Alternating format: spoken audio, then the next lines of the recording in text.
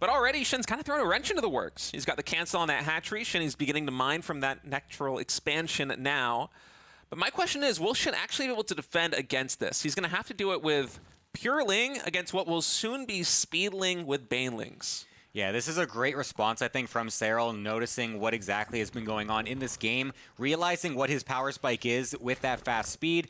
And yeah, Shin has not, and he literally just starts it right now. Like, that is actually so late. Serral's is finishing his at the same time, basically, as when Shin starts his. So that is going to be a massive window for Serral to abuse, and you can see that he's really going to lean into it, making a bunch of Zerglings right now. The Baneling Nest will be finishing up very quickly here.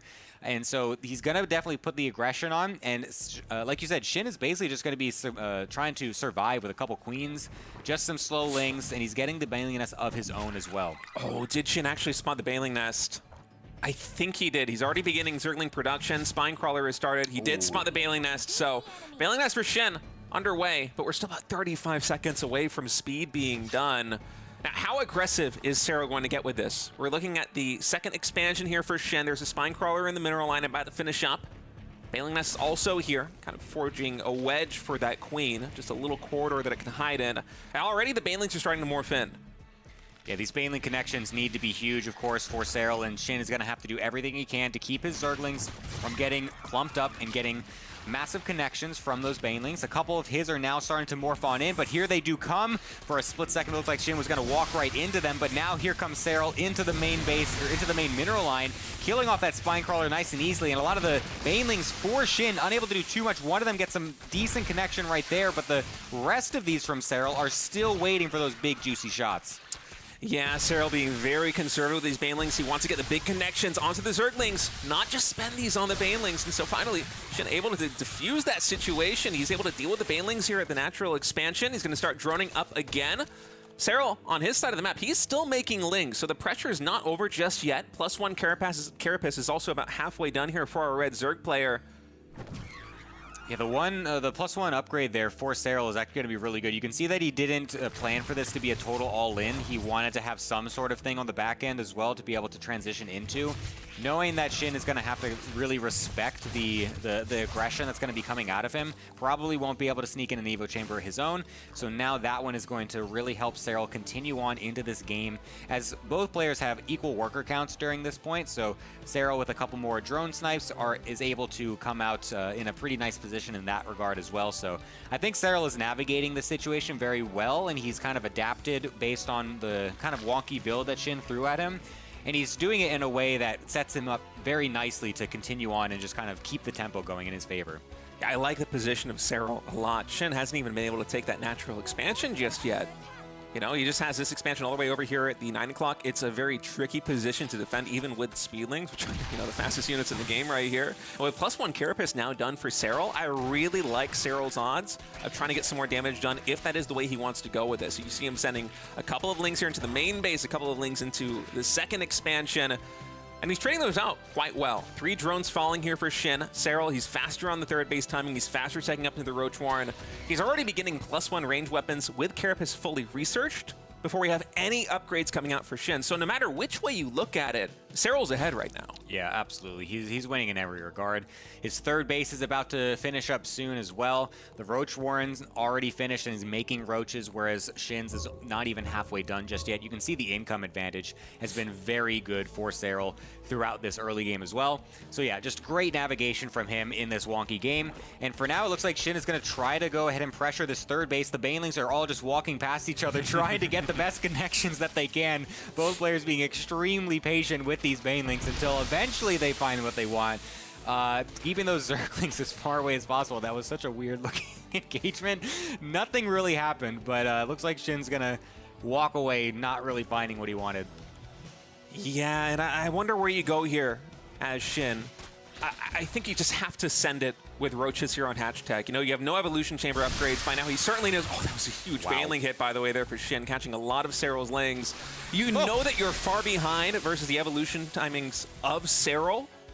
I don't think you can try and play a macro game out of this. I mean, we do have the evolution chamber now coming in here for Shin, but I think he needs to get damage done in the short term if he wants any chance to survive in the mid game versus Serral. Yeah, you can see he's only sitting at 37 drones, so he's really just going hard into the army right now. Serral, on the other hand, did kind of cut a little bit. He went into a decent amount of drones. He's only just now started to get more of these roaches out as he starts to put the pieces together and realizing that he does need a few more units out on the field right now. He's also sending his lings around to try and distract and also get some more information, but the roaches from Shin are already at his front door. He needs to make this stand right now. Yeah, Shin is starting to push into the third base here for Serral. The drones are getting pulled, but the Bailing's going to shoo them away back into the natural expansion, back into the mining line. And Shin getting a full surround on the roaches. Is this going to be enough to actually break the defenses of Serral? Yeah, it's going to be really close. The reinforcements are going to be coming much faster, though, from Serral. He's doing a really good job of using those drones on the left-hand side to deal with some of the lings and reinforcements. And the roaches and queens over on the right-hand side able to help out with the reinforcements coming on in. And that +1/+1 really doing dividends here for Serral's army. And you can see Shin is just starting to peter out. I mean, it was an excellent push, but just not able to get enough damage done. Serral had just enough to defend against it, and those 1-1 upgrades really pulled their way to that fight in the third. Yeah, the 1-1 was really helping a lot for Serral. It seemed like for a moment that Shin might be able to overwhelm just because he had such a larger army coming in as the surprising attack. But Serral just needed a couple moments just to kind of recoup, just needed to take those couple seconds, just move the drones around, make sure he gets all his reinforcements coming out, and then those +1/+1 upgrades really start to shine. You know, Serral might have won that game number 1, but that was a really fun build that Shin deployed. I haven't actually seen a variant quite like that one, where you go for a pool like a 12 pool, and you go for the cancel on your opponent's hatchery, and then you hide your natural expansion, or your second base, I should say. It was a really smart move, because there was a moment where Serral was overreacting to it. He was going for the double spine crawler. He was, you know, he had to cancel the hatchery there, the natural expansion. It seemed like he was hunkering down, preparing for whatever the follow-up would have been, whether it's like speed and banelings or something like that coming out from Shin. But Serral, he's just a little bit too smart. You know, he could tell, even if you're going for this, I would have seen at least the lings or the hatchery by now. You're clearly hiding an expansion. I mean, the pace at which Serral was able to identify that and start scouting for where the base is hidden was really impressive to me. He even had it in time to cancel the second spine crawler, which made a very big difference. I mean, 100 minerals in the spine crawler plus the drone in the early game, that's huge. Yeah, absolutely. Serral's ability to just identify exactly what's going on in seemingly every situation is what makes him such a high caliber player, and essentially the GOAT, as I will say, as Artosis is not here, so I will not be reprimanded for that. So that's Anyways, game number 2 is coming on in. It's going to be Eternity's Edge for this one, with Shin on the top left-hand side and Serral over on the bottom right. And I wonder if we're going to have any more early pools coming in from these guys. It was the 12 pool there for Shin in game number 1. It doesn't look like anything just quite yet, but I guess we could still see a 12 pool coming on out from either of them. But I feel like Serral overall is someone that, of course, likes to react. I think he's just really good at coming out with, you know, just good reactions, like we just saw that last game. He seems like he's just able to read no matter what happens. And I feel like there was a point in time as well in ZVZ, like years ago, where Serral was so famous for just always getting the scout off with lings in the middle of the map, in the middle of the game as well, just sending them to get the lair timings to see exactly what the drone counts were. And he was so good at getting all that information all the time. So I think those types of games are really where he shines, and I think he should definitely lean into that. Yeah, I agree with you. And I also think that it's probably the ideal way to play Zerg. If you're a player of Serral's caliber, you know, why would you risk going for some kind of early pressure, which might just get blind countered, or if it gets scouted, suddenly your opponent can just concoct the answer to it, and then you're playing behind. If you can play like a superhuman like Serral, this is probably the way to do it, where you react to what your opponent's doing, you solve the puzzles that they are throwing at you, and you come out on top as a result. That's what Serral did in game number 1. Is Shin, you know, he set up a pretty tricky play, hiding his first expansion, trying to feign a turbo all-in. But Serral was smart enough to actually devise a plan that could deal with it and identify the situation fast enough. And so Serral here in game number 2, he's continuing to play a little bit more conservative than his opponent. You know, Shin went for the hatch first. For Serral, it's a pool first into the hatch and the gas. So a nice, safe, conservative opening here for our finish at Zerg. Yeah, definitely. He's not like rushing out Zerglings or anything like this with this fast pool. Just trying to make sure he's got everything out at the nice timings. Getting the queens out a little bit earlier, just in case that Shin might be trying to go for something aggressive again himself. And Serral will be feeling pretty good about the situation that he's got himself in. Sure, his hatchery is going to be a little bit later, but you know, the pro players are not doing this in a. They're not like going to be behind because of this. Obviously, they know how these early game interactions work. They know that they'll cut certain things, but then get ahead in other ways as well. So Sarah will be totally fine with this situation. I wonder how different it actually is economically for both players too. It's something I'd be more familiar with a 12-worker start. Yeah. Here in the 8-worker start, the math is a little bit different because Shin is getting more larva. The larva generation at hatcheries is faster now. And so Shin getting that hatchery done at the natural expansion faster, it's going to be a boost. But Serral, he's also getting the injects a lot faster going for the pool first opening. Sure. And so I'm curious exactly how this is going to line up. You see right now when the first inject pops, it's 6 drones being queued up here for Serral. It might not be too much of an investment here, or too much of a lack of investment here for Serral going for the pool first. Yeah, interestingly enough, Shin also has made another hatchery at his natural. He's going for what looks like a style that Rogue was doing a lot, even in the pre-patch, where he was going for that hatchery at the front, and he was going for a fast Evo Chamber and Roach Warren, and then going to this fast 2-base lair style Roach Speed, either all in or just a defensive play. And Serral also going for a fast lair himself, despite not going for the hatchery or the fast Roach Warren. So some interesting builds coming from both. Okay, there he does throw down those two eventually anyway. So just slightly different ways of getting to essentially the same spot. But you can see that Serral's really just kind of skyrocketed ahead in the economy. Shin has really cut some drones at this point in the game. Is he just going to be going for a straight 2-base Roach all-in off of 3 hatcheries? He might.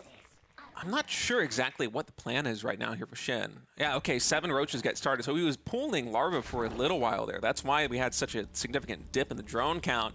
And this is something that Rogue, as you mentioned, has been doing for quite a while in ZBZ, even pre-patch. He was going into this hatchery at the front, and typically you would see this like, oh, you're playing turbo defensive, or you're going to be doing a Ling-based style. It seems like you're telegraphing your opponent exactly what you're doing.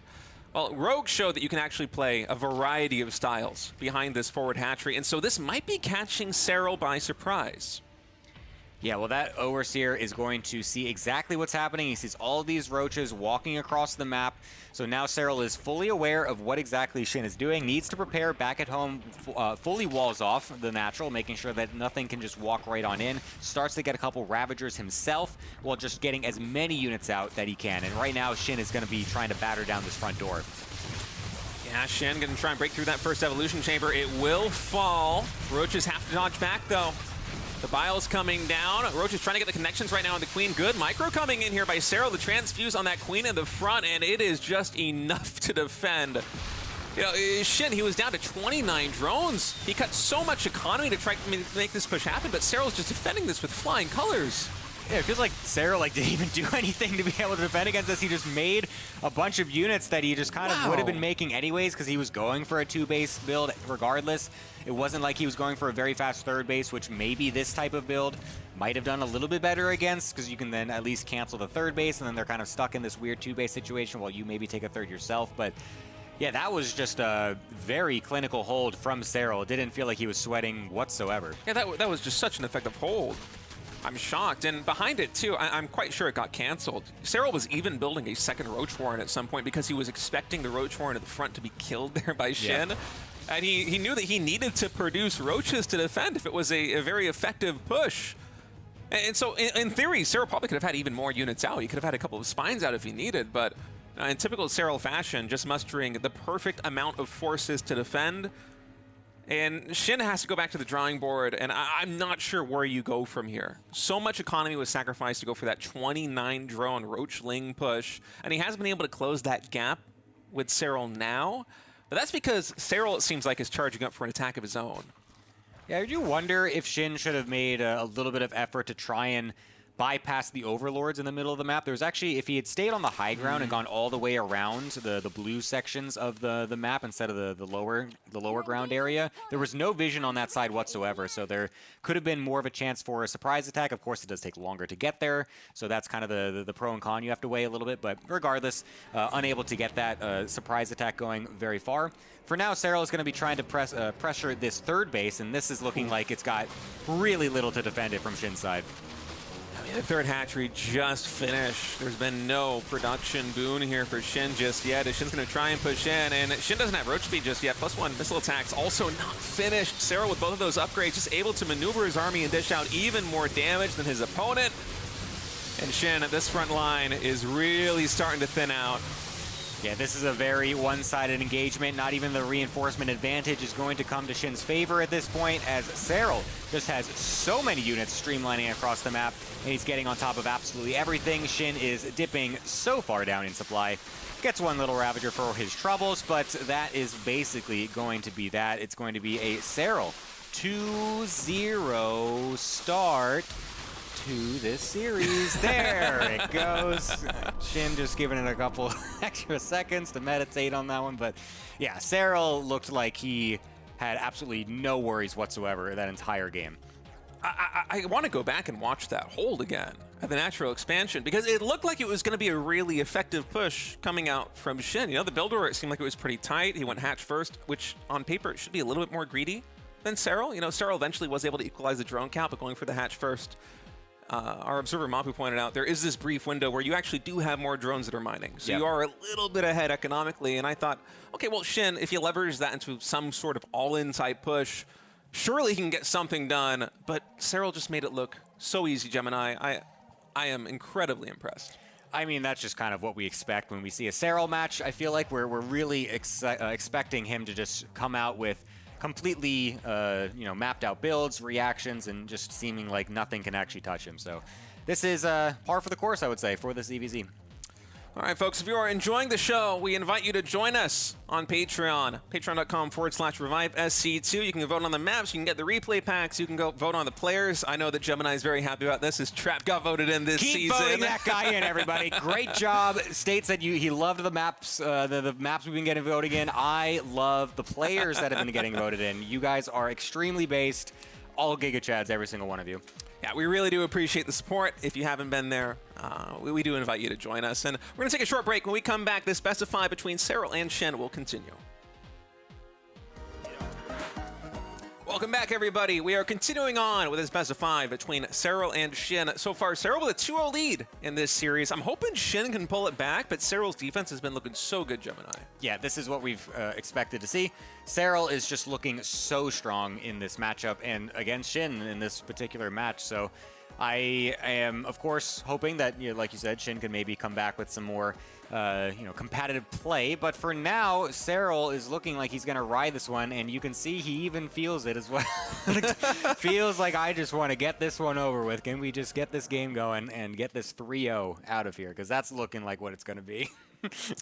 I mean, Serral's just been on point both in game number 1 and game number 2. And I like the ideas that Shin has been playing with in both of the maps that have been played so far. The hidden base in game 1, going for the forward hatch, walling in the natural expansion into a timing push in game number 2. These are very creative ideas, but nothing has really been able to rattle Serral. Let's see if Shin can fight back here in game number 3, or if Serral will confirm the 3-0 sweep. Yeah, I wonder how much of this could come down to Shin just feeling like, you can see by the way he plays, it feels like he doesn't think he can take Serral in a normal game. It feels like he's trying to get under Serral's skin a little bit, trying to trick him, just because he's such a well-rounded player and just someone that is so good in every point of every game that he plays. I feel like I still would like to see it if Shin could try to play kind of a normal macro game and just kind of see how that works against Serral. Of course, now this is last life. It's a bit, it feels a bit predictable to do that almost, I would say. You tried for 2 early builds, you tried for 2 early cheeky stuff, and then it doesn't really work out. So it's like, oh, well, okay, my cool stuff didn't work. I guess I'll just go back to macro.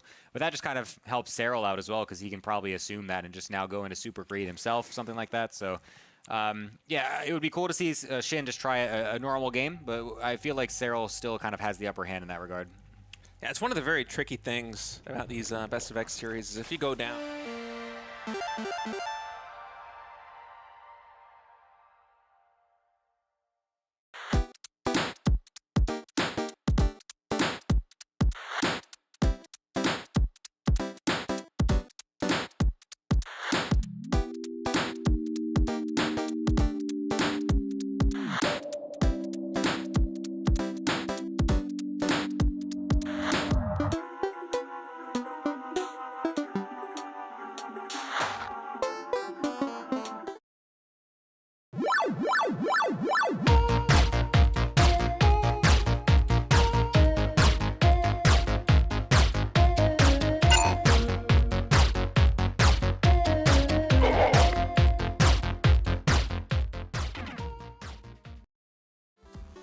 Welcome back, everybody, to the final week before the Grand Finals over in BlizzCon, but the final week over here from Korea of the RSL Season 6. I'm Gemini, welcomed by Sturgeon. Hello, how you doing today, buddy? I'm doing great. We're getting deep in the bracket now. We got the top players remaining. You got your hero, you got your Cyril, you got your Clem, a bunch of other top players as well. What more could you ask for? Yeah, it's going to be hopefully very, very good. We're going to be kicking things off with a nice PVZ today. Here is how the bracket has been shaping up. So we are in the lower portion of the bracket starting off today with Hero Shin. Then we're going to be doing Clem and Solar, and then we also have Cyril and Rogue over in the upper bracket going to be happening later today. A ZVZ to end the day. Yeah, and the winner of that will go to BlizzCon in the Grand Finals. So today we'll get our first confirmed player who'll be making their way out to the States to compete on the stage at BlizzCon, cast by Tastosis. This is our schedule. You can see we are on the last 2 days, the last weekend here, as Gemini mentioned, the 8th, and then tomorrow, the Sunday, the 9th, and then that's it. That's it until BlizzCon. Yeah, there's going to be a little bit of a gap, of course, before BlizzCon happens, but you know, that's kind of just necessary to make sure everyone can get over there nice and easily. We have everything sorted, but that is going to be an awesome, awesome day to be able to have that. So I'm very looking forward to that. Here's our time zones as well. What do we have added today? We have the Perseverance rover mission clock, local mean solar time of -14 Olympus Mons Mars. What does that mean? -14? It's like the solar clock on Mars, man. That's how they take time over there. Yeah, so we know exactly when the Perseverance rover can be watching our stream. That's very good. I know that's gonna get fit into its busy schedule. I'm sure Rover watches the RSL while he's out there collecting dust or whatever he's doing on Mars. Yeah, no, there's definitely nothing more important for those resources to be used to watch than this. Yeah, there you go. Also, guys, thank you to Archon Studio. They are the official partner of the RSL and have been since Season 1 all the way through to Season 6, their premier tabletop miniatures game makers in the world. They just had the recent second wave video came out, and oh my god, dude, did you see that video? They had the siege tank, they had the Lost Temple ramp. People were getting hyped for that. The Lost Temple ramp. It's so funny. They had the tile set of the little bit of foliage from that map. It was crazy. It's funny you say that, but like the siege tank was so detailed, and I checked the comments. Everyone was talking about the ramp. Like, oh my god, I've been waiting forever for this ramp. That's so funny. So yeah, check them out over on their website. Yeah, go ahead and check us out on Patreon as well. This is how we've been funding all of these events. You guys have been awesome over there. It really could not be done without all of your guys' support. So thank you so much for helping us. And feel free to check us out if you have not signed up to the Patreon. You got lots of stuff over there. You can get all the replays from every season. You can join the Discord to talk to us. You can vote on players and maps and everything. So go ahead and check us out and help support us. And speaking of maps, here are the maps that were voted in this season by our Patreon supporters. Old Sun Temple, Fear and Faith, Voidstorm came in, and we said goodbye to the Old Republic, Missing You Today, and 10,000 Feet. The maps will, of course, change again next season. So if you do sign up to Patreon, you can have your say. Absolutely. You can also get some nice merch over at our merch site, which is tastedstrides.com. If you are a Patreon supporter, you also get a 20% discount, so you can get all sorts of RSL stuff. You can get Tastosis general merch. You can get StarCraft or gamer things. He's got tons of stuff over there, so go ahead and check it on out, and you can get some awesome swag. Swag. You know what else is swag? Swag? YouTube. The RSL YouTube. Our Revive SC2 YouTube. You can watch your VODs there. If you love StarCraft as much as we do, if you're already watching the RSL, go ahead and subscribe. Let us know what you thought of the games. Balance, whatever, you know, just yeah, give us your hot balance take in the comments. Balance take, and please, we want to know how you want Banelings to one-shot every unit in the game. Oh, okay. Keep talking. Yeah. You would love that. Let's make them do friendly fire as well. How about that? Oh, okay. Take it back. I'll take it back. No balance discussion. But here are our players. We have Hero. Opting for the door open today with the fan. Oh, very nice. It is hot in Korea, We've got a similar setup ourselves over here. I'm seeing a bit of deja vu actually right here. But yeah, it's very, very hot in Korea. So very nice to get that air circulation going. Hopefully that ends up helping him. But we're going to be going into map number 1 here in just a moment. It's going to be Celestial Enclave to start it all off. Let's get into it. Yeah, I'm liking the looks of the maps here. Exarch, Voidstorm, Celestial Enclave. A good selection of our more interesting maps, I feel like, you know, the 4-player maps and stuff. Celestial Enclave does, of course, have that little pocket hidden base. At least some slightly non-standard games. So we'll see what happens as we spawn in. Shin here, the red Zerg in the bottom left, and Hero, our blue Protoss, in the top right. Yeah, I'm very interested to see what Hero is going to be bringing in today. We saw some excellent PvZ from him earlier in the season. I think he had some really good games against Solar and some of the other players. I think it was actually also Shin that he beat in the group, if I'm not mistaken. And he had some great PvZ. However, then, when he played against Rogue, I believe, right? It was Solar. Solar. Wait, what? No, Rogue was the one he lost to, right? Just last week? No, he lost to Solar, right, in the upper bracket? I thought it was Rogue. Anyways, it was a Zerg player. Yeah. He got absolutely bodied. Oh, it was Rogue. You're right, yeah. It was Rogue. I knew it. I'm so much 3-0, yeah. He lost 3-0 to Rogue, and those games were wild. Yeah, no, it was some really wonky games out of Hero. Just some interesting strategy choices. He had gone for a 1-base, 3-gate Adept attack on one of the 4-player maps, and that didn't really go very well. He tried for Mass Oracle, which I thought was incredibly based and super sick, but it was unfortunately not very effective.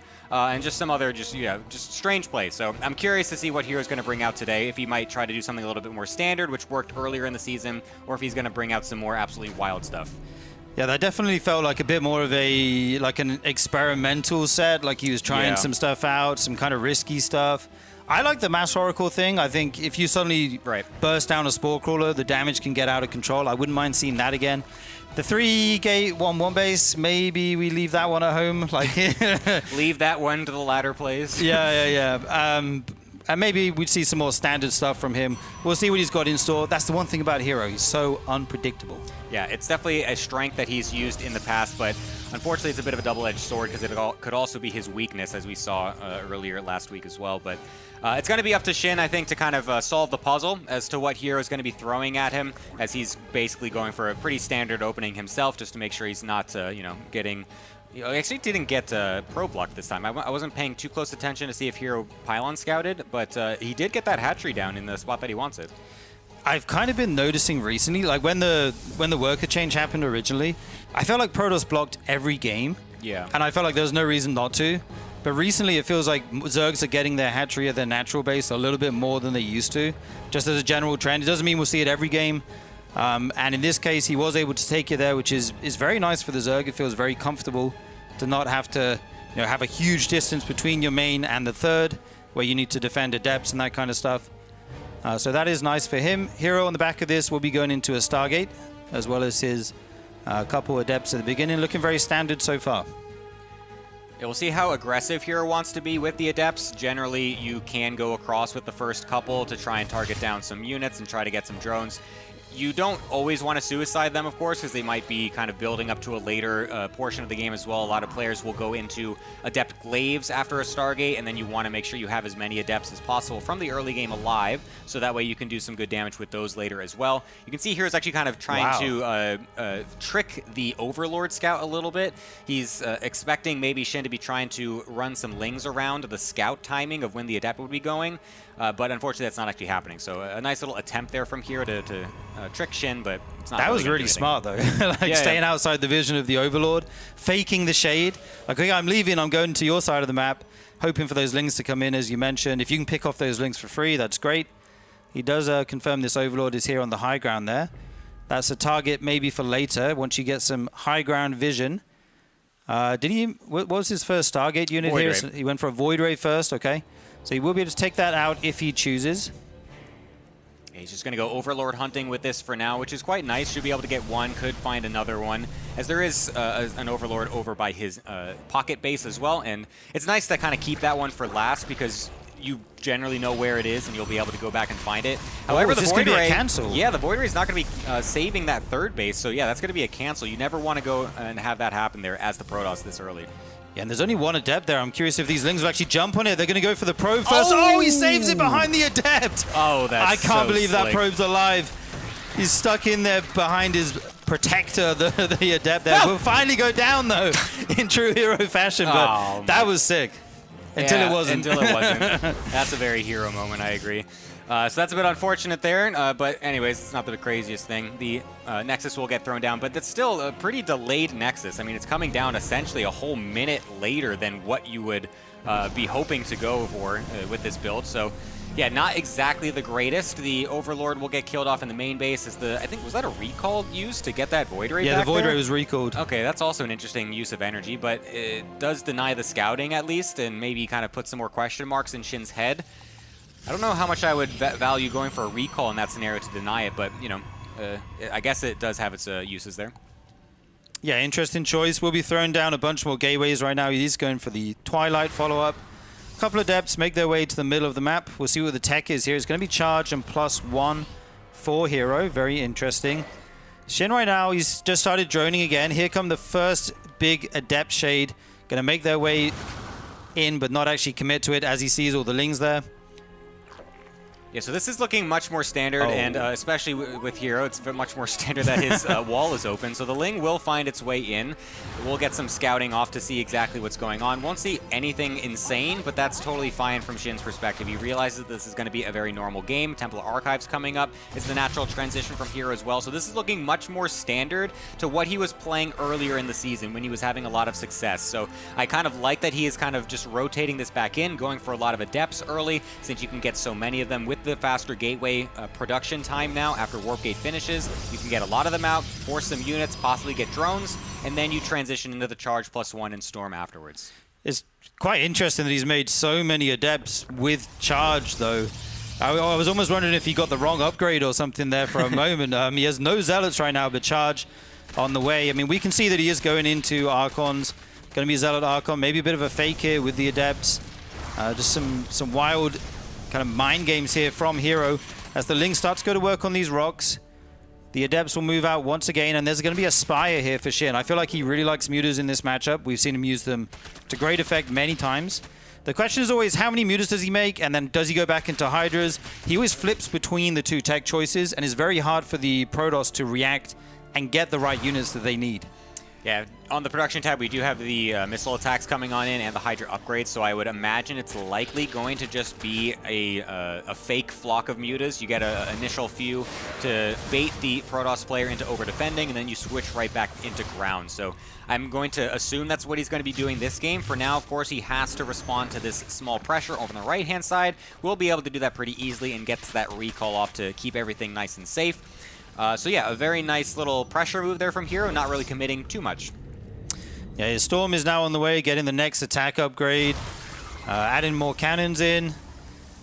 And yeah, I mean, right now there's... Okay, finally we see some Mutas fired up, 11 on the way here. And Hero did make a Phoenix or two, but there's a lot of Hydras on the field. This Void Ray actually going to go down. Shin is also running into the main base here through those rocks, the path that he created. And they're going to find their way into the mineral line. More Lings here at the third as well. Yeah, lots of pressure happening around all sides of the map from Shin, and it looks like it's getting dealt with pretty nicely from Hero. Only 3 probes have died so far. The Lings are kind of running, just kind of rampant in the main base, not able to do anything, and the ones at the third base are also rotating back around, so Shin realizing that he's not actually getting the damage that he was hoping for there.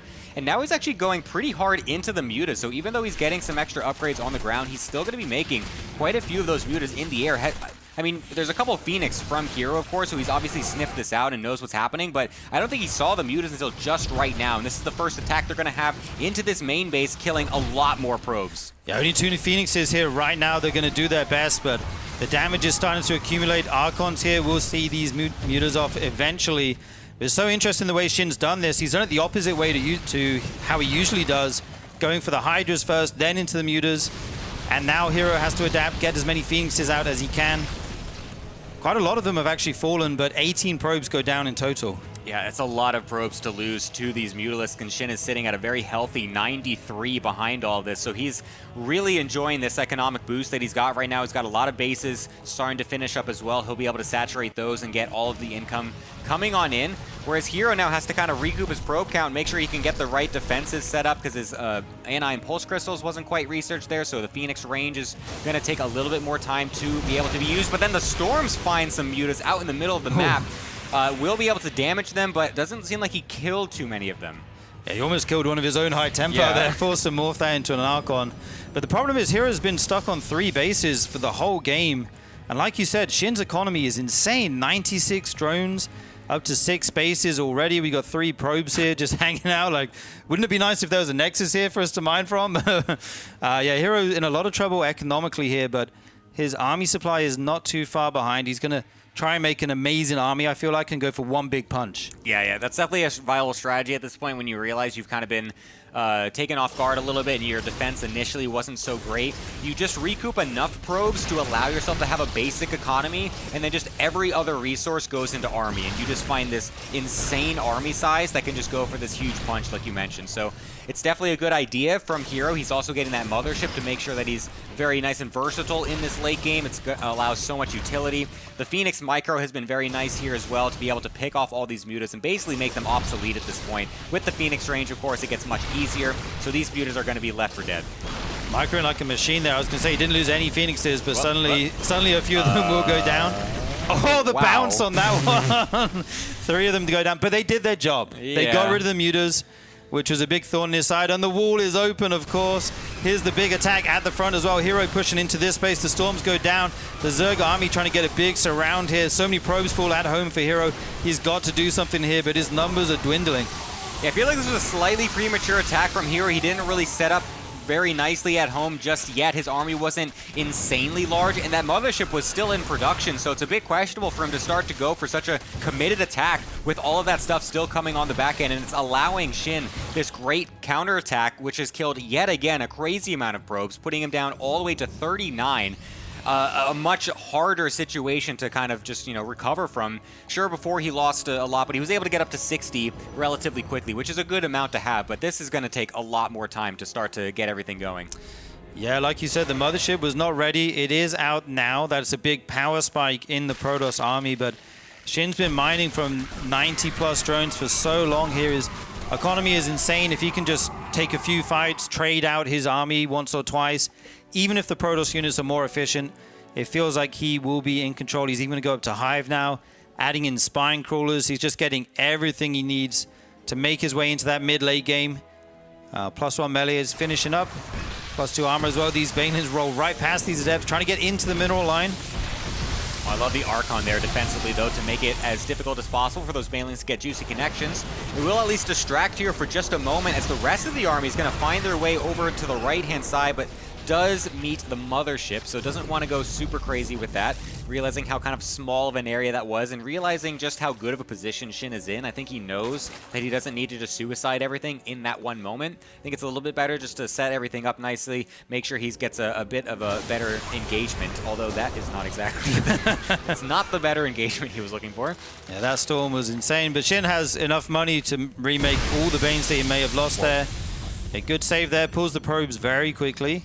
Only 2 go down, but Hero's kind of stuck in a tough position here. If he moves out, the Zerg counterattack is going to be very quick. But if he does nothing, there's going to be drops coming. He's trying to add some Tempests here, trying to get to a big late game army. As Shin's creep has crossed the halfway point on the map, he starts to make his presence felt here. I really wonder, because Shin took down those rocks in that kind of spot where all of Hero's army is sitting right now really early to allow all these counterattacks to happen. I really wonder if Hero should just plug up the natural wall and just use that as his only opening. Because right now it's allowed Shin a lot of times to just go into that natural position in a spot that he isn't really expecting, and he's now kind of just sitting his army there. So I wonder if it would be better just to wall that all off. But for now, it looks like Shin is going to be going for a very big double attack with the drop going into this pocket base as well. Lots of Zerglings going to be able to kill that off. A recall instantly being forced from Hero as the rest of the Templar and Archons try to defend on the 3rd base. Yeah, that's actually the mothership, which means Shin might be able to take a good fight on the other side of the map. We see him setting up for it. Here it goes. The Banelings get all the High Templar before the Storms to get a good connection, and the probes get absolutely decimated here. 28 fall. Hero's army in shambles right now, and his economy. Oh, that is just a ridiculous engagement from Shin. The base is going to fall as well. All of the key units and economy getting wiped out from Shin. Sure, Hero's going to try to go for a counterattack as his army is still quite large. He's got a pretty decent amount of Templars, still 6 in total, and they do have some energy. So there is still some time here where Hero can potentially do a counterattack, but he needs to do it immediately, because any second that Shin gets to remax is going to be just so good for him. Hero really needs to make something happen just right now. These Ultras are about to pop out. Yeah, these Ultras will be huge. There's also Neural on the way. He's going to make his last stand here. Is Hero needs to get damage done. Another Zerglin run by. Makes his way into the natural and the main. These Tempests starting to get focused down.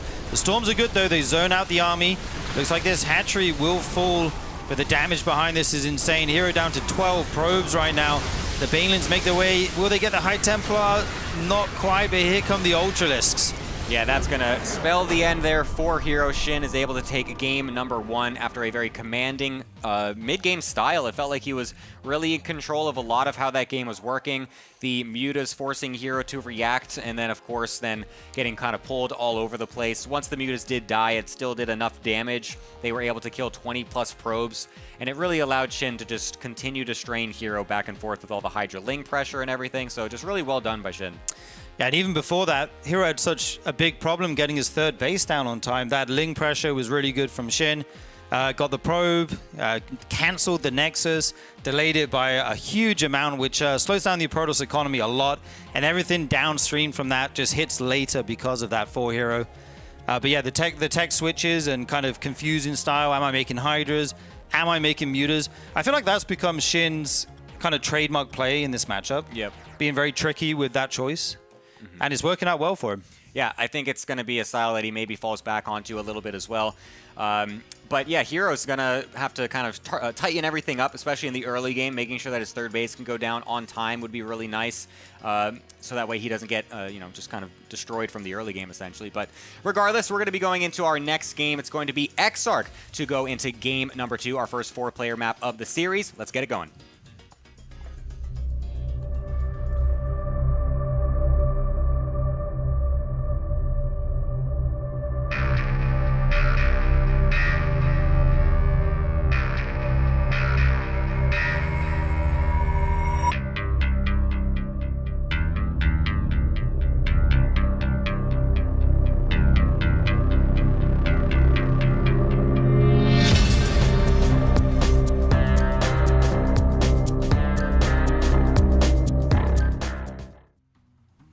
Those tunes, man. Oh, that was slapping, man. It was so tense, you know. Oh my God, we're on Exarch. Yeah, indeed, we are on Exarch. Here's game number 2. One of the new additions here at the RSL Season 6. These kind of map intros, starting to bring those in. Very nice touch. Hero will be in the bottom left, and Shin will be in the bottom right of this one. It's a big old map, Exarch, yes. And to start with, we see that they are close horizontal spawns. Yes, absolutely. I do like those map intros. They looked very clean.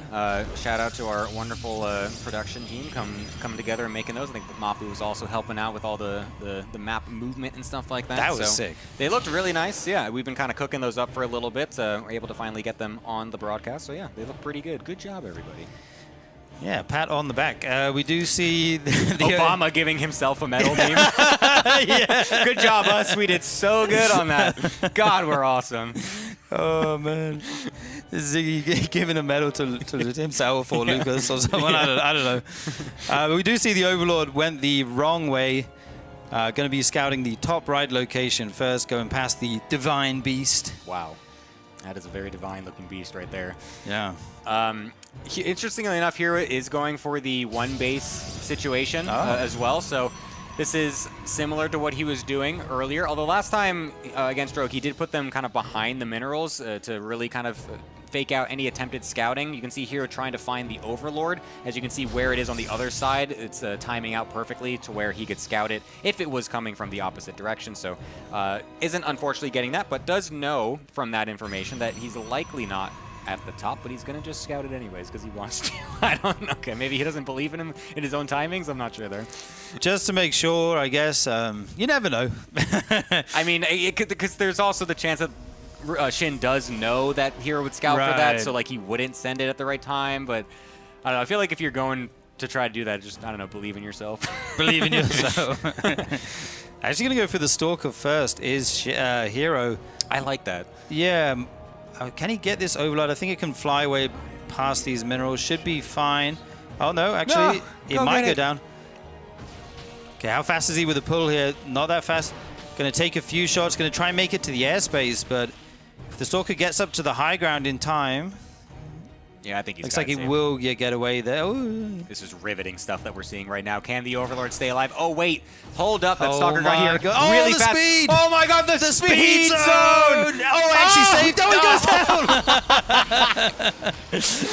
Why was You that said it so sarcastically, like this is riveted. And I was like, yes, this is kind of boring. And then it actually was riveted. Oh, it's so troll. It's so funny. Okay. The speed zone, man. That's hilarious. All right. Well, anyways, that's a big, that's a nice win for Hero, of course, getting the early Overload. It's what you want to have happen when you go for the early Stalker.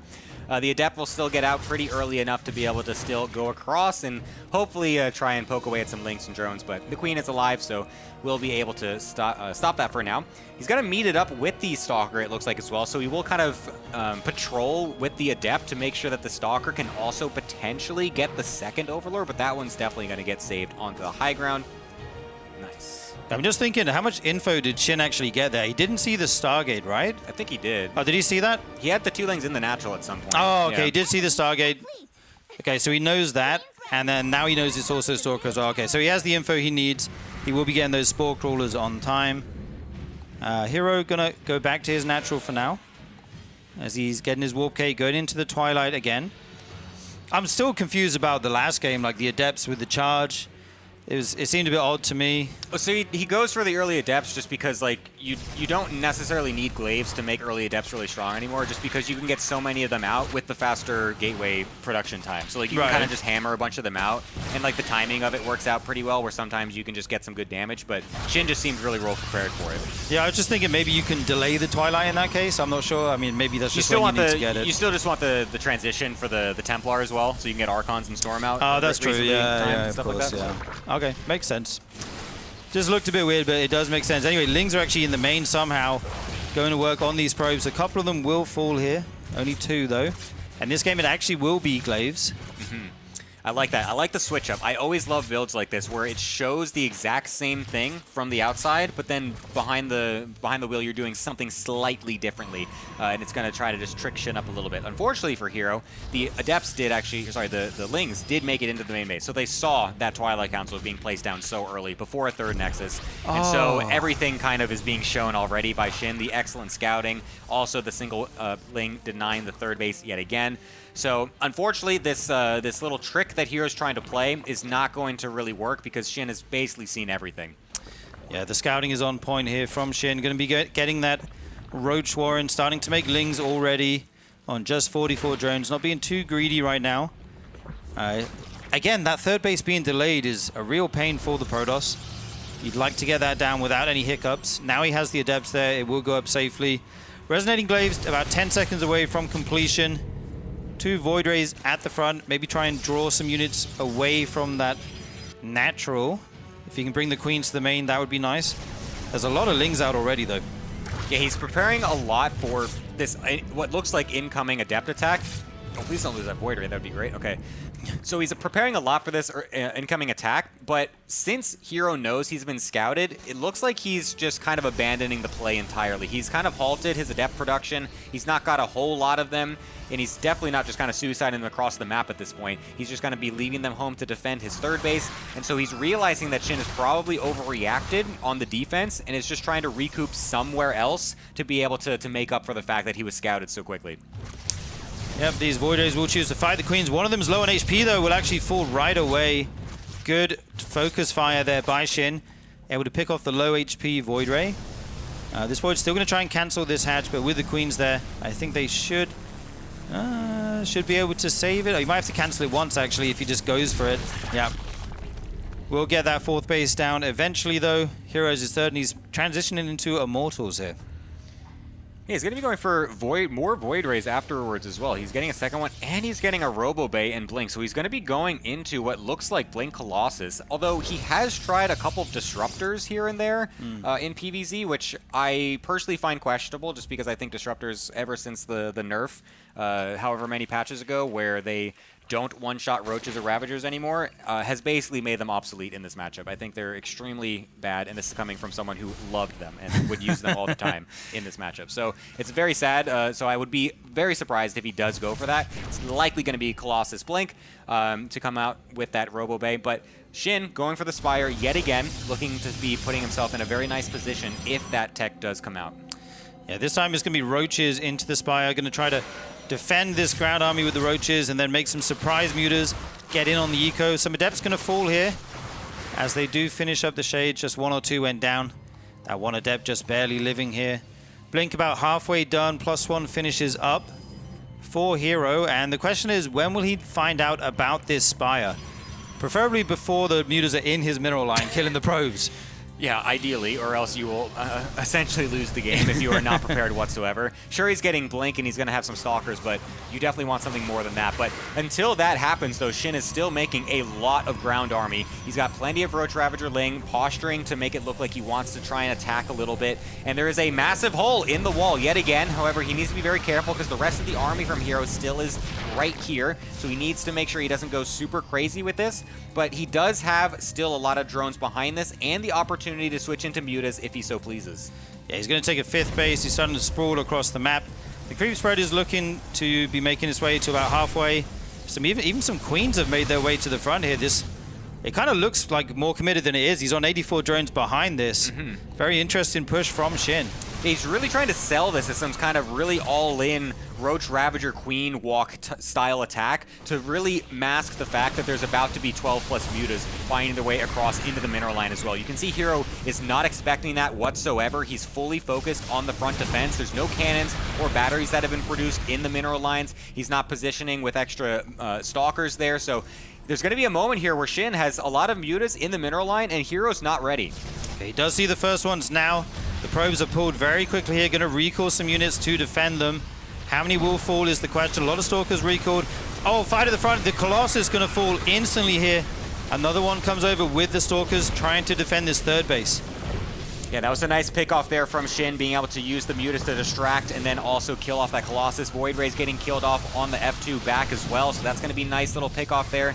The Blink Stalkers will chase them for now, get a couple of trade kills, which is good, but I feel like so far the opening damage from the mutas has been pretty decent, and there's still lots more to go where that comes from, assuming that the mutas don't just run into an army, which it looks like they're not going to. Roach is finding their Colossus at the front as well, but the Immortals are going to be able to deal a lot of damage back. Yeah, picking off those Colossus is so nice for Shin. Such expensive, slow-building units. Cannot warp those in. The muta is going to try to fight these Stalkers. More will blink into the main to help out. A couple mutas going down. They are also expensive. You want to preserve these as much as possible. And that speed zone that the Overlord used earlier is actually helping a lot with this muta play. Yeah, absolutely. The mutas are going to find their way over to the front side as well, kill off that sentry and run away. A nice little drive-by there by the mutas. And now we'll be able to meet up with the rest of the Zerglings to try and pick away at this Stalker count, make it as low as possible to allow the mutas more leverage in this mid-game. We'll even be able to target down these Immortals, which is a great pick to allow any future Roaches to do pretty well. One of them actually stays alive with barely any HP, so nice save there from Hero, as his army supply is still pretty good, as it's going to be a full Muta Ling switch coming from Shin, going full base trade style. Yeah, he's getting the melee upgrade, the air attack upgrade. No Hydras or anything behind this. It's pure Ling Muta right now. Going to try and catch some reinforcements here. Does get a couple units. Will he fully commit to that base trade? He has a base in the very top right of the map. I feel like the base trade situation would favor Shin because of that. It's going to take so long for Hero to get up there and actually kill that. So Hero will come home for now. I think he's left a few units on Shin's side of the map, the Adepts, just to try and get whatever they can. But more and more workers are falling here on both sides. The War Prism may go down to these mutas as well. Turns back into them for a moment. There's just chaos everywhere at the right now. Yeah, so pretty decent defense from Hero, actually. Losing only 6 pros, but then killing 13 drones is not bad. Those Adepts being used to good effect, basically being useless at this point, so being able to kill off some of the economy is nice. But unfortunately for Hero, Shin's economy is still extremely good. Now we're going to go for a full-on engagement as Shin onto this Blink Stalker play. I don't know if that's the best move, of course, as they are not exactly the best fighting units. You really want to be trying to move around and trying to find Hero where he's weak, kill off his economy where he can, and now he's going to be going for that instead, finding the main mineral line empty and going to be able to kill a lot of those probes instantly. The mutas kill those probes so quickly, 11 fall in the blink of an eye, and the Mutaflog's actually getting very large right now, starting to be able to fight these Stalkers. If like there's a one kind of on the edge of the base or something like that, you can pick it off. Only one Roach. This is pure Muta Ling right now, going all in on this comp. He is maxed out versus the 140-ish of Hero. And the problem for Hero is you're stuck on 3 bases. If you move out and try and take a fight, though, you're just going to get backstabbed, right, and base traded.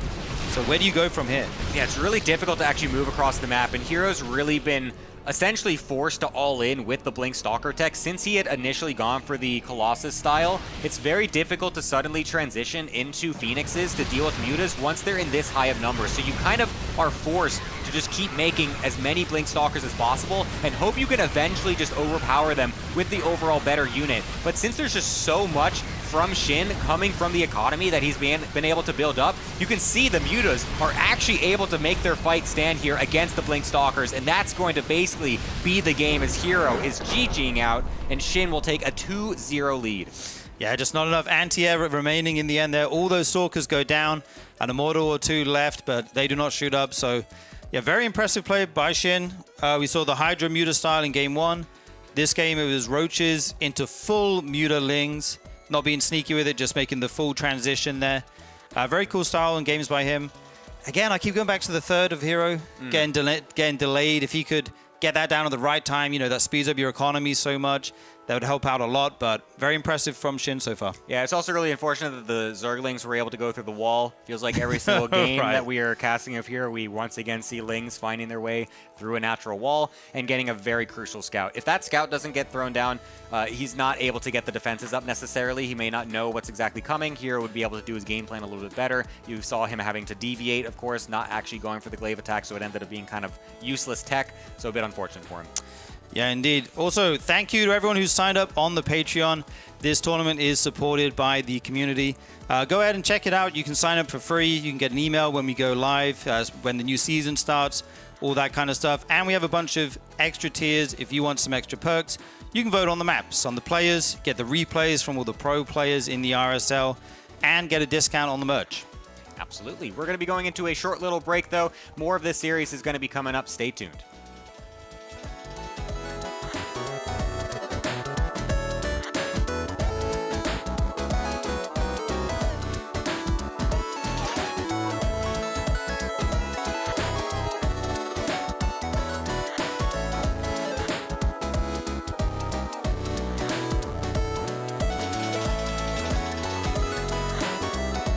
Push himself, so still very interesting, and he's actually joined up with the dog. Okay, that's the new gamer strat. Just have your dog on your lap to ease the nerves, just to relax you a little bit. I love that. Okay, very nice. That is a beautiful dog. It is a very cute little guy. It is so fluffy. I don't even know. I don't know what angle. Like, what is it looking at? I have no idea because it's just a ball of floof. I think it's just looking to the side. Like, we're looking at its ear right now, I think. Yeah, there he is. Oh, so adorable. Hero, where's your pet? Come on. Boring ass room over here. I read the rules for the RSL and nowhere does it say a dog can't play StarCraft. That's a good point. Is Solar gonna game with the dog? Where are the cameras? We need the player cameras, Z. There we go. Just leave it there the whole time. Just leave it like this the whole time. We gotta see. I don't even want to do the player intros. Let's do the dog intros. What's the dog's name? On the bottom left-hand side, spotting with the brown fur, it is Solar's dog. Oh, that's cute. Up at the top left in the blue, we got Hero. With no dog. With no dog. Oh, that's great. A boring, empty room. Oh man, I haven't had. It's hard in a lot of Korean apartments. My landlords just haven't allowed me to have pets. I've asked many times. I'm like, can I get a cat, please? And no. And I was like, oh. I haven't had a pet. I used to have so many pets when I was younger. I miss having dogs and cats. I feel like it's made me have an even bigger soft spot for them in my heart. Yeah, I would love to so get some excited. Cats, man. I love cats as well. I've had them all growing up, so very wishing to have a cat eventually again over here in Korea. But actually, okay, hold up. Hero, look at him. Doing it yet again. I'm really so curious about this because he did this a little bit in the pre-patch as well. Before all the worker changes, he would sometimes, like 1 in, I don't know, like 15 games bring this out. So I really wonder what the thought process is. I feel like it's just like the economy. Like you just don't have to spend as many resources walking the probe around because you just instantly send it right back to the minerals. So you're losing as little possible mining time as you can. So that seems to be the only real benefit of it. As you can see, he's also not scouting, so it kind of just leans into that fact. He's trying to get as much economy as possible in the early game. Wow, gamer moment. He knows the timings to check for the first Overlord. That is sick. All right, Hero throwing down the natural expansion. And as you said, I do think greed is a big part of it. Going for a no scout and the gateway and pylon and core all in the main base like this is about as greedy as it can possibly get. You know, like a worker mines, I think it's like 50 or 55 minerals a minute, right around that amount. So, you know, the fact that your probe isn't going all the way down to the ramp to build the gateway, the cybernetics core, all these other things, it's about a mineral a second that you're getting, which, you know, it might be small, but StarCraft 2 played at this top level. Those kind of small things, they add up to something big. Yeah. Hero definitely trying to just get as much income as possible, and the fact that the way that this map works out with that scouting, you can see he knows he's definitely studied this map up. I mean, it's on the ladder as well, so has probably gotten some good experience there, but knows exactly when that Overlord's coming. So doesn't even need to bother sending the probe out at all, just gets the scout as to where that Overlord's coming from, knows where his opponent is, and is able to just send the Adept right across, just assuming that Solar would not be going for any early pull, because it's so rare that they do that nowadays. That's a very good point, actually, because, yeah, on a 4-player map like this one, why would you go for the early scout if you have a 2 in 3 chance of just wasting it, right? You know, you might as well just confirm based on where the Overlord is coming into natural expansion. So Hero instead with a very greedy opening in terms of probe movement. Now going to try and get some pressure done as the Adept will shade into the main base. Seeing only 2 lings there, Hero feels confident enough to allow that shade to complete. We'll take a little bit of hull damage on this Adept, but he's been able to take down 1, maybe even 2 or 3 Zerglings. Wow. Not too bad. I mean, it's not a drone, but still 3 lings. Those have to be remade. Yeah, I kind of like that that attack as well, because like you said, yeah, you have to remake them. So there's always the chance that you try to target down a drone or 2, but then they just move it away or swap it into the Spore Crawler, so it's more guaranteed damage to kill a couple of Zerglings. It's Solar with his dogs right there. Oh my god, you're right. That's insane. Look at that. That was actually, that's actually perfect. Yeah. Where's the other one? We didn't even notice the other one. That's crazy. But Hero's actually going to be switching it up and going into a fast Glaives this game as well. So going no Stargate at all, not even going for the Oracle into Glaives.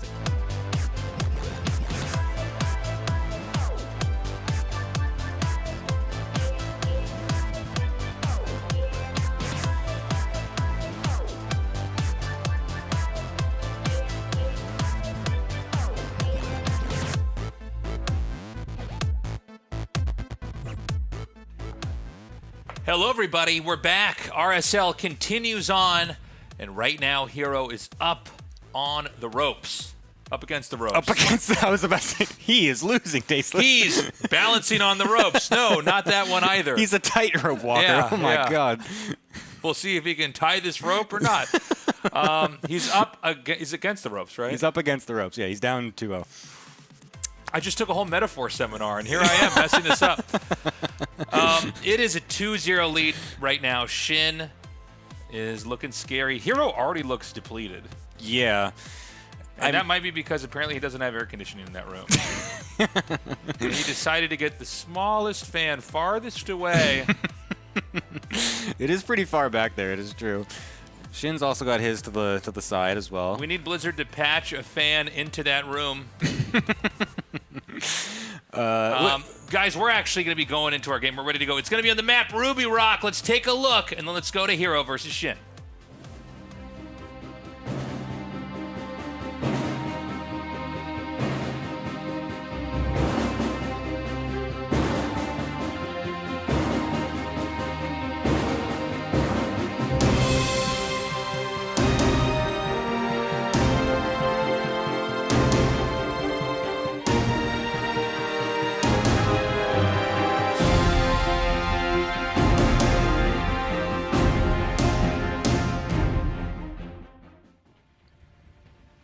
We got to go underneath Ruby Rock. That was sick. Right when we went underneath it, I went, ooh. And then I was like, oh, is my mic hot? I don't even know.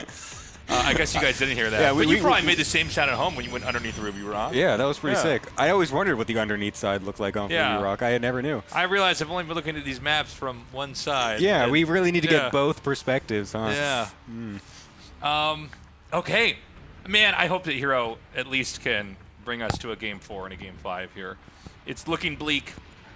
Right now, I mean, Shin's just had extremely strong mid-game. It does feel like it's, it's a very specific type of StarCraft game we saw in Game 1 and 2. It's one where, like, the Protoss gets tripped up, and then it's almost impossible for them to recover. Yeah. Like, they might be playing a perfect game from that kind of turbulent mid-game, early mid-game, but it sort of doesn't matter, right? Whatever can happen early on in a game will ripple on through the entirety of the rest of the game.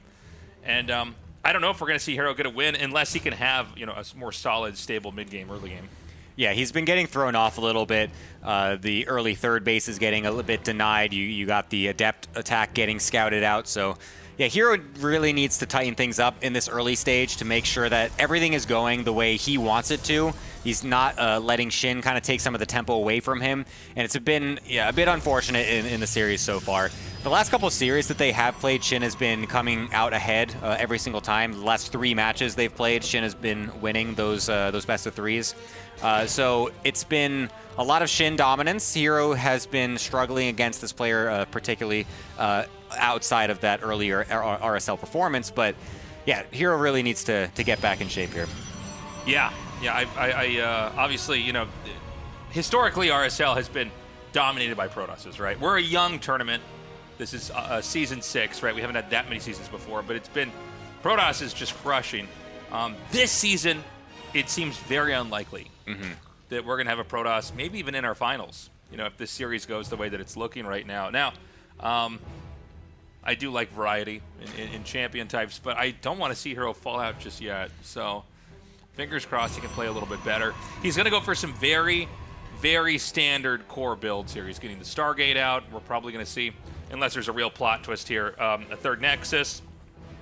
And we'll have to wait a little bit to see what kind of tech is going to come out. And Shin's got to be extremely comfortable with a 2-0 lead right now. Yeah, he's definitely got room to breathe at this point. He could even maybe throw in some cheeky stuff himself. He's been really favoring this kind of mid-game Muta switch style, but maybe he can throw something else in a little bit more aggressive since he's got the room to do so. Hero's trying to delay this third base for as long as possible, even committing a second pylon here to try and cancel it and keeping that probe there to make sure that the Adept can try and get that snipe on the drone to really make this as difficult as possible. And it looks like he's successfully won this little engagement, so we'll be able to cancel that pylon as well eventually. And yeah, very nice defense, denying of the third base. That was so hype. That was sick, man. That was crazy. Yeah, great control by Hero. So the hatchery is going to start, but it's a little bit late. See? You doubted me? You doubted me? I thought you were going to continue that sentence. I nailed it. So he's going to have 2 more Adepts come up. The pressure's going to continue on. And, yeah, we'll see. I don't think he's going to commit with this. He'll cancel. Basically just keeping the Zerg on us, keeping him chasing that shade. And I think at this point in time, Hero will take any jabs he can get in the early game. He's going to come in and see, the drone count's looking very good over at the second made base. He's going to go in here for a dive, and he'll at least get 2 drones. It's going to be a little bit more than half the health of the hull HP for the Oracle. I was kind of surprised that he actually went in there. I guess considering he didn't see the Spore Crawler finished, he thought he would be able to get away, and he did get away, but I mean... Yeah. 2 queens is still a good amount of damage output. So yeah, getting a lot of hull damage on there, like you said, and only a couple drones so far. We'll be able to tag it on up with the second Oracle as well. So that is also, of course, something that could happen later. But for now, he's just going to use it to see exactly where the queens are, see if he can find some kind of opening, maybe get some transferring drones. But so far, a pretty good early defense from Shin, but it's looking better overall here for Hero, especially considering his third base hasn't been denied at all. So this is definitely the most stable early game that Hero has had yet in this series. Yeah, another 2 drones killed off. That was by the second Oracle here. So they're both going to be very close and a little bit below half HP here. And Hero's going to get his third base up. And so far, I think everything's looking much more solid. Shin has gone for +1 attack over here. He's taken his 4th immediately. Yeah, going really quickly into that 4 bases, getting the upgrades, and then Hero, of course, will be going into his own upgrades with the Forge following the Twilight Council.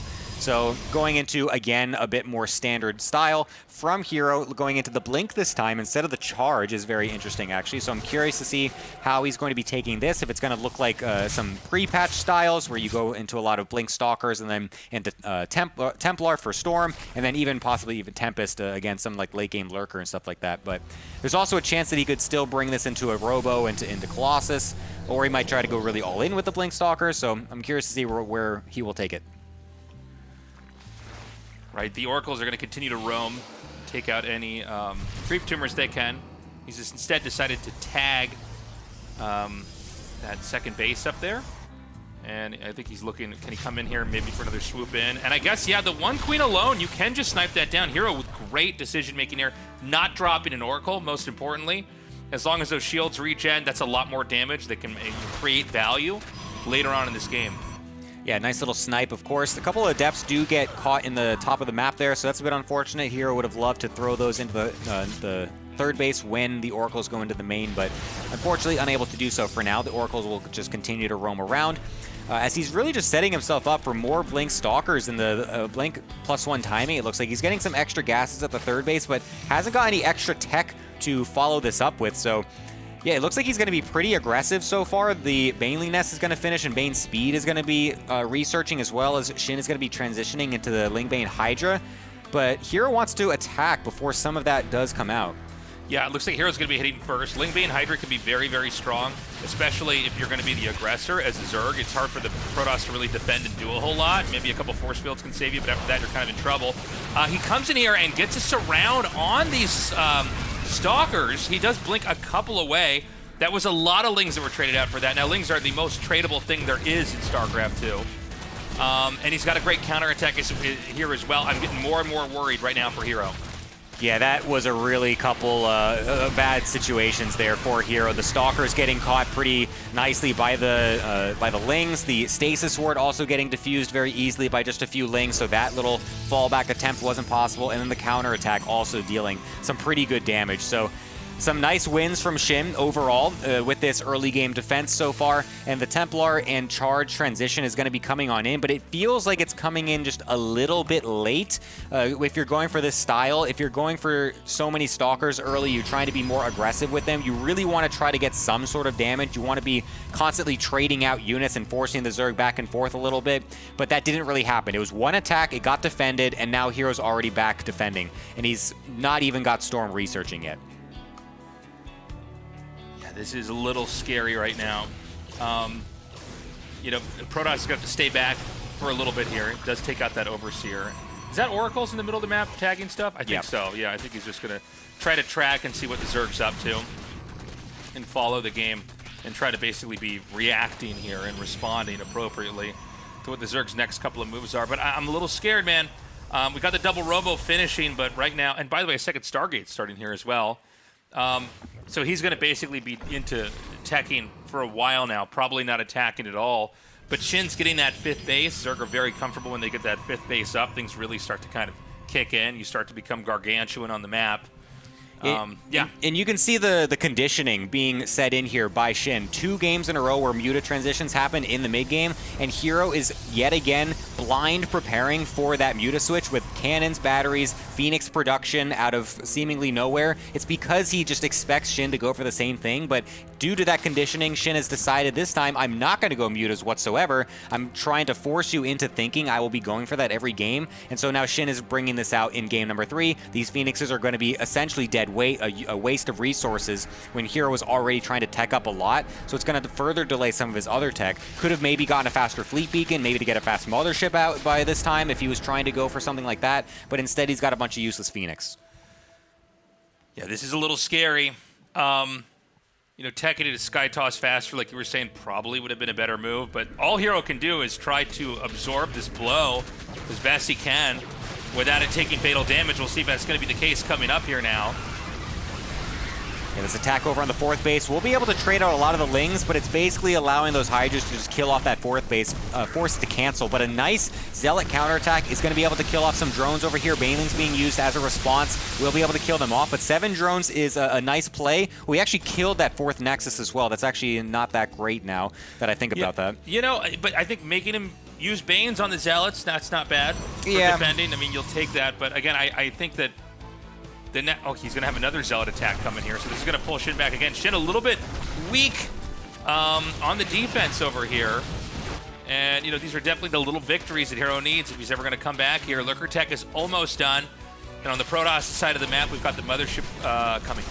Yeah, he also went for double Robo Colossus initially as well, since he realized that it was going to be Ling Hydra on the ground, so he needed something to be able to deal with that. Now is getting a couple of an extra Immortals as well, realizing that the Lurker transition is likely to be coming in later on as well. So he's trying to round out his composition to be as beefy as possible on the ground with that Mothership in the skies to be able to help with the versatility and the utility that it provides with the cloaking, with the slow zones and everything like that, Time Warp. So, yeah, we're going to be going into that sort of direction from Hero as he tries to bunker down on 4 bases.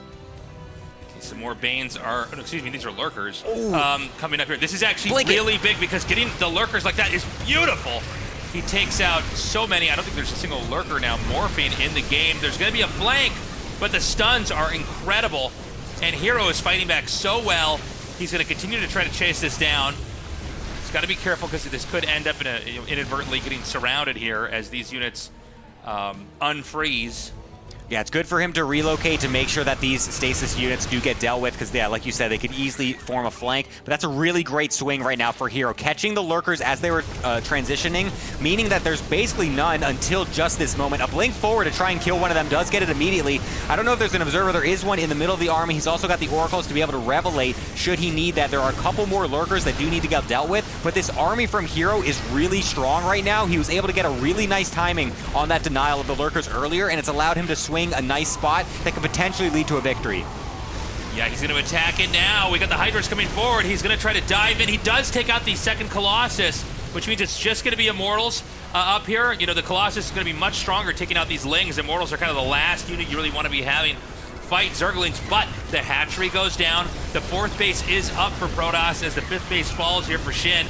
If Hero could just sustain this, maybe push in a little bit further, he might be able to take the game. Yeah, he's got a good amount of units right here. He's even using those Phoenix, which I thought were going to be pretty useless, to actually lift up these Lurkers to make this attack continue on as well. So very nice utility using every single unit that he's got in his disposal. Even if he didn't really get to the exact value out of them like he was expecting, still able to use them where he can. Will have to be forced back for now, as of course he didn't have a Warp Prism or a quick Warp In point to be able to get more units out, but will be able to just kind of remax a little bit back at home after killing off that base, killing so many units from Shin. This is the best situation that Hero has had all game, all series. Yeah, he just has to carry this into a win here and let the series move on. He's getting 2 more Colossus at a time, Tempest in pairs as well. And Zerg's going to expand to the very, very top right. Not an easy spot to push into. You know, when Protoss gets Tempests, Motherships, or a Mothership especially, you're just a lot slower. So sometimes playing keep away a Zerg is a better move, and relying on counterattacks can make the game a little bit more complicated. I don't know if that top right base has been scouted, but I do know that's going to be a little bit tricky to push into. Okay, so he does see it. Yeah, he's also kind of reorganizing to try and hit that base if he needs to, but the army is also here from Shin. He's trying to defend it. Hero, realizing where the army is just going to say, okay, screw it, I'm just going to start to go down, bait you out, and try to see if I can get a better engagement, forcing the Lurkers to go into a lesser position and allowing the rest of the units to pounce on them. The Time Warp also getting used very nicely on top of everything, and now he's going to be able to chase this down. There's no Overseer to detect all the cloaked units. Hero is taking a commanding lead in this victory, in this game. This victory. Yeah, this is technically true.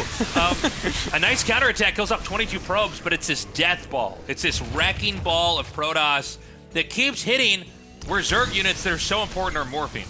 You know, we saw that Overseer get denied. We saw the Lurkers earlier. I thought he was going to attack into these Lurkers and make my little bleed into this look even smarter. But he's going to go ahead and go down and into the side, I think. Yeah, his army is just so large. He just knows he can just kind of continue on, and that's going to be that. Sure, he loses a bunch of probes on the back end, but it does not matter. Hero will be able to take his first game in the series. Very nicely done by him to defend all those different attacks. And the really crucial point was actually catching all of those Lurkers as they were morphing, being able to blink on top of them while stasising a bunch of the army on the left side as well, able to keep enough of his units alive that he's then able to continue that push and actually deal some pretty unrecoverable damage to Shin. Beautifully done. I think you're 100% right. When he hit those Lurker eggs, you know, once losing the Lurkers in that process, I mean, the whole game shifts once you have enough Lurkers. You can do certain pushes, and it makes it just a lot harder to kind of force your way into any position. But that was shut down. And, you know, it was a kind of wobbly mid-game there for Hero. He had his moments where we kind of thought he was getting the jabs in that he needed to maybe take a lead. And then there were moments where I think when the fourth base was killed, it looked like, you know, this might be leading into what Shin was doing already. Yeah, it's nice that Hero's able to kind of recover from that as well, because we saw him kind of crumbling a little bit earlier in the series as well to some of those situations. So it's good for him to be able to kind of just stabilize everything, because that looked just like a much better Hero game than what we've been seeing so far. It looked really more like his style, everything going his way, and that's what we're kind of expecting to see in this series. Yeah, so Hero has started that comeback, getting that first win. If he can win 2 more, he will actually emerge victorious doing the reverse sweep. But it's not been easy so far. So we're going to be going on to Void Storm here for map number 4. Yes, indeed. I think we're just Hero just requested a little bit of a break, so that's why we were kind of waiting for him. But it looks like we're about to be all ready to go. But yeah, Void Storm is going to be next. Let's get this one going. Potentially the last game of the series, unless Hero can bring it back.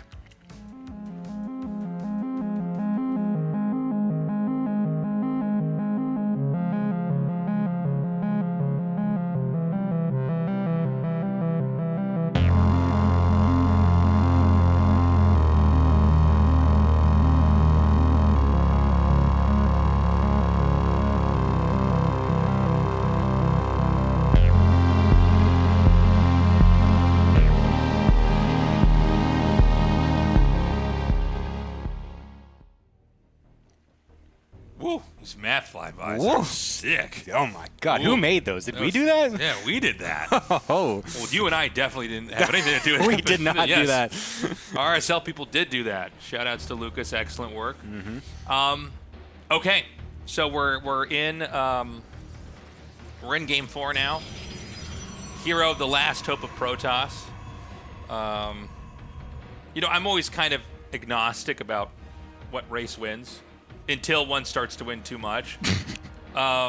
You know, like we've had periods where Zerg like won everything in StarCraft 2. And, Yeah. you know, right now Protoss is not right now, I should say, but you know, in RSLs especially, Protoss have been dominant. But I always want like the top 3, top 4 to we have that golden ratio. Of course.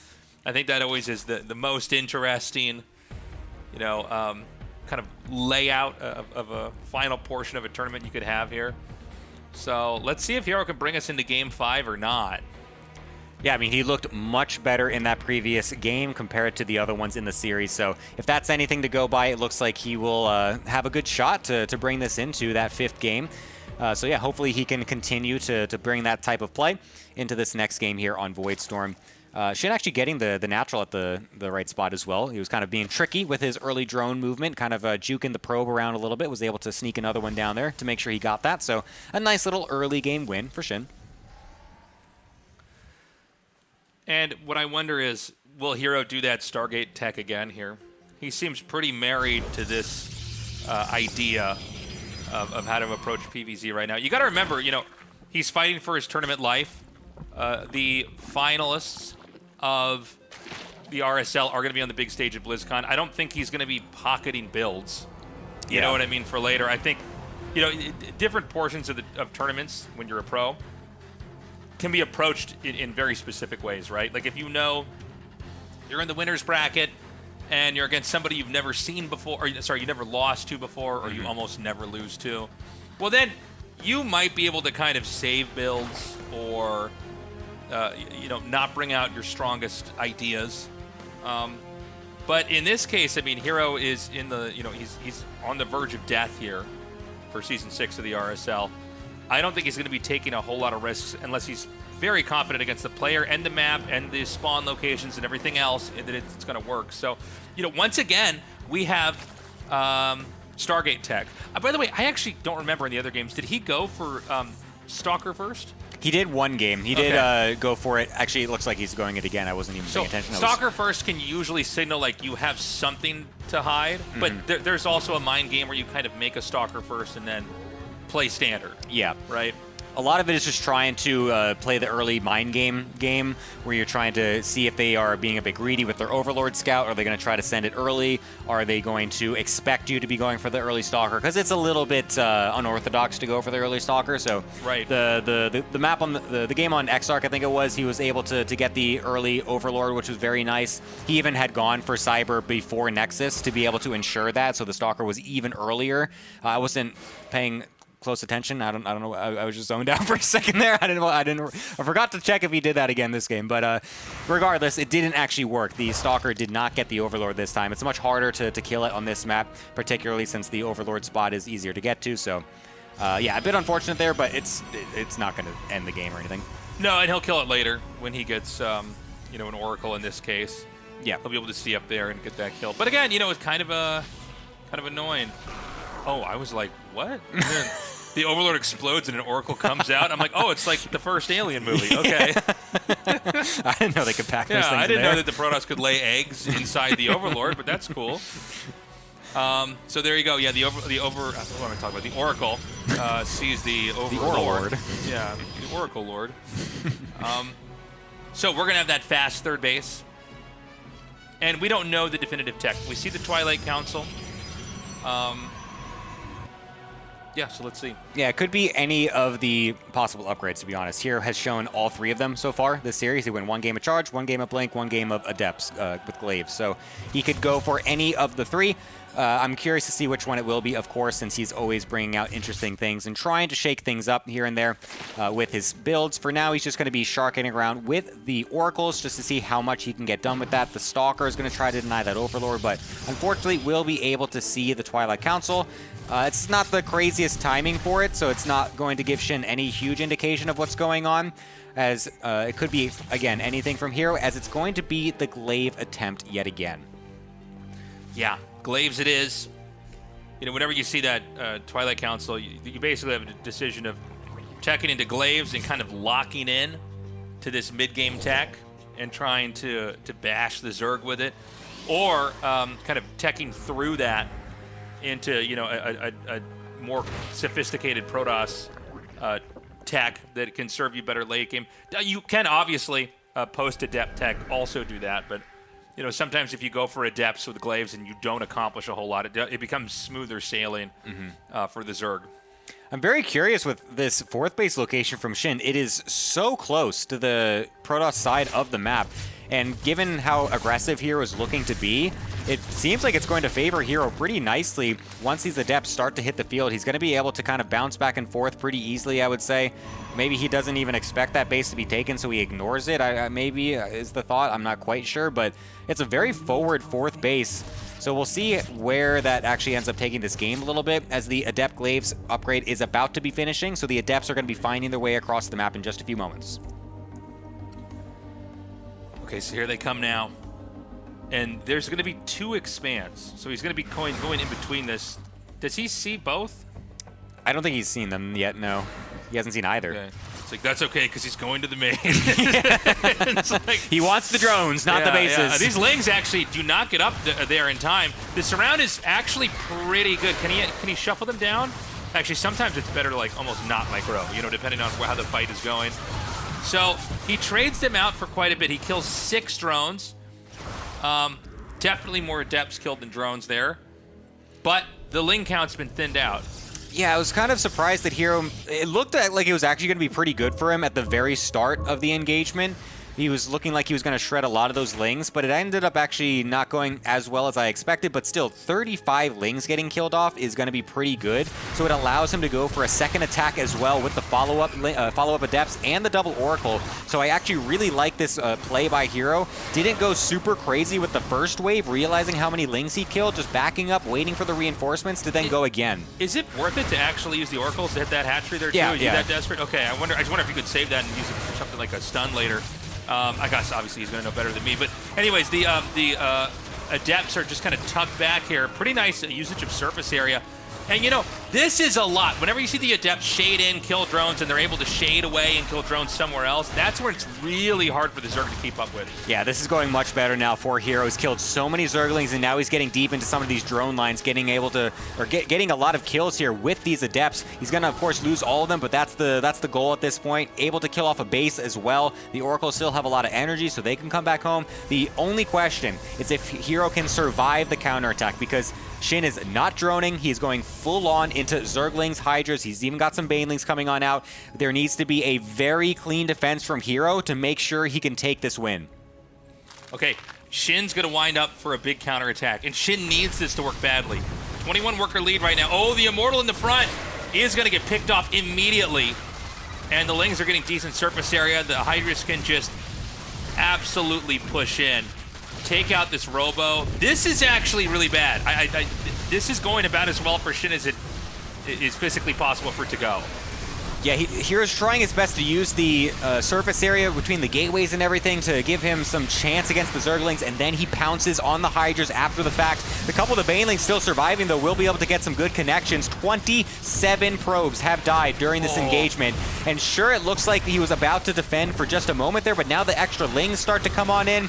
The Adepts are going to do pretty well against them, and the Prism is going to try to micro some of these back as best he can, but Hero is really bleeding everything out, and he's not looking very good on that webcam either.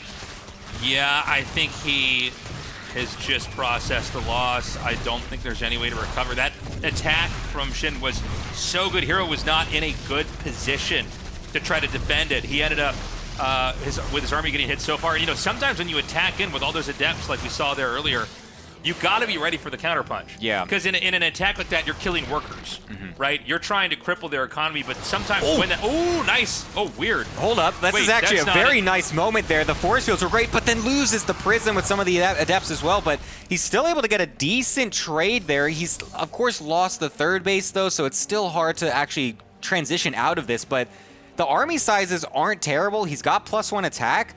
There is a small chance where maybe he can swing this. Yeah, let's see. Let's see. It's so sad he lost that War Prism. Yeah. So this is a 2-base Protoss, by the way. He's going to hit up here.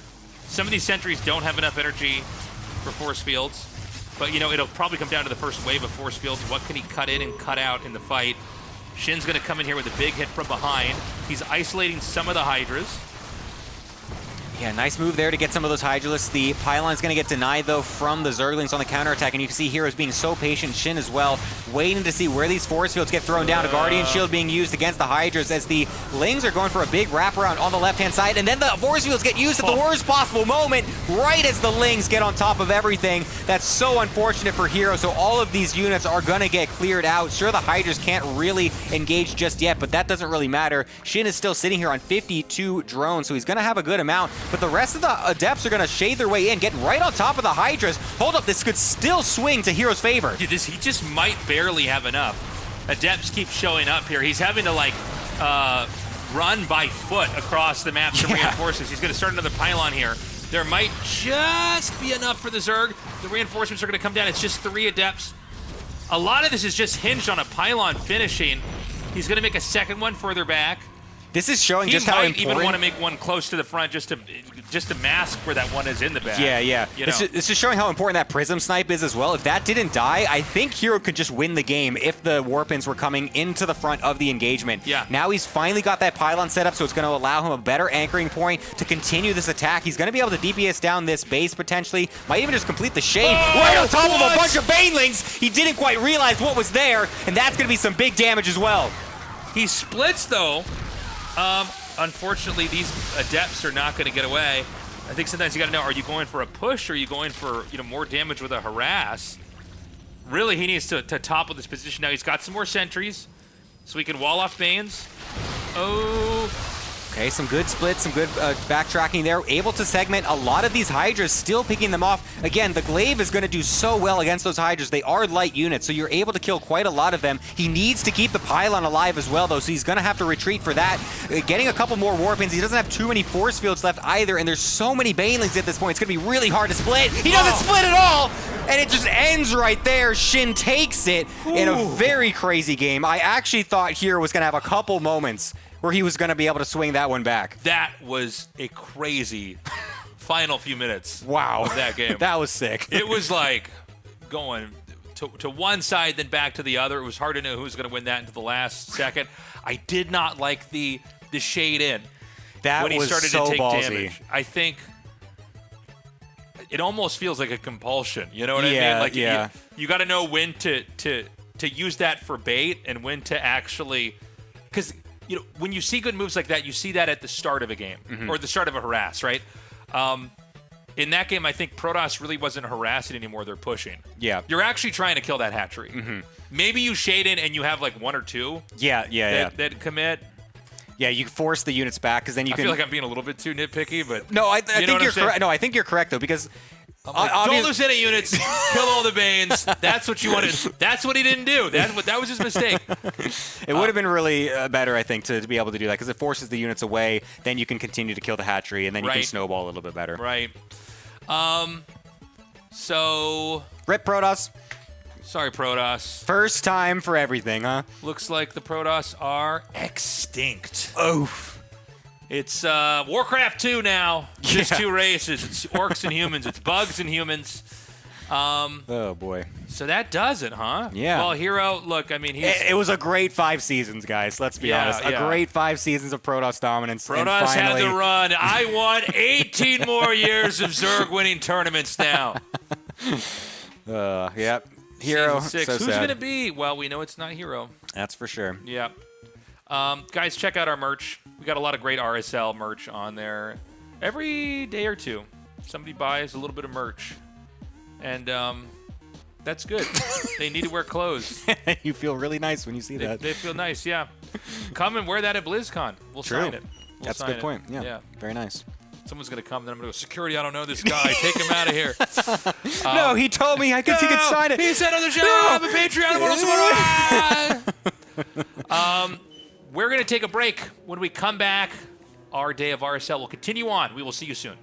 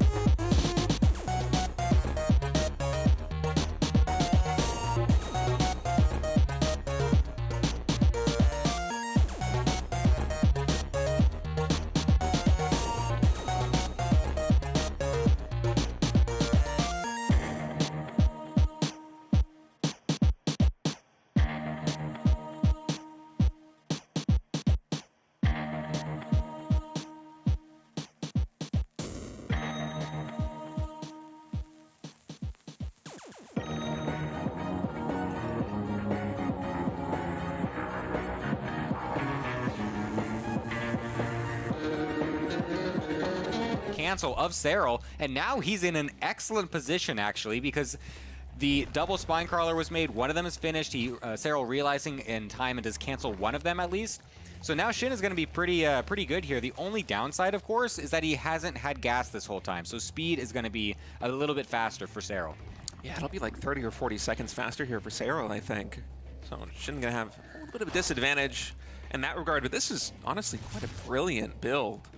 I figure by now Serral has figured out what is going on because, certainly those minerals, they had to go somewhere. He's already scouting for the third base location. He first checks the triangle there here in the center of the map. Now he is moving towards the 9 o'clock expansion.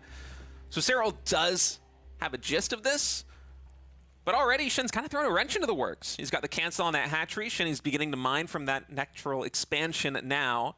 But my question is, will Shin actually be able to defend against this? He's going to have to do it with Pureling against what will soon be Speedling with Banelings. Yeah, this is a great response, I think, from Serral, noticing what exactly has been going on in this game, realizing what his power spike is with that fast speed. And yeah, Shin has not, and he literally just starts it right now. Like, that is actually so late. Serral's is finishing his at the same time, basically, as when Shin starts his. So that is going to be a massive window for Serral to abuse, and you can see that he's really going to lean into it, making a bunch of Zerglings right now. The Baneley Nest will be finishing up very quickly here. And so he's going to definitely put the aggression on. And like you said, Shin is basically just going to be trying to survive with a couple queens, just some slow lings, and he's getting the Baneley Nest of his own as well. Oh, did Shin actually spot the Baneley Nest? I think he did. He's already beginning Zergling production. Spinecrawler has started. He did spot the Baneley Nest. So Baneley Nest for Shin underway, but we're still about 35 seconds away from speed being done. Now, how aggressive is Serral going to get with this? We're looking at the second expansion here for Shin. There's a Spinecrawler in the mineral line about to finish up. Baneley Nest is also here, kind of forging a wedge for that queen, just a little corridor that it can hide in. Already the Banelings are starting to morph in. Yeah, these Baneling connections need to be huge, of course, for Serral, and Shin is going to have to do everything he can to keep his Zerglings from getting clumped up and getting massive connections from those Banelings. A couple of his are now starting to morph on in, but here they do come. For a split second, it looked like Shin was going to walk right into them, but now here comes Serral into the main base, or into the main mineral line, killing off that Spinecrawler nice and easily, and a lot of the Banelings for Shin unable to do too much. One of them gets some decent connection right there, but the rest of these from Serral are still waiting for those big, juicy shots. Yeah, Serral being very conservative with these Banelings. He wants to get the big connections onto the Zerglings, not just spend these on the Banelings. And so finally, Shin able to diffuse that situation. He's able to deal with the Banelings here at the natural expansion. He's going to start droning up again. Serral, on his side of the map, he's still making lings, so the pressure is not over just yet. +1 Carapace is also about halfway done here for our red Zerg player. Yeah, the +1 upgrade there for Serral is actually going to be really good. You can see that he didn't plan for this to be a total all-in. He wanted to have some sort of thing on the back end as well to be able to transition into. Knowing that Shin is going to have to really respect the aggression that's going to be coming out of him, probably won't be able to sneak in an Evo Chamber of his own.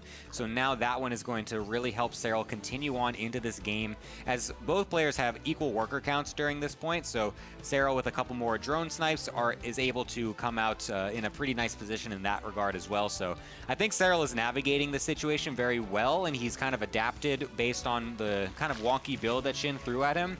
And he's doing it in a way that sets him up very nicely to continue on and just kind of keep the tempo going in his favor. Yeah, I like the position of Serral a lot. Shin hasn't even been able to take that.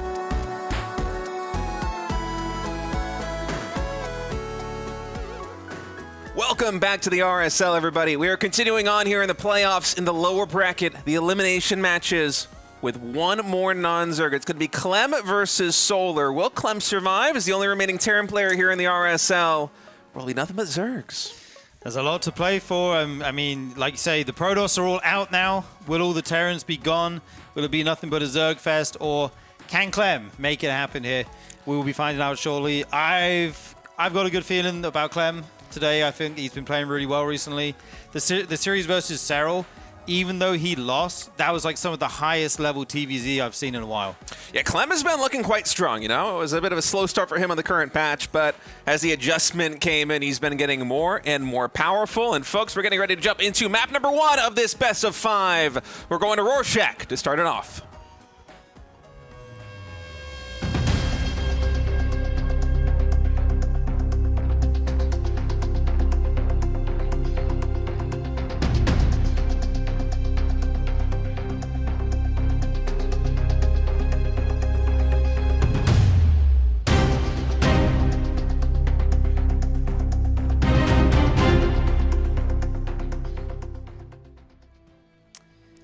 Okay, we are loaded in. That music, you know, that's very Unreal Tournament-esque. Oh, yeah, it is. 1998 Game of the Year version. Oh, man, I got a bit of nostalgia there, hearing that game track there.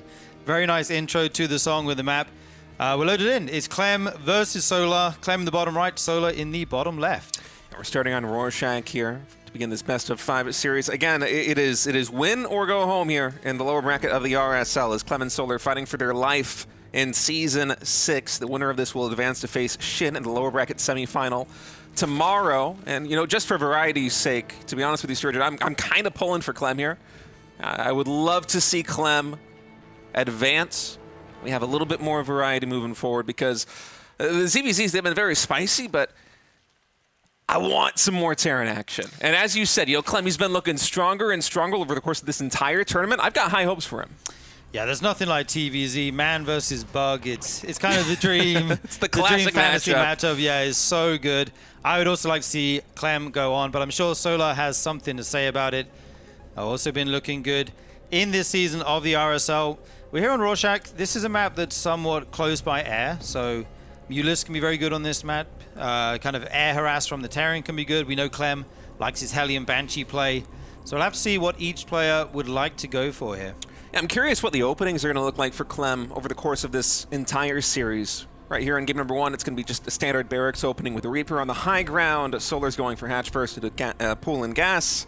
So it's a pretty standard fare matchup here to start things out, but with the 300 mineral cost command centers over the course of the RSL, not just in Clem's games, but in other Terran's games as well, we've been seeing quite a bit of a mix-up in terms of approaches. We've had players like Beyond even go into mech off the back of the insane economy you get from a CC first on 300 minerals.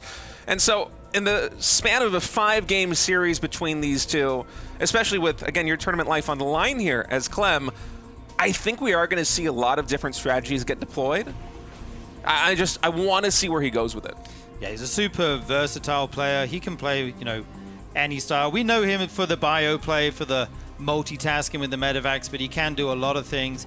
As the Reaper makes its way over to this main base, 6 Lings in production here for Solar. Make sure he takes no damage to this Reaper whatsoever. Going to be nice and safe instead of just going for the 4 Lings. Yeah, with a hatch first opening like this one, you can see how delayed the Queens are. As the Reaper came into the main base, those Queens were only about halfway produced, so 6 Lings should be enough where they can all kind of share the burden.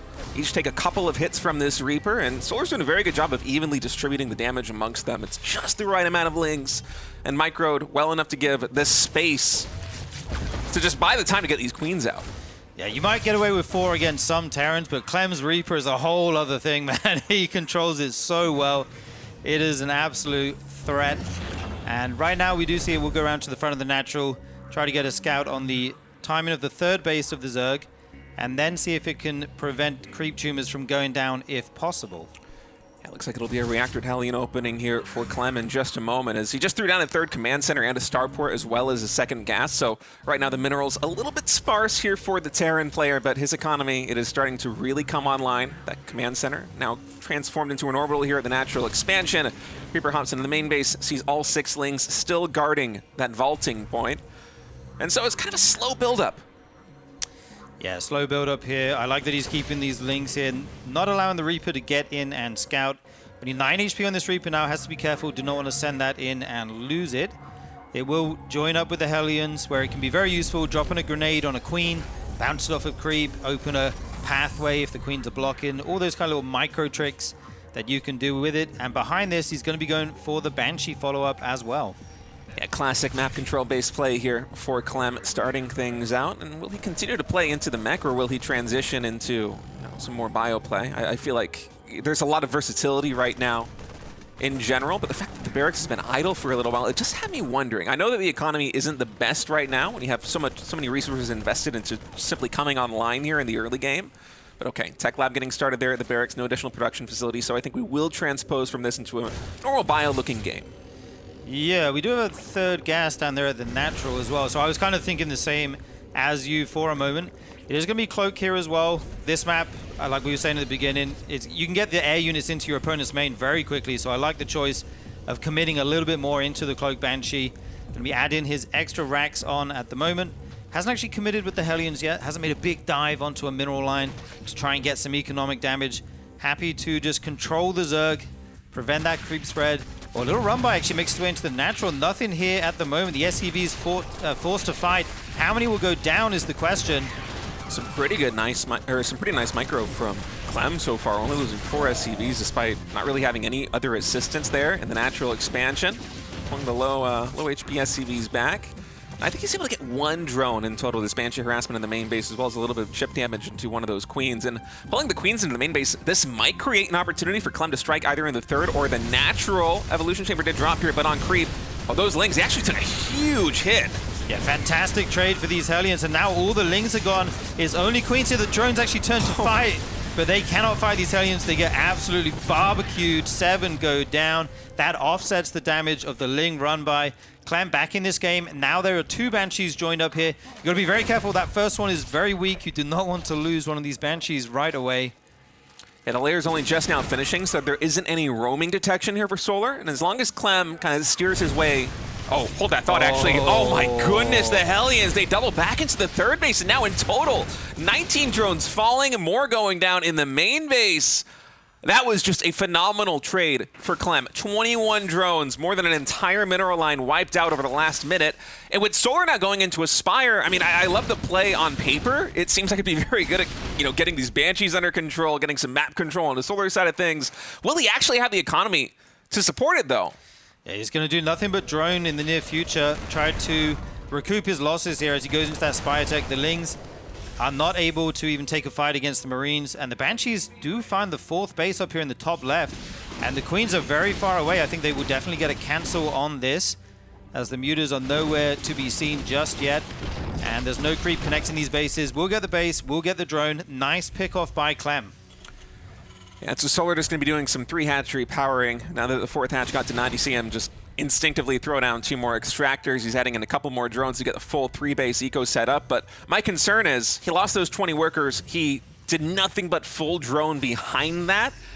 And Clem's been mustering an army this entire time. And so we're now about to hit this moment where Clem, he's been building up for this timing attack for quite a while. And there's only 20 Lings on the map right now. Solar does not have very much. Bailing speed only just now starts the Queens moving forward.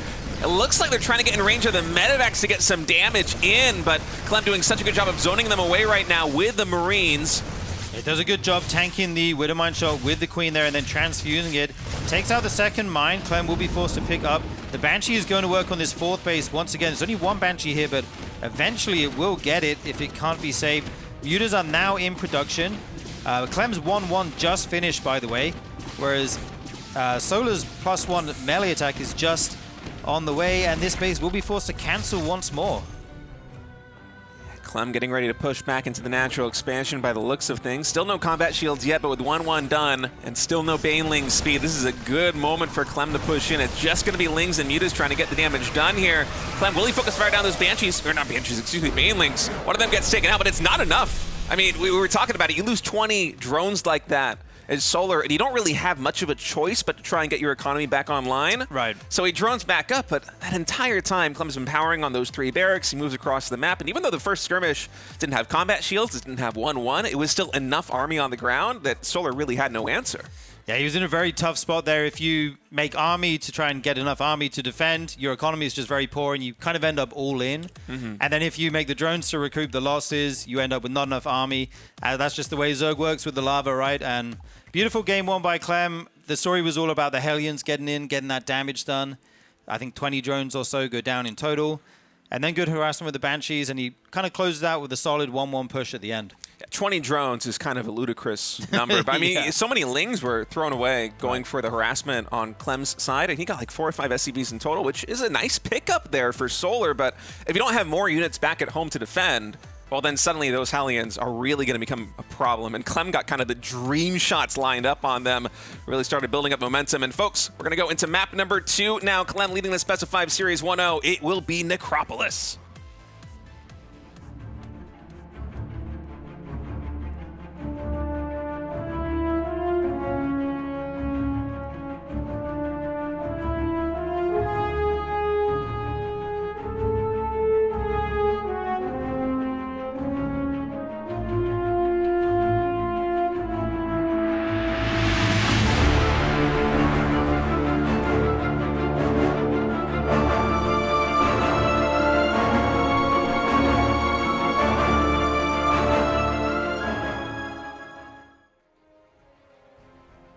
All right, we are loaded into Necropolis. That had a very eerie vibe to it, very Some kind Halloween of unsettling. It's not October yet, but it kind of felt like it. Yeah, it will be soon. And I didn't realize this map was that scary with all those twisted trees around the outside and that stuff. But yeah, we are loaded in. Clem in the top left, Solar in the bottom right here. I mean, honestly, you spawn in, you look at your main base, it's actually quite nice. You know, you got Yeah. some nice little grass patches in there. It feels very peaceful, or maybe not if you're a Zerg, you just got this this Sludge. creep. Yeah, Everywhere. the OST for the map intro certainly sounds appropriate for playing Zerg here, but Yeah. Or undead or something, maybe. yeah, absolutely. Anyway, here in game number 2, Clem once more going for the barracks on the high ground and likely going to be a gas follow-up. So another Reaper opening here for Clem. And it's been so interesting to me watch Clem and the other Terran players kind of figure out how to leverage the 300 mineral cost command centers, because some people, they just really try to maximize the bonus that you get from that. And Clem's done this to some extent in his games as well, where you throw down the command center and it's like something you've never seen in StarCraft 2's history, where the command center for Terran is starting at the same time or maybe even a second faster than the hatchery starts for Zerg, because there's the same cost, 300 minerals. It's crazy. Yeah. And so some players, they'll go just straight CC first. They'll put like 1 barracks down, maybe look at the factory behind it, or go to 3 racks. And there's a really fast third command center, and they just lean super heavily into the macro side of things. But if you watch Clem play, especially game number 1 and now here at the start in game number 2, it kind of looks like the same setup. But naturally, you know, your second expansion, your third expansion, they're just going to be a little bit faster. So he's taking it more as just a little economic boon, a little bonus. And I like that he's not completely centering his strategy around it. Yeah, I agree with that. I think Cure was playing a lot like that, trying to get the 3 CCs as humanly fast as possible and kind of giving the Zerg a bit of leeway to drone as much as they would like to. But Clem, he's keeping his tempo-based style, and then, like you say, he's getting the economic benefit of a quicker third CC behind his aggression, behind his harassment.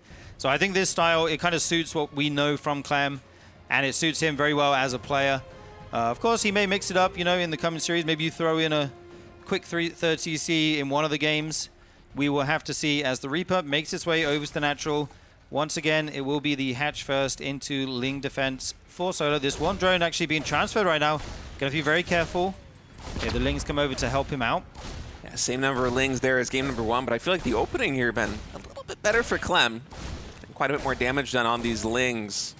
With the Queen's finished now. I mean, I say that, and you never know how deep Clem is actually going to dive in with these Reapers. Oh, he wanted that kill, and he got it.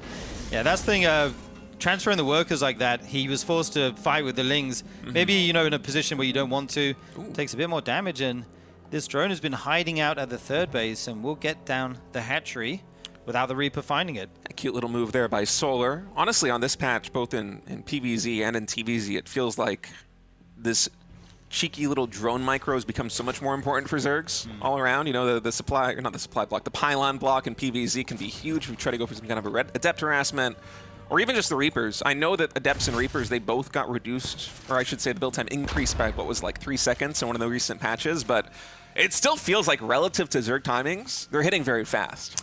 Yeah, there's a long time before the Queens come out, as you mentioned, so you have to do the dance for quite a while with the Lings there. And I feel like that's why we're seeing more Zergs opening with 6 Lings. Like, we used to see it sometimes, but you could also get away with 4. But now it seems like 6 is becoming almost the standard, or maybe just the preferred option. As you see a very quick Evo chamber coming down for Solar. Maybe going to go for that Carapace upgrade, which is recently buffed in one of the recent patches. It now costs the same as the melee upgrade, which is very nice. Yeah, it used to be a very expensive upgrade starting at 150, 150, but now just 100 each. It's almost like you're losing money if you don't get it early. And against Marines, it is worth every penny. It shaves off so much of their DPS as they shoot so rapidly, and in, you know, there's large numbers of them. Yeah, I like this a lot, especially because if you think about the mid-game engagements, so much of the damage for the Zerg army, it comes not from Lings getting surrounds, although that is an important part of it. It's more about the Banelings getting connections. And don't get me wrong, melee attack upgrades, they're very important for Banelings, but getting a super fast +1 Carapace like this, I feel like, is a much better move. So I like what Solar's doing here at game number 2, mixing things up, going for the fast evolution chamber, the fast plus Carapace upgrade. It'll make it a lot easier to deal with what is inevitably going to be mid-game pressure here from Clem. Yeah, he's going for that 2-1-1. Going to be getting 2 medevacs out, loading them up with Marines. Pretty quick eBay, double eBay follow-up behind this. But not the fastest possible, but we'll be getting those online. to get his upgrade. Solar will have the lead for a little while with the +1 carapace. Yeah, and Solar's actually going for a second evolution chamber here too. Now this is interesting because I was looking at the timings and thinking, well, you know, if Solar just gets +1 carapace and then +1 melee attack off of one evolution chamber, it's going to finish around the same time as 1-1 there for Clem. And it's only going to cost one drone to do it. It's just one evolution chamber. It's way less investment, but Solar actually doubling down right now on the evolution chambers. Hasn't started melee attack just yet, but there's a lot of potential for upgrades. Yeah, we'll lose these Hellions, will Clem. But layer on the way here for Solar. Bane in Nest as well. Getting the upgrades even before his Bane Nest and his layer tech. So going to be going for an upgrade-heavy game here. We see the first double medevac move out down the left side of the map towards the third base of Solar. Pressure beginning now for Clem. Solar going for a run by. Should be able to pick up a lot of SCV kills here at the third base. At least 2 of them are going to fall already.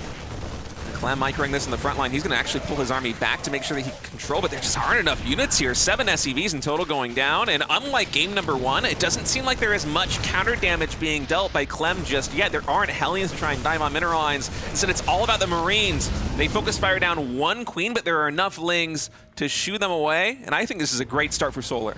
Yeah, I agree, and this medevac is so weak now. It could easily be picked off by a Queen if it gets in range. Clem will have to be very careful with those.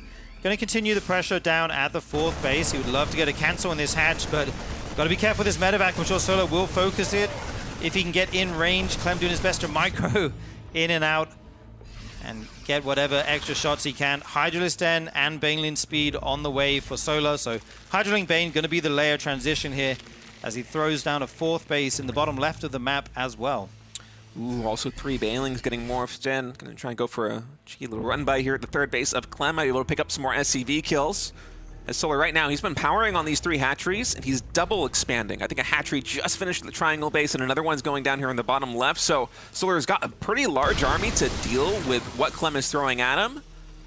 But he doesn't have a huge economic boom just yet. He's starting to come online right now at 72 drones, but it really is about this next fight as Clem pushes here into the 4th base. Here's Baneling's speed done, but not very much behind it. Yeah, and there's only 1 tank here, so not much splash damage. I think Clem has to be very careful about committing in here. Could get surrounded and kind of lose everything. He's actually only making 1 upgrade at the moment. This tank falls as well by the watchtower. Seems like Solar's getting a real foothold in this game. The armory being made here, as well as another command center at the front. The upgrade's a little bit staggered for both players. Solar went for the 2nd evolution chamber, but it sat idle for a very long time. Clem went for +1 infantry weapons, but +1 armor, a little bit delayed. When the armory's done, he will be able to start both upgrades as Clem pushes in once again. Gotta be careful if you're moving on a creep, though. If those lanes get a full surround, suddenly the position becomes forfeit here, and Terran will have to retreat away. Oh, he's setting up a huge flank near the watchtower. Going to try and sandwich these Marines. Is Solar just okay? Here they come now. We can see them on the minimap. They're fanning around to the top right of this Terran army. Clem's got to make sure he's watching here, or he may lose them. Going to have to pick up very quickly. Here comes the flank. Yeah, the lane's got a full surround right now. Oh, the Baneling focus fire, huge there by Clem. He got a lot of them, buying a couple more seconds before he before he lifts into the main base. Got my Protoss, right? Solar with his Queen, able to focus down the low HP. Medevac, these Marines also very low on HP, so Clem going to try and do a little bit of trading before getting out of this position, but honestly, some really nice micro from Clem, and he's hitting the base in the bottom left. Yeah, Clem doing a lot with a little here. Really pushing his limits to the max, getting as much out of them as he can, as we know he likes to. His hatch is down to half HP. Not all the Lings actually attacking there, but we'll be able to send that 1 medevac home for the moment, and he's going to use this pressure to take his 4th base behind this.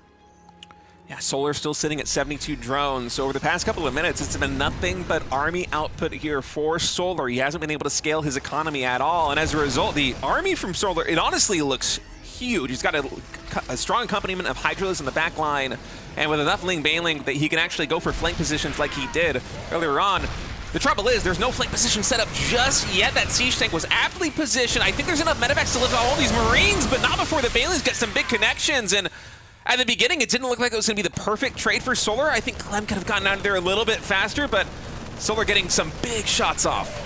Yeah, it was quite a long walk around the corner to get to that tank, but he made it happen. Here we see a 3 Widowmine drop go into that Zerg base as Solar sets up his own attack for the first time in the last 5 minutes, it feels like. The drones will get pulled, not too many going down. This CC forced to lift instantly, though, as the Bio and the Mines come over, start to set up. He has to split as well as he can here, or these Marines could go down to the Banes. The Widow Mines there, zoning away the Banelings and the Lings a little bit. There's still more of them. That one gets a pretty good shot off onto the Lings. The split from Clem is huge, really mitigating the potential damage from these Banelings. I mean, that was picture perfect there from Clem, but still, he lost the position there at the third base. Solar still has the high ground. The Hydras are reinforcing on the left side as more army streams in from the south. Solar sandwiching this army now. Yeah, sectioned off from his base, caught out on the map, and that is going to be it. GG is called.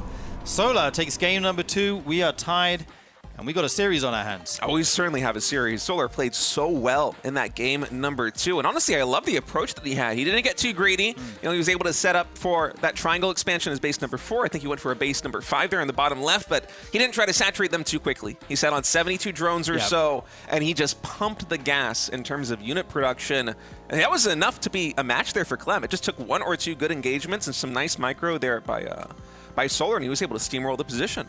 Yeah, and I love the upgrade heavy style he went for as well. The very quick 1 Evo chamber, then added in the second one, making sure you're always 1 upgrade ahead of the Terran in terms of the carapace, and then going very Ling heavy, getting a ton of Ling Bane, just a few Hydras in there as well for some anti-air, and yeah, getting some great engagements. Very well played game there by Solar, as we would love some support from you on YouTube. If you're watching this live right now, we welcome you to go to the YouTube, even if you don't plan on watching the VOD. Although, let me tell you, the games we've had in the RSL, they're definitely worth going back and checking again. Yeah. If you drop a like, if you leave a comment, if you subscribe, these things really do help get the word out there about Revive SC2. It tells YouTube that this video is worth sharing with more StarCraft 2 fans, so we'd love it if you could do it. Anyway, we're going to take a short break. When we come back, Clem versus Solar will continue.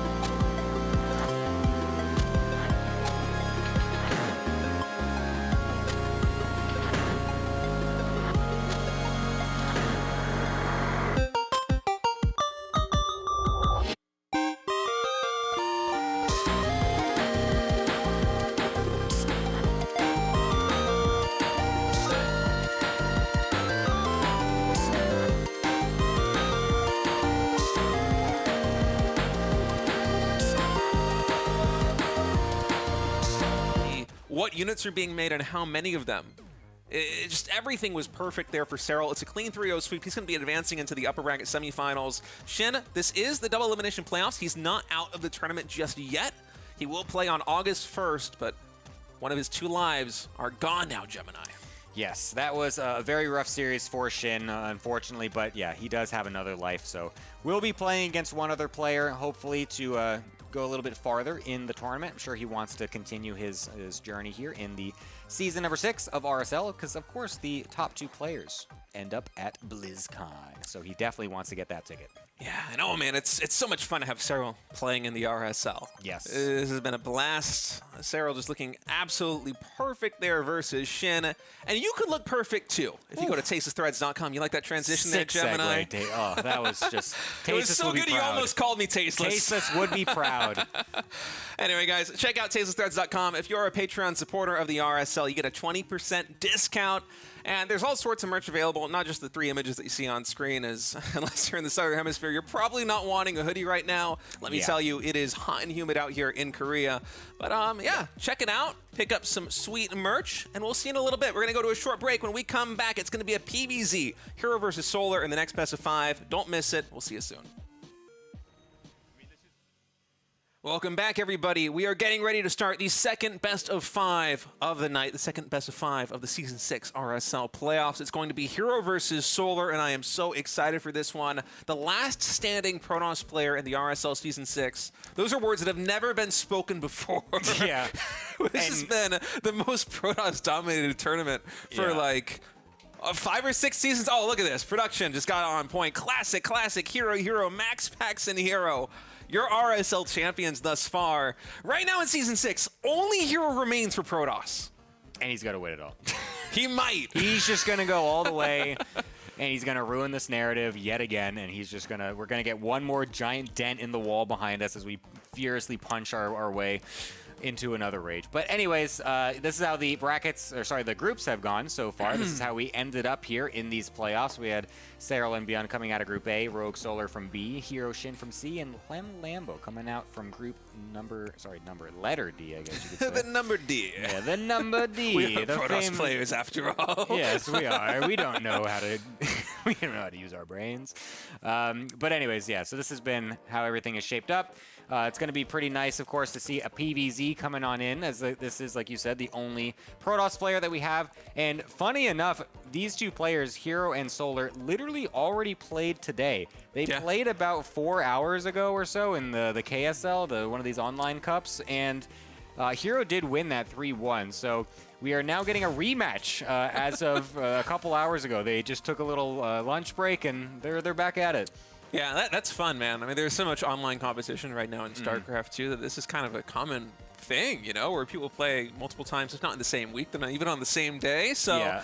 It'll be fun to get a revisit on this. I wonder how many more mind games are going to be at play that we won't really know are happening. Right. Yeah, it's always curious when you have two players that have already either been playing against each other a lot or, like today, playing against each other earlier in the day. Yeah, I always wonder how pro players even manage this. Like, I feel like whenever I'm playing, I always like to play...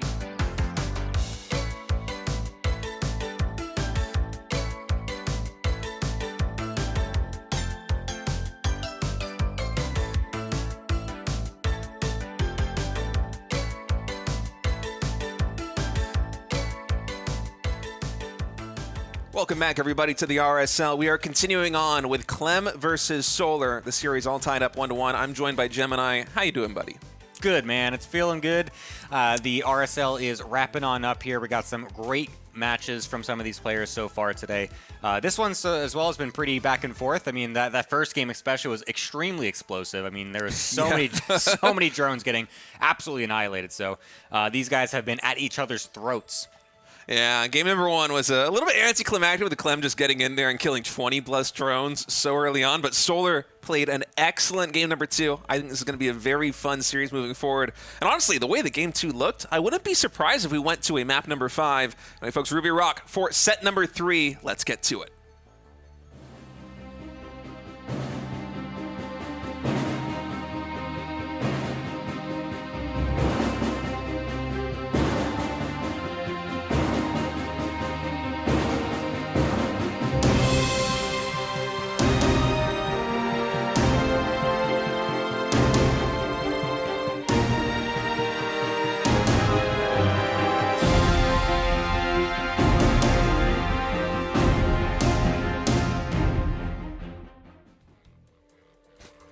That's a pretty intense theme. It's so epic, dude. It's so epic. I love it. Almost got like the military drum thing going on right there. We're marching on into Ruby Rock. Oh my God, it's so sick. We're so good at production state. Everyone here not is you amazing. Not you and me, but the RSL production team RSL is just so sick, isn't it, guys? Jesus Christ. All right, game number 3. Clem spawning in as the bottom right, blue Terran, Solar, red Zerg in the top left. And this has been a great series so far. We're only 2 games into it, but I just love the fight that Solar brought there in the mid-game. In game number 2, I'm hoping that he kind of plays a similar style. Maybe not necessarily Hydra Ling Bane, but staying on these relatively low drone counts and just bringing the fight to Clem, because Clem is one of the most in-your-face Terran players that have ever played StarCraft 2. He might be the most in-your-face Terran player that's ever played StarCraft 2. You know, multitasking is his skill. It's his best skill. His micro's incredible as well. And so one of the ways that he gets advantages, whether it be any matchup, is going to be him just trying to make the game as interactive as possible, as many skirmishes as possible, as many fightings as possible, because that's how he will get the edge. When you get a player like Solar who just wants to fight with him, it leads to very exciting games where the action is nonstop, and I really hope we get some more maps like that. Yeah, absolutely. I mean, it's always the best, of course, when both players are just in their faces. You know, you don't want You don't always want it. So a couple of, late game, turtle fests are kind of interesting here and there, but, we want to see them go absolutely bonkers and just kind of ripping each other's faces off. That's the fun stuff with all of these different matchups. TVZ especially, I think, has been kind of a matchup that over the years it's been a strength of that matchup where it's this big, like, push and pull, kind of like tug-of-war style matchup in the middle of the map where, you're always rallying stuff back and forth. You get the parade pushes from Terran. You just have the crazy larva inflections from the Zerg. So, yeah, it's always great when that is the general meta that we see instead of maybe some of the more slower-paced turtley games. Yeah, TVZ, it feels like, and maybe this is just my opinion as somebody who doesn't play the matchup, but as somebody who casts and watches the matchup, I feel like it's one of the matchups that has been getting considerably better over the past couple of years. There was this era of TVZ. Oh, hold that thought, actually, as the Reaper gets in the main. The Ling's nowhere to be found just yet. Oh, Solar might actually take some damage here. Drone has to turn into a Spore Crawler. This Ling's a bit late to the party. These things are going to calm down now as the Queen's getting ready to pop out. But let's look at the value that Clem is getting out of this one Reaper. Yeah, pretty nice. Unfortunately for him, the drone was able to be morphed. The second one, nice reaction there with the Lings to be able to get that. Will the Queen get the shot from downtown? It will not. So that Reaper is able to survive. So very nicely done there. Yeah, like you're saying, TVZ has gone just to quickly better. wrap that up, it just feels like TVZ, there was this period like 4 or 5 years ago where it was like a turtle fiesta where Terran would just try to get like up to 8 gases or 10 gases or whatever it was, and you build ghosts and, buckle up. It's going to be a long game, which is fun as a treat, but when it's every single game, it can get quite tedious. And I feel like TVZ, not talking about like the most recent patches, but over the past couple of series of patches, it's gotten so much more dynamic. It's a lot of fun to watch. And it's games like that that make it really good. Solar versus Clem, game number 2, where both players just battling nonstop. And I think we're going to get some more matches like that one. Clem, he's already coming in here with the Hellions early on. This one actually on the back of just 2 command centers. No fast third CC here for Clem, so the aggression might be a little bit faster paced than we've been building up for over the course of this series. Yeah, Hellions coming on into the natural right now. A couple of Lings trying to keep them away from the drone line as much as possible, so we'll be able to do that for now. A couple of them getting into the main base. As there's no Queens up here, they were all in the natural, so it looks like a couple drones might get killed off if the morphs are not there in time. One of them, and 2 of them actually going to be able to be saved that way, so nicely done, as the Hellion still alive with 2 HP, trying to do something as the Ling will tap it on out. So, yeah, nice little early game skirmish. Here's another 2 Hellions just going to try to find their way, get another drone. I think Solar, this might be catching him a little bit off guard because, you think back to game number 1 where Clem went for the Hellion Banshee opening, and the way that he had to slowly increment out the Hellions and the Banshees because his economy was struggling to support 3 command center production in terms of SCVs and orbitals. It was a lot slower, and so this is hitting just a tempo faster right now. Clem already able to pick off 3 early drones. And he's done a pretty good job of just kind of keeping Solar under control. He will be adding in the 3rd command center now. But I must say, despite the fact that this pressure's been ongoing, Solar's done a nice work in terms of just spreading the creep. Oh no, that's not a wall. I mean, the supply goes down anyway, but... Yeah, that is a bit unfortunate there for Clem. A bit of an oversight as a couple of SCVs going to get killed off here. Quite a few of them, actually. Hellion's going to get surrounded a little bit by some of the Zerglings and the Queens, well positioned to be able to deal with that as well. The Spore Crawler perfectly timed for the Cloak Banshee. So yeah, a great little moment there for Solar, getting some good defense and killing 5 SCVs on the other side. Yeah, I've got to say, the faster-paced Hellions and Banshees so far really have not been getting the work done here for Clem. He was able to get those 3 initial drones, but since then, Solar has been on point in terms of the defense, in terms of the offense. He was able to pick up 5 SCVs, which more than equalized the position. And Clem did this at the detriment of having a much later 3rd command center than he had in game number 1, and he hasn't really been able to get the value yet. Yeah, not even the Banshee's going to find a forward Queen as there's a lot of transfuse energy, so that's going to be able to be defended as well. Got the Lair coming on up here for Solar to continue on into this mid-game, as he hasn't quite gotten a 4th base down just yet, but should be trying to find that pretty soon, I would imagine. But yeah, like you're saying, it seems like this early harassment has not really found its mark so far from Clem. It was obviously extremely successful earlier in the series, but this time Solar is definitely locking it down ahead, a very solid amount of drones as well. So yeah, Solar is looking very good. And also, you could see a little bit of adaptation there from Solar over the course of the series. I think that he could tell, based on game number 1, that if he goes for a big counterattack like he did in the natural expansion there of Clem, If Clem goes for Hellions, that's going to cue Clem to try and dive with those Hellions into either the natural expansion or the third base. So you saw Solar had a lot more Lings than he typically would in terms of the defense. That's why he was able to get the big surround on the Hellions, why he was able to mitigate the damage. And so now Clem, he's built up to this timing attack. There's no 1-1 just yet. +1 infantry weapons about halfway done. +1 armor just started. But he's moving in at a moment where Solar's economy is just through the roof. It's 72 drones to 50 SCVs. And it kind of feels like Clem needs to get something done with his push.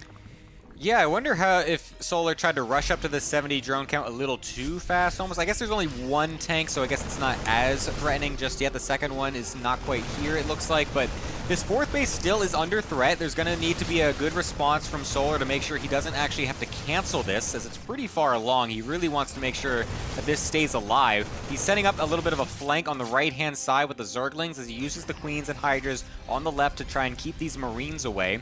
And the Zerglings look like they're actually going to try to go for a counterattack as well to pull as many of the reinforcements from Clem away as they can. I like the position from Clem, though, having those two Banshees just kind of spotting for a flank like that one, because he just knows that Solar loves to go for those attacks from multiple angles. Those Banshees now going to be rotating up to the top side. Clem is sensing that there's likely going to be another hatchery coming in, and I mean, his senses, they are perfect. The hatchery just went down the moment those two Banshees arrived there at that north position. And now Solar, no Hydra speed just yet, so it's hard to really chase off of creep into these Marines and tanks. You know, he wants to take the fight right now because there's no +1 armor, there's no combat shield. It's a real slow walk in. I'm not sure about this fight for Solar. Yeah, he's losing a lot of units. I mean, the Marines are still getting killed off as well. The medevacs on the reinforcement are getting picked off on as they go across the Hydra, so we'll be able to clear this out. So nicely done by Solar in the end to be able to deny that contain, basically. But yeah, it felt like it was about to be a bit sketchy. It felt like he was going to suddenly just walk into way too many units without the correct upgrades. But yeah, a nice recovery. I think it was a little more expensive than it could have been if you waited for those upgrades to finish. But when you're in a position like this one, where you know the early in the mid game has already kind of gone your way, you got some SCV kills in natural expansion, you're able to successfully parry the Banshees and the Hellions, it makes sense just to take a fight, even if it's not perfectly optimal, to just clear the position. And so now, the game resetting a little bit. Clem positioning on the north side of the map as opposed to the west side of the map, is able to get the snipe on that 5th hatchery. So no 5th hatch for Solar just yet, and Solar kind of wanted it. He's at 86 drones right now. This is maybe the highest his drone count's been over the course of the series. And so not having a mineral line to saturate is quite painful for Zerg. Yeah, you definitely want to spread those out because, of course, sure, you're on such a high drone count, but if you're not actually able to get all of the drones, separated around enough, then you don't actually get that boosted income as much. So you can see the income isn't insane in Solar's favor. It's still obviously very good because he's still got a nice 4-base setup, but it could be even better if that 5th base had actually finished and he can start moving some of those over. And you can see Clem is really trying to deny that as much as possible, getting the bottom left-hand side canceled as well. Keeping all this creep back, making sure that he can continue this multi-prong harassment, keeping a couple of Hellbats on the top right to make sure that base can't get easily taken again. So he's really trying to constrict Solar on these 4 bases. Yeah, it's not a huge problem just yet at 87 drones because the main and the natural haven't fully mined out. You know, they mine out a little bit more slowly on this iteration of StarCraft 2 than they have in the past. But if Clem is able to get one more denial of the 5th base, that will become a problem. And actually, Solar trying to catch Clem out of position. The tanks were on siege. The Baneling's rolling in right now. Clem really not expecting this fight, and the Baneling hits initially are huge. The splits on the Marines are excellent there on the back line, but I mean, just Solar has so much. It's still 17 Hydras. There are a couple of Banelings left here for Zerg. And now Clem, he was posturing to try and cancel the 5th base. It's his 3rd base that's under threat. Yeah, that was a great move from Solar, really catching Clem without realizing where all these units are. Still a lot of stuff on the reinforcement, though, for Clem, so Solar doesn't want to go super crazy with this just yet. He's got a lot of reinforcements still in production. He's also got the Vipers coming on in, so doesn't want to overextend.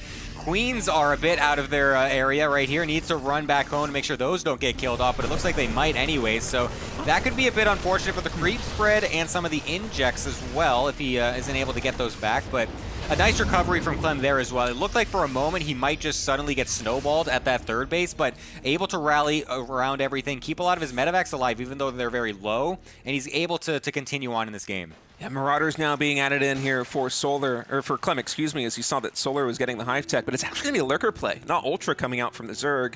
I'm a little concerned, though, because I think there might not be Concussive Shell. I think I saw Marauder connect with a Queen there in the center, and it was not slowed down. So yeah, no Concussive Shell. If Clem doesn't remember that, it's going to make splitting against these Banelings a lot harder during these follow-up engagements. I know right now there's only a handful of Marauders here, but not having no slow for those Banes is huge. As Solar pushes in once more. Again, the Siege Tank position just collapses here. Yeah, now the medevac's getting targeted down. They're full of units and getting sniped off one at a time. So very nice follow-up by Solar as well. There's a couple units on the top side going to try to distract for now, but there's not really anything there except for a bunch of lurkers, and he's going to be able to get one of them before lifting on up. So at least able to keep the units alive. A bit strange of interaction there between which I don't think he was expecting to just see a bunch of random lurkers. But unfortunately, he's not going to find a base to be able to kill. That's what he really wanted to get with that drop. Yeah, Solar able to establish the 5th base down in the bottom left, and now double expanding to the north side and to the center of the map. It's good for Clem to catch a lurker or two like this. It's going to try to interrupt the mineral lines, but it's actually the 3rd base once more getting pushed in. Blinding clouds on the missile turret on the siege tanks. Command center has to lift. There's more Banelings streaming in. Concussive Shell, it starts now, but again, you can see the Banelings just not getting slowed as they're able to get the connections with the Marines once more. And Clem, he will survive this push. His army supply is still very strong, but this is not the kind of position you want to be in here as Clem. You want to be able to finally establish a 5th base. The main base and the natural expansion for Clem are starting to mine out here on 73 SCVs. That's very painful. And he's not in a position to establish a 5th base. Instead, he's struggling to hold on to the bases that he's got already. Yeah, it's getting a bit scrappy so far from Clem. Like you said, he really wants to start to get all those extra command centers down, make some extra orbitals, sack some of these SCVs eventually. A couple of lurkers will just kind of die over on the right-hand side, which is nice, but it's still going to pull the units away, so then Solar can continue to attack this 3rd base and try to get on top of the SCV line. We'll be able to kill off the orbital, it looks like, as the rest of the units start to run away. These tank splash damage also helping out onto those SCVs, and then a bunch of them getting killed off by the Ling Bane. So very nice trade here from Solar, able to deny that base, kill off a lot of the SCVs, but there's a massive army from Clem on the top side trying to go for a counterattack. There's a huge counterattack, was able to take out that base at the 12 o'clock position, now moving into the triangle 3rd right now, but you know, it's a lot of medevacs and not a lot of units here on the ground, so the army supplies, I feel like they're a little bit of a lie right here. You see 90 for Solar, 50 for Clem, but so much of that is in the air, and Solar is going to take a 2-1 lead in this best of 5. And I have to say, Solar is looking so scary these last 2 games. Mm-hmm. Yeah, that was excellent play from him. It felt like his defense early on was really good, just denying all of the different Hellion pressures. They were coming in at kind of awkward times. You could see Clem trying to maybe catch Solar off guard with when exactly he was going in with the Hellions and the Reapers, but it seemed like Solar was able to manage it very well, able to propel himself later on. The Banshees didn't really seem like they did all that much either, so it seems like he's really able to set the tempo for himself earlier on with the defense and then just kind of propel that into the later game. Yeah, I really liked the idea there from Clem. You know, you're going into Hellion Banshee, and you've already done that once already this series, but the timings are totally different because there's no 3rd command center, so everything is hitting a little bit faster. But Solar just adapted so quickly and so well. It was like 3 drones in total that went down. Simply not enough. The counterattack, even with the Lings early on, put Solar further ahead. I think it was like 7 SCVs that fell the natural expansion there for Clem. And Solar has shown in Game 2 and Game 3, if he gets any kind of economic lead early on, he is just a force to be reckoned with. And he's not even playing this kind of like turtley ZVT style. He's going for the fights. Yeah, he's definitely being very aggressive, and I think the couple key moments were when he was really catching Clem off guard. That one big attack on the bottom side of the map was the real game swinger, I feel like, just completely catching Clem and really forcing all of the momentum towards his favor.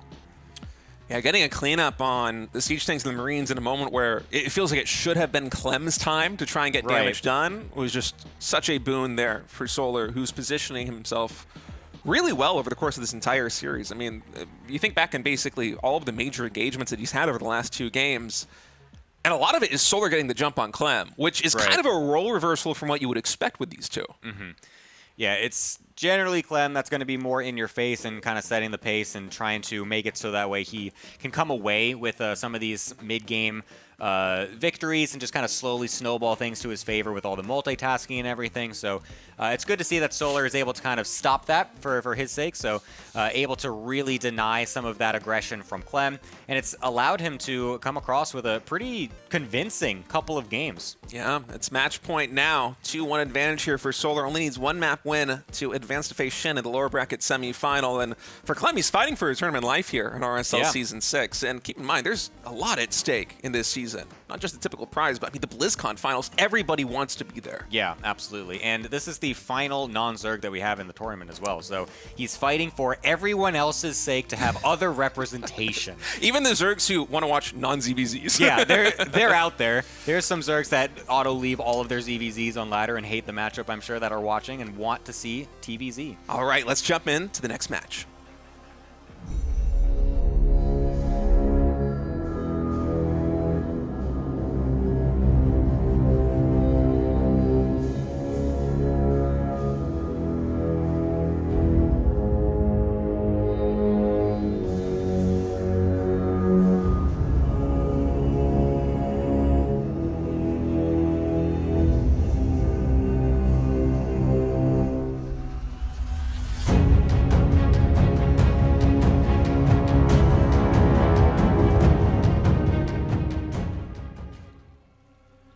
God, I'm scared, State.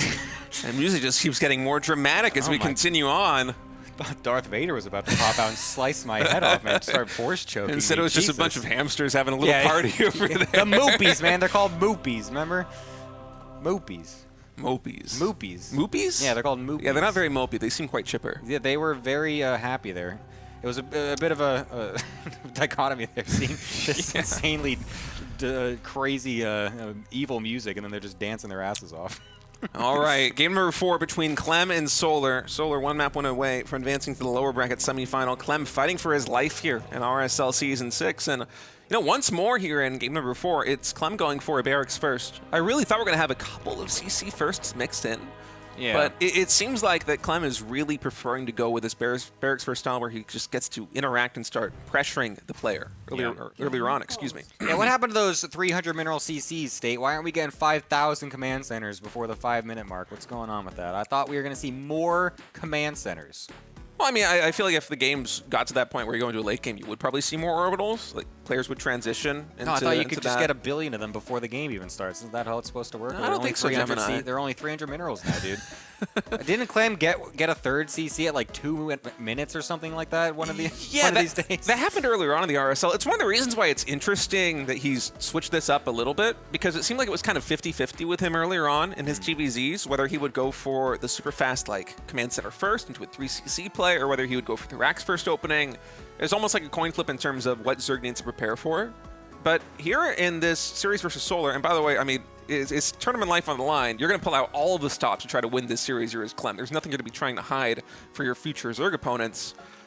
The fact that he's just gone to the Barracks first, I think that something has probably happened over the past couple of weeks, just makes him think this is the better matchup, maybe even specifically versus Solar.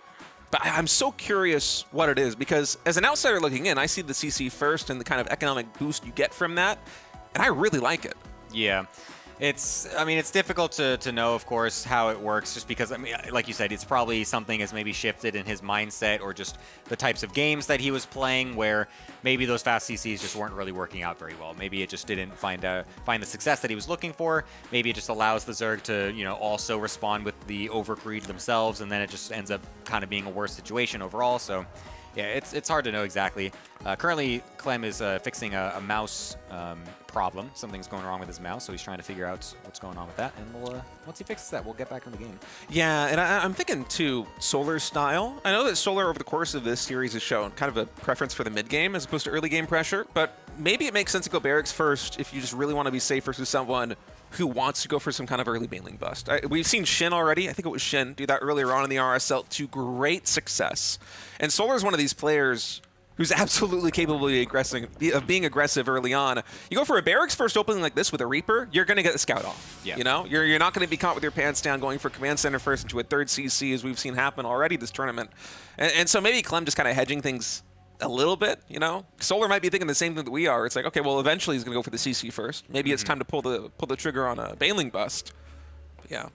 Yeah, I always wonder how much of this is mind games and how much of it is actual personal preference of what builds you want to go for. Right. I'm always so curious. That's like the most interesting thing when I watch pro players is where do the mind games actually come into play? Like how much because these players play all the time. They play so often.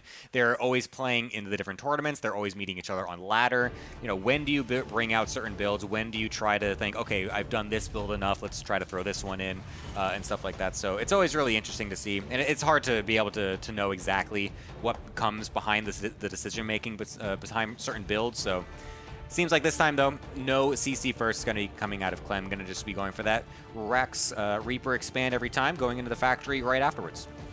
Yeah, now will this be a Reactor Hellion opening? We do see the Reactor getting started on the barracks, so it looks like it will be once more, mirroring games 1 and game 3 as the Reaper comes into the main base so far.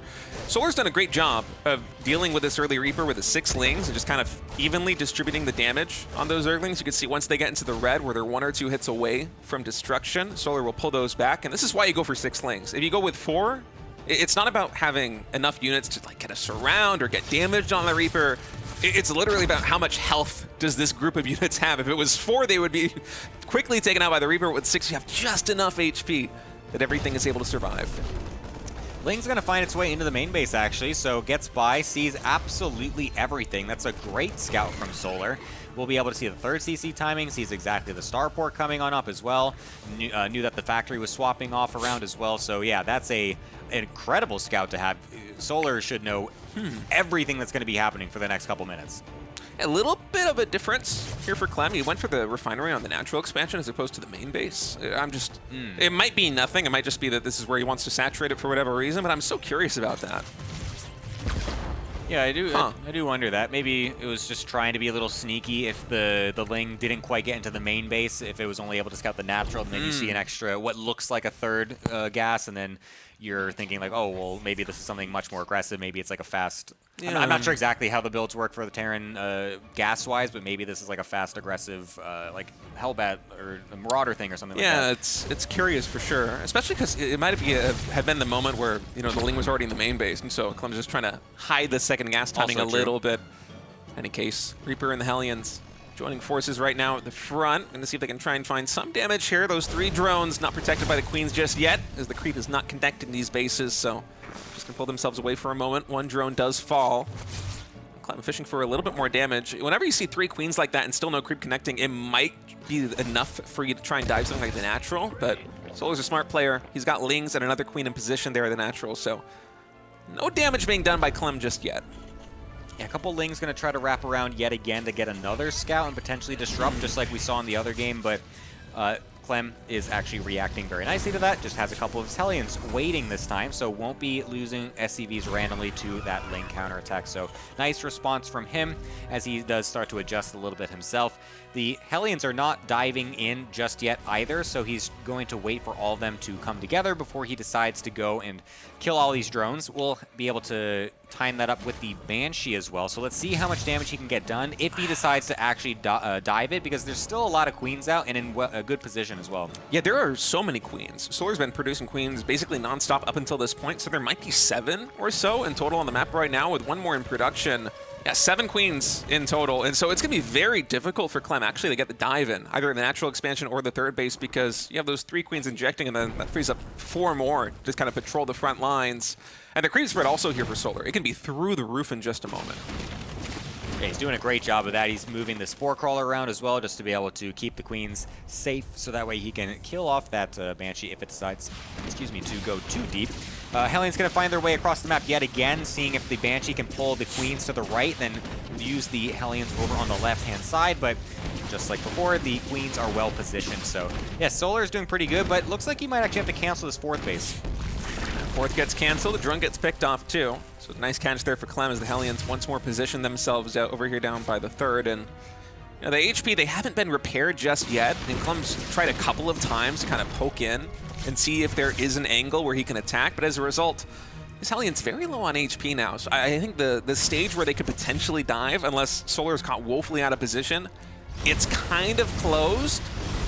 Their role is probably best suited now to try and keep the creep spread just under control. And by the way, this scan, so clutch for Clem. Sees the Baneling Nest finishing at the exact right timing, and also see the Spire, the natural expansion. Yeah, that Spire Scout is very big for Clem right now, able to respond in time. He will be able to get some turrets up. He'll be able to respond with the correct style that he would like to go as well. It might be a little bit more aggressive against the Mutas after the initial defense does go down. So yeah, very nice scout, of course, to be able to get that before the Spire is even close to finishing. Actually did he cancel it? Yeah, he did. He canceled and has got this Hydra Den coming in. So actually, really nice adaptation from Solar as well, realizing that he was going to be scouted, realizing that the reaction would be there, and trying to now flip the switch on Clem. Going back in the Hydra Ling Bane. So Hydra Den is done. 2 more hatches in production. Solar kind of expecting, I think, to lose one of these hatcheries to the push coming out from Clem. It's very hard to actually deal with this position. Clem having that siege tank in the back. The Hellion still alive. Add some splash damage here to actually deal with the Lings. It's a nice little wrinkle into this push. Oh man, the connections on the siege tanks with the Banelings are massive. Oh my goodness, that's just it. What? That was an insane moment. Dude, Clem just sucker punched Solar out of the game. That was insane. I don't even know how to properly frame that, because you go for the double expander as Solar, and I'm thinking that, like, okay, well, one of these hatches is expendable. You don't need 5 hatcheries right now, right? But Solar really committed to the defense right there, and I think he just didn't expect maybe the second siege tank from Clem, or maybe the positioning was a little bit too good, and Solar wasn't really expecting the siege tank to be there. But in any case, the siege tank's got like a couple of shots off on fully clumped Banelings. That was ridiculous. In a moment right before Bailing speed is going to be finished too. So that was just like the perfect timing. Yeah. Yeah, that was crazy. Yeah, it was just immaculate timing from Clem, just realizing there was probably going to be a slight weak point when the transition was supposed to be happening into Mutas, and then Solar wasn't even doing that though. He was getting a bunch of units out anyway, so it's almost like he played himself a little bit, trying to go for that Muta into the Hydra switch, but Clem was just so prepared to go for that attack no matter what. And yeah, just completely sucker punched Solar out of the game there. Yeah, that was a very abrupt ending to a game number 4. Yep. But we're getting ready to go into game number 5. This is for everything. The winner of this upcoming map will advance on to play against Shin at the lower bracket semifinal. The loser is out of the RSL. Let's go to Fear and Faith.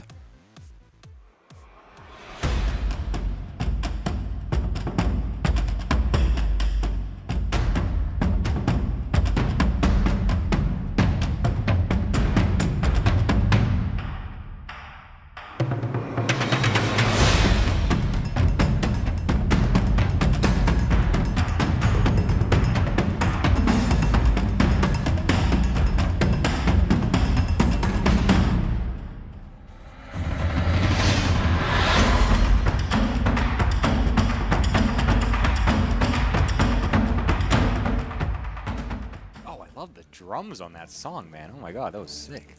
Yeah, those drums are pretty cool. Honestly, the soundtracks are a nice addition to these little map intros. This music from? Oh my god, they're so unique too. They're like not like themed all together. They're like totally different. I was like, that was pretty sick. All right, Fear and Faith here for map number 5, 4-player map that we have in this pool. And honestly, if Solar was going to get really aggressive on any map of these 5 maps, I would expect it to be here on Fear and Faith, because you look at the architecture of the map. It is so difficult to take a 5th base basically in any spawn for a Zerg player in ZVT. And as a result, a lot of games that you see, not just in ZVT, but also in ZVP, the Zerg kind of starts to fizzle out when they can't secure a 5th hatchery. You know, the first 4 bases that you get, they're relatively safe to defend in terms of the position of your main base and your natural to those bases, but they're also really close to your opponent once you take them. And so I think that Solar, if he tries to play a similar style to games 1 through 4, will have a much harder time defending the pushes from Clem, and that might prompt him to go for early aggression. Yeah, there's a good chance of that. I mean, you would think that, of course, because it's a 4-player map, it's so large, you'd think, oh, well, why wouldn't the Zerg want to just kind of, you know, stay back, try to macro out as much as possible? But yeah, like you mentioned, it's actually difficult to kind of go to the other quadrant of the map. You really are stuck into that 4-base setup that you have, and then going out afterwards is a bit difficult. You've got, like, the worker tubes on certain parts of the map to try and help that, so that way you're SCVs or your workers can go a little bit quicker to those other sides, but the army can't actually use those tubes, of course. So it doesn't really help in that regard to defend. It just takes it. It's a little easier to take it. But yeah, the map layout is very interesting in that regard. So yeah, you might be right. We could be having some early aggression coming out here from Solar. Yeah, and if it is an early aggression from Solar, I think he's going to have to play a much more conservative game here in game number 5. You need to go for a composition that can trade well with a Terran player on a relatively low drone count, because you're probably going to be stuck on 4 bases for a very long time unless things go your way swimmingly earlier on. So I think this is part of the reason why we have Clem going for the second barracks in the back. He's himself playing very safely because the potential for aggression is really good here for Solar. But even if Solar doesn't try and get something done early on, I think as long as this one goes into a mid game, and maybe even the beginning of a late game here for Clem, he'll be in a tremendous position. So Clem going for the safest opening that he's had so far in this series. It's going to be a 3 racks opening with a reactor. Yeah, it's going to be a lot of production coming out of him. He's going to have so many units. The Reaper, of course, is doing its little dance. We'll be able to kill off a Zergling. That was awesome. There's a lot of more... What else is that blood? What else just died there, Mabu? Might have been 2 Lings. I'm not sure. Mabu, show me the units lost thingy. I wasn't just paying. the one Reaper. Oh, yeah, it is just the one. It's Link. it's a very so bloody much blood. Zergling. Jesus Christ. It's like a mosquito. You just pop it and it suddenly just explodes in your face with blood. Good lord. All right, so we're going to try and take this third base right now. Again, as Solar, you don't want to expand towards the opponent, so Clem kind of knows that it's going to be going this way, but it's such a long walk for these queens, and oh my goodness, the grenade actually pushing the queen there into the drone. Oh, he's trying so hard to deny this thing, man. That was actually really good for a moment there, but... Even if you don't get the deny, anything you can do to try to slow things down is huge. And by the way, we were talking about the potential for early aggression here on Fear and Faith, how it's not a very good map for Zerg if it goes into a mid and late game. 16 more Lings in production. There's already a good number of them on the field. This is going to be a huge Ling flood in the natural of Clem. Yeah, Clem has not got this information whatsoever. There is the Reaper is sort of going back. It didn't see it. It didn't see it. But it is already in the natural, so he's not really able to find anything too early. All of the units coming on in to this ramp, trying to get us around, and they will be able to get on top of everything. The SCVs were pulled as well. Is that just going to be the end of the game because these Marines are dying so quickly? Oh, the surface area for the Lings was huge. I think that Clem can stabilize because Solar is droning behind this, but already, I mean, you go 3 racks bio, you're trying to build up to a timing with Stim Pack and Combat Shields. You want to retain the ball of Marines because it gets stronger the more units gets added into it. But Solar takes out the entire buildup of Clem plus 9 SCVs, and now it is 36 drones to 24 workers. I mean, this is huge for Solar. Yeah, that is a crazy opener. Clem had no idea that was coming. Thankfully, he was at least bringing the Reaper back. If the Reaper wasn't coming back, there's a great chance that that does even more damage, but thankfully he did have that coming back home. So able to stabilize like you mentioned, but I mean, you're stabilizing with 26 SCVs. Like, that feels so bad as the Terran player. You have Stim and Combat Shield finishing, and you have very little Marines. Like, this is when you want to be going across the map with that big ball of Marines to actually try and poke the Zerg down. And he can't even do that. He just is sitting back home. He's eventually going to walk across anyways, I guess, since, of course, the upgrade's finished. But, yeah, I mean, this is not the situation he's looking for in this game number 5. Clem needs to do whatever he can to try and just slow the development here of Solar. But, I mean, this is a ragtag group of Marines right now. With more Lings in production, there might just be enough to surround this. Keep in mind, you got to trade out as Clem. You cannot retreat all the way away. There's no medevacs. There's no engineering bay upgrades. The second Stim's going to come in on a couple of these units, too. And that's an easy cleanup here for Solar. 20 more Lings in production. I think the wall-in for Clem at the natural expansion will be done. It's only 1 structure away right now, so he should be fine in that regard. But, I mean, Solar just has complete map control. He can really do what he wants. And so he's going to go up into a lair. I wouldn't be surprised if we saw a 4th hatchery or maybe even a 5th hatchery get thrown down here by Solar if he wants to play a very Ling-heavy style. And this is just such a comfortable position for Solar to be in. I'm surprised he's still making more. Oh my god, he's just going to go for a Ling Bane all in or something. Like, he's just morphing them right out. I was like, why is he making so many more Lings? It's because his Baneley Nest is finished, and he's just taking this opportunity, realizing he killed so many Marines and SCVs in the initial attack, defended so nicely as well. He's just going to set up another attack, go right on in, busts down the wall, tries to get on top of these Marines, trying to get the Lings back there so that way he can get some Baneley connections, but excellent focus fire from Clem, able to kill a lot of those off, but there's still so many Zerglings. Yeah, it's mostly SCVs now versus the Lings here, and the wall is broken in. So more Lings are flooding into the natural expansion. The 3rd command center going to get denied right there. It's canceled by Clem, and it's all hands on deck just trying to hold on here in the main base. Solar with another push in has been able to reset the army of Clem once more. The natural expansion has to lift off. The depots in the main base need to raise for Clem to be able to stabilize here. And although the damage in terms of economy isn't huge, it's only 7 SCVs, the entire infrastructure of the natural is gone. The army of Clem is gone. It is so hard building back up from this position. Yeah, you called it at the beginning of the game, State. Solar needed to use the map to his advantage before it got absolutely ridiculous and has gone full aggression with this. And so he has found himself in a really nice position. 60 workers against 40, and with all of those attacks going down, I mean, the upgrades are going to be insanely late from Clem if he even starts another engineering bay at this point. He's getting that third CC because, of course, you just need some kind of economy boost after all of that craziness. So going to be using that those resources to try and get some more back with the third CC. Does go for the double eBay as well, as I think Clem realizes the only possible way this game could be a victory is if he hunkers down super hard and just tries to drag this as late as possible.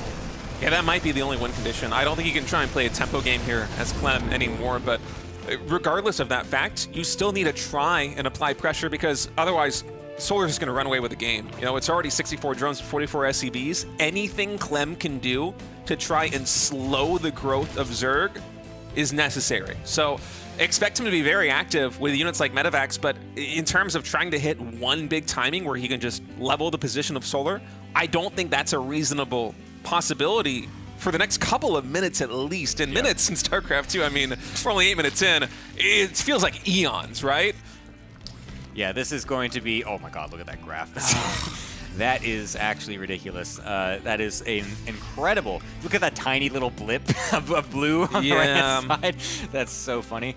But yeah, very bad situation here for Clem in the economy, of course. He's trying to get this third base set up over on the right-hand side, but you can see Solar is still lurking around with this army. He's going to try to make this as difficult as possible. The fourth base getting thrown down immediately by Clem, as he really just needs to try and go all in one way, and that's in the economy at this point, just to see if he can get these out so that way he can get enough mules, get enough SCVs to try and keep himself alive, but it's going to come at a weakness of his army.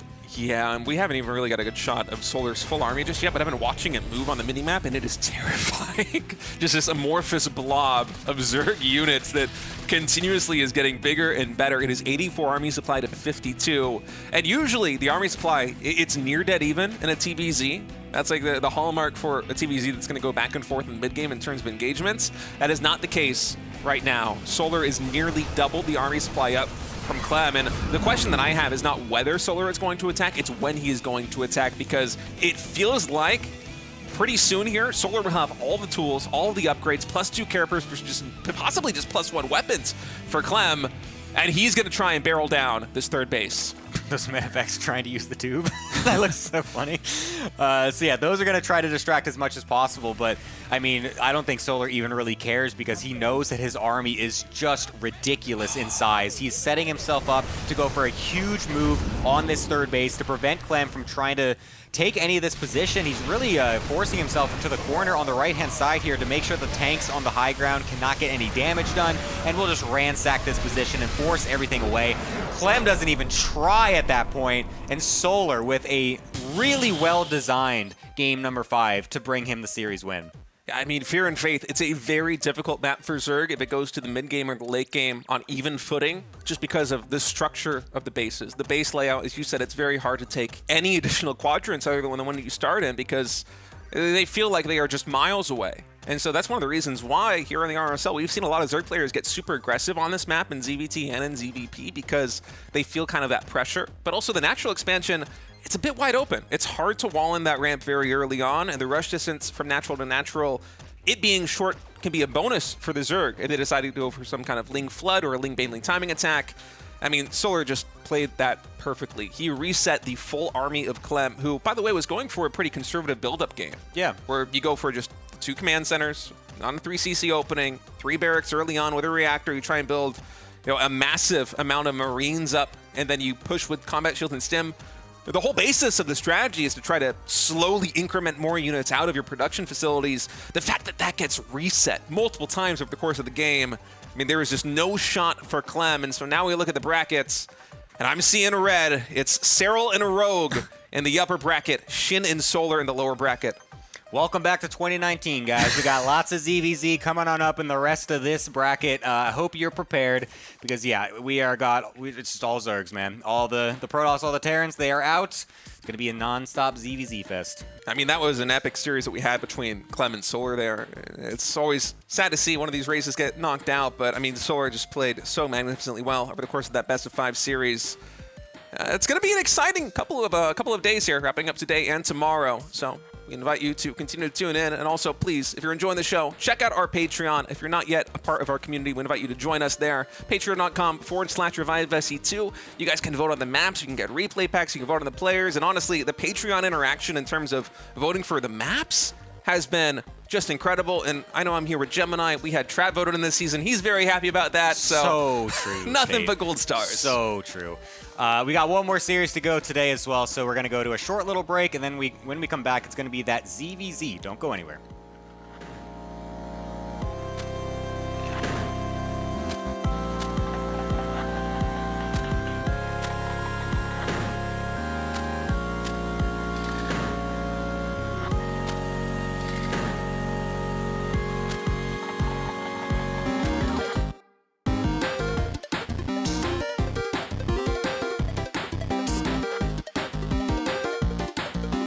Here, so should not lose anything whatsoever. So nice little mini crisis management there from Hero. Nothing too crazy, of course. Even keeps the probe alive that was scouting, so very nice from him. We'll just throw down that second gateway to make sure he's nice and walled up at the front, and then, of course, we'll be safe to take that third base once he does decide to do so. Around the 4-minute mark or so is when you normally would see it, as that probe does start to make its way across. Oh, okay, then that's a pylon. Well, he'll get that eventually. Yeah, I was pretty skeptical about that wall until that pylon got through down there. Yeah, so man, Hero looks a lot better. You never know with him, man. Sometimes he just lets it happen. It's just like, I'm just going to vibe this time. I don't care if there's a massive hole there. All right, so first Oracle about to pop right now. That should allow Hero to secure this third base. And it's pretty fast there. Nexus coming in here for Hero. It's not as greedy as it could possibly be, but the fact that he's doing this on the back of a Nexus first, you know, he's already gotten away with a fair bit of greed. Yeah, doesn't want to go too crazy with it.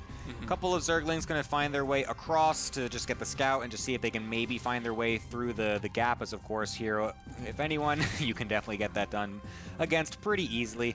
Spore Crawler going to get morphed over at the third base, but nice little choice to target it down. We'll actually kill it, so I think that's a pretty worthwhile use of the energy for right now, as of course the Double Queen was in the natural to be able to defend against it there. So finding whatever he can over here, even attacking that hatchery just to assert a little dominance. Yeah, you don't want to turn off the beam. It's 25 energy to reactivate it, so just kind of let that thing keep running until you're certain you can't get any more damage done. And some nice moves. You know, Solar was pretty buttoned up there on the defense, but Hero was still able to get 3 drone kills in total. This Oracle was trying to get a little bit more, catching the drones, transferring down into that third hatchery, but instead it's going to have to settle for a couple of creep tumors. And that still is helpful. You know, it's less transfuses later should Solar try to go for a push. It's also possibly delayed injects. At the very least, it slows down the creep spread, so some nice moves coming out from Hero. He's going for this Adept follow-up yet again with Warp Gate finished. You get those out really quickly from the gateways, so we'll go into this yet again, gets a lot of them. Goes into a Forge behind it as well. Not quite a Twilight Council. It will be the very fast Fleet Beacon, so yeah, still favoring those very fast Mothership transitions. We don't have the second Stargate just yet, and since there's a Forge on the map as well, it's very likely it will just be that super fast Mothership, but I never really know when it comes to Hero. Regardless, here come those couple of Adepts, gonna find their way into a Zergling surround. That is a nice reaction from Solar. Yeah, Solar got a pretty good surround, but Hero also making the best out of a bad situation using the architecture of the map to try and reduce the surface area. I kind of expected these Oracles to try and find a path to join up with those Adepts. Maybe those Queens actually parry them away from joining in, because that's what makes the move like an Adept Shade like that work, right? Is having the Oracles fly in to assist, but instead Solar able to defuse the situation very well. Yeah, Zergling's gonna try to do some sort of counter damage. We'll just settle for a cannon, as there are plenty of defenses. Otherwise, Oracle's gonna be drawn back as well, but yeah, that's going to be an easy defense for Hero, but now we'll also send 3 more Adepts into the natural. This is what Solar was not expecting after killing so many Adepts earlier. Didn't really think there would be another 3 finding their way so quickly over here. We'll be able to get 4 or 5, potentially a few more drones, but nice micro. Wow, very good from Solar to keep those away for now, but unfortunately just kind of lets off the gas there and just, they all die anyway. 7 in total. I thought he was going to cancel this carrier, but now I'm beginning to believe that Hero's actually going to allow this one to complete. And it's going to get scouted immediately. I'm not sure you can get away with this right now as Hero, but perhaps... Did he scout actually the Hydralisk Den with those Adepts? He must have, right? I think the carrier play can work versus Hydras. If Solar had Aspire, though, this would be something that would be very scary for me, Gemini. Yeah, he did get he the did see it. scout on that Okay. Hydra Den, so that's very good. Tons of gateways getting produced as well in the natural, so Hero's really just getting all the production possible, even that second Stargate. Yeah, it's very interesting that he's going into this just like one carrier at a time. Transition before really anything else, still getting, getting charge and +1, so a really ragtag looking army coming out from Hero is he's really just going to try to hunker down on 3 bases for a little bit. Yeah. Well, that's a mighty supply block. I was wondering why he wasn't making any more carriers. Like, is he only just going to make the 1? Oh, we'll see after these 5 pylons are finished. Nope, there's 2 more. All right, well, these carriers, unfortunately for Hero, are going to be a little bit delayed. And that might come to fruition. That might have an impact on this game later on because Solar, he's gearing up for a very strong timing attack here. The Overlords even come.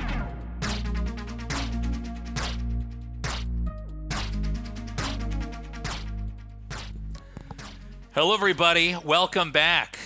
It's all Zergs from here on out. Yep. Yeah. Hero and Clem are gone. We're going to be doing Serral versus Rogue coming up here. Now, this match is very important. The winner of this match will be playing on the big stage at BlizzCon. Yes. Yes. Very important implications here. And then, of course, tomorrow we're going to continue on with the RSL and decide who that other player is. We've kind of chopped up the format this way so that each day something's a little bit hype. Yeah. So, first of all, shout-outs to Blizzard for giving us this opportunity. Artosis and I are going to be casting the Classic Cup down there, and I kind of pitched this idea, and they were open to it, and now we're doing it, and it's so cool. But first of all, when we started the RSL, our vision was basically to have 3 seasons every year and then have a big offline finals. So, like, as if all the StarCraft tournaments were to disappear for StarCraft 2, we would at least have 3 solid big seasons with kind of like our world finals. Yeah. Right? And we called that our offline finals. So last year, we did a big event here in Seoul. We rented out a big esports arena. We filled it up. It was awesome. We got to see a lot of you guys in person. It was very cool. But now a lot of people think this year's offline finals is BlizzCon. That's actually not true. Yeah. So we are going to be announcing the location of our offline finals here tonight. So the winner of today's match is going to go to BlizzCon. The winner of tomorrow's final match is going to go to BlizzCon. But once we're done with that later this year, we're going to be in... Throw it up! Oh my! We're going to London! Oh my God! November 21st and 22nd. This has been in the works forever. We're going to have more information on the exact venue and when the tickets will go on sale. You can come and see this live in person. We're so pumped. Bloody hell, mate. We It's are gonna going be- to London. It's actually taking place. Sturgeon's going to go to his hometown. You guessed it, guys. It's going to be in Big Ben. All right, they let us take it for the weekend. So this is going to be very cool. We're going to be flying out there. Hopefully, you'll be flying out there.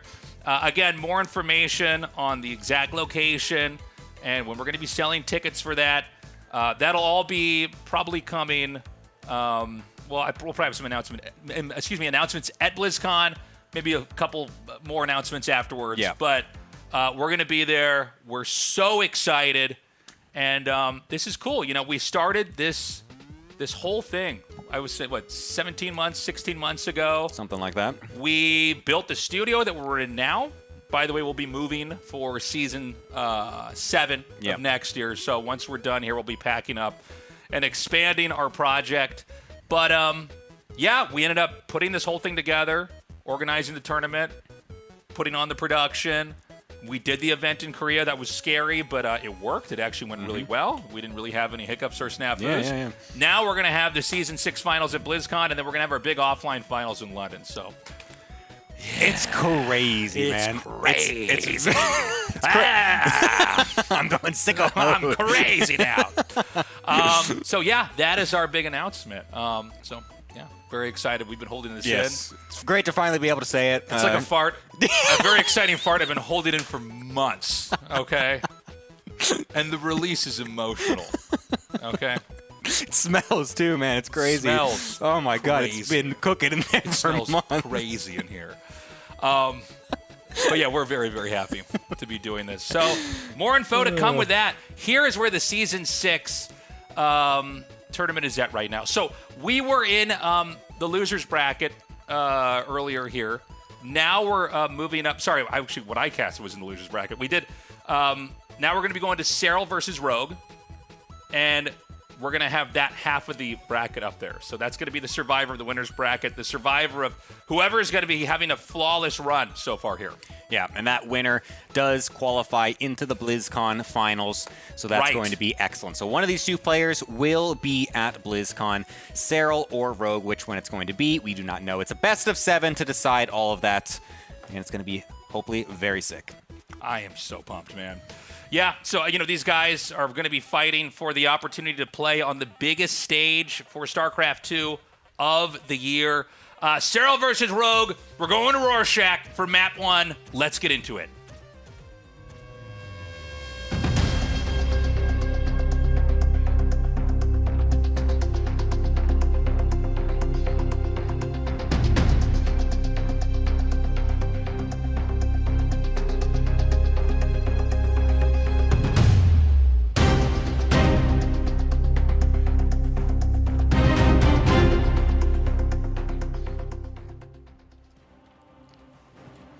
All right, guys, let's get into it. We've got Rogue here in the bottom right and Serral in the bottom left. All right, first of many ZVZs to come. We'll see what exactly we've got in store here. Is it going to be any early pools? Is it going to be some early all-ins? Are we going to have some crazy Roach versus Roach stuff going on? We saw a lot of that earlier in the season as well. So, yeah, curious to see what exactly does go down. By the end of this next couple series, I feel like I'm going to become an expert at this matchup because we're going to see every possible scenario. I was talking about how after we lost Hero, it was Warcraft 2. Well... Now it's the worst matchup in Warcraft 2. Yeah, it's going to be all ZVZs. And I'll tell you what, some seasons, one matchup is a lot more important than others. Mwah. It's kind of a little bit of a European overlord kiss there, just on the cheek there. Yeah, man, they heard about us going to London. Yeah, a little bit of an European overlord pass there. Yeah, man. Yeah, sometimes one matchup is more important than others. Definitely in this season of RSL, ZVZ is going to be the matchup you got to be good at if you're going to win. That's for sure. There's going to be a lot of that coming on up. I mean, both these players, I think, are very good in the matchup overall, I would say. They're definitely well-versed. I mean, Serral, I feel like maybe is a slight weakness, I would say. He's obviously good in everything he does, and he's the best player that we've had as of yet, so he's generally going to always be very strong. But I feel like if there is something in that incredible, shield of armor that he's got, it's going to be the ZVZ matchup. I feel like he can sometimes falter to, people like Raynor and some of these people that are able to kind of take him out. So maybe Rogue is able to bring out some interesting stuff here and maybe force Serral down to the lower bracket. Yeah, we'll see. I mean, I think if Rogue wins here, it really is a crazy upset. Serral has been on top of the world off and on for a while now. Mm-hmm. He's basically been the most dominant player outside of Korea. He's been usurped at times by Clem in that front. Raynor's been a real threat in the past with that, but Serral does seem to be most recently kind of untouchable. Mm-hmm. Now, Rogue he's an interesting player to be casting right now because, he did his military service. He's back, and I got to say, he looks really good. Sometimes you see players, and I don't want to say a shell of their former selves. It's probably maybe not the right expression, but they're like a version that is good, but maybe not as versed in all the types of styles of play, not as modernized, maybe not as attuned to like the new meta and especially in the versions of StarCraft we've been playing through. We've been in like a kind of patch heavy version of the game, right? There's been some pretty dramatic changes. The meta, I feel like a lot of our casting has been kind of like discovery mode. Yeah. Let's see exactly where this game goes instead of trying to like authoritatively say what should and will happen. But why I'm saying all that is because Rogue looks really good. And he's had as wide of a range of playstyles as I've ever seen. So, I think, and that's also very true in ZVZ specifically for Rogue 2 here. So, I think there's a lot of different types of ZVZs we could have with these two, and I'm super excited to see how it goes. I guess the big question is it going to be close, or is it going to be one-sided and Serral wins? Yeah, exactly. And Rogue is already kind of doing something slightly different from what Serral's been cooking up as well. So Rogue has also gone for a very fast +1 Carapace with the Ling speed coming a little bit later, and the third base and Baneliness also slightly later. So he's favoring these really fast upgrades here to perhaps get an early advantage in some of these early Ling Bane wars that might start to come up now. As Serral starts to get this information, he's going to start making a good amount of Lings and Banes himself. He's going to start pressuring this third base over on the right-hand side, see if he could kill that off, force a cancel. That would be really great, and then he could transition into Roaches behind it with his own third base, but he's cut a lot of drones to be able to do this. So Rogue's going to be on the receiving end of this.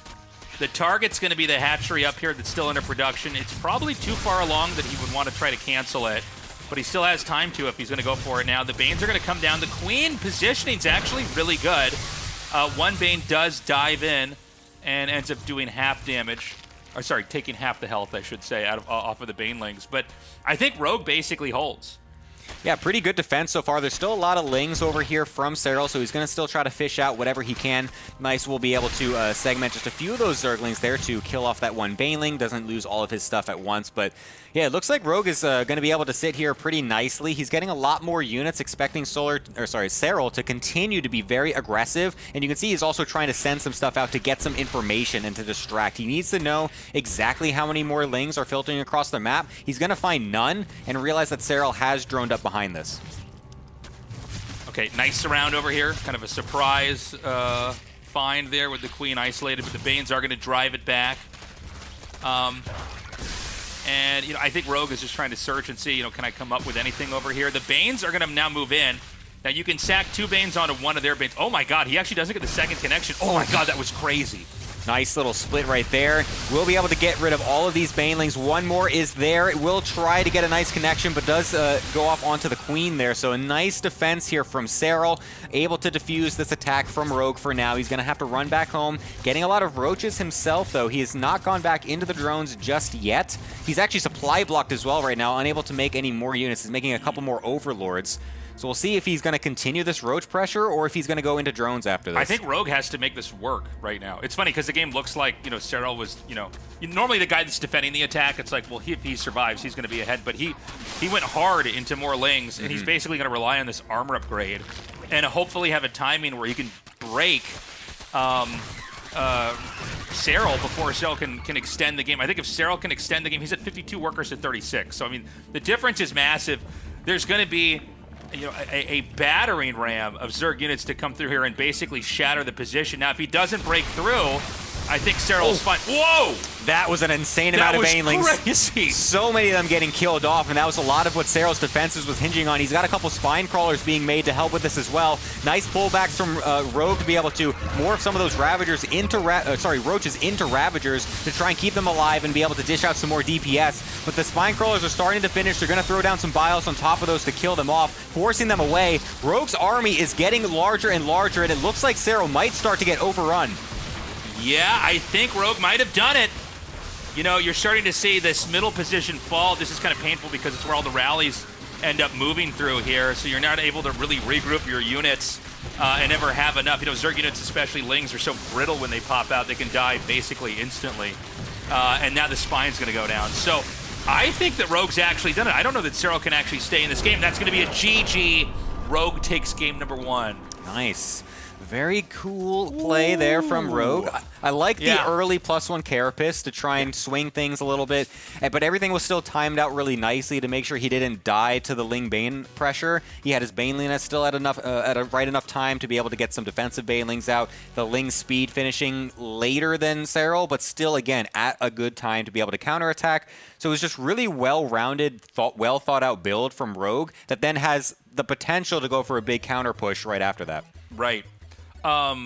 Beautifully done. That armor upgrade really paid off.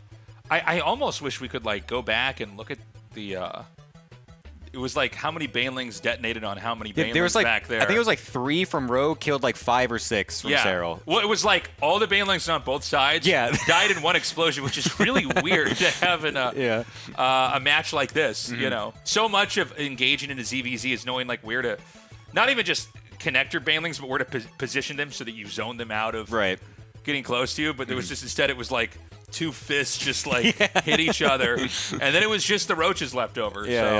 I mean, it went well in Rogue's favor. I think that's exactly what he was looking for. So a nice little quick win there from Rogue in game number 1, where it looked like for a second maybe it was going to be a good defense from Serral, but yeah, no, he comes away on top with one of his other creative little builds. Yeah.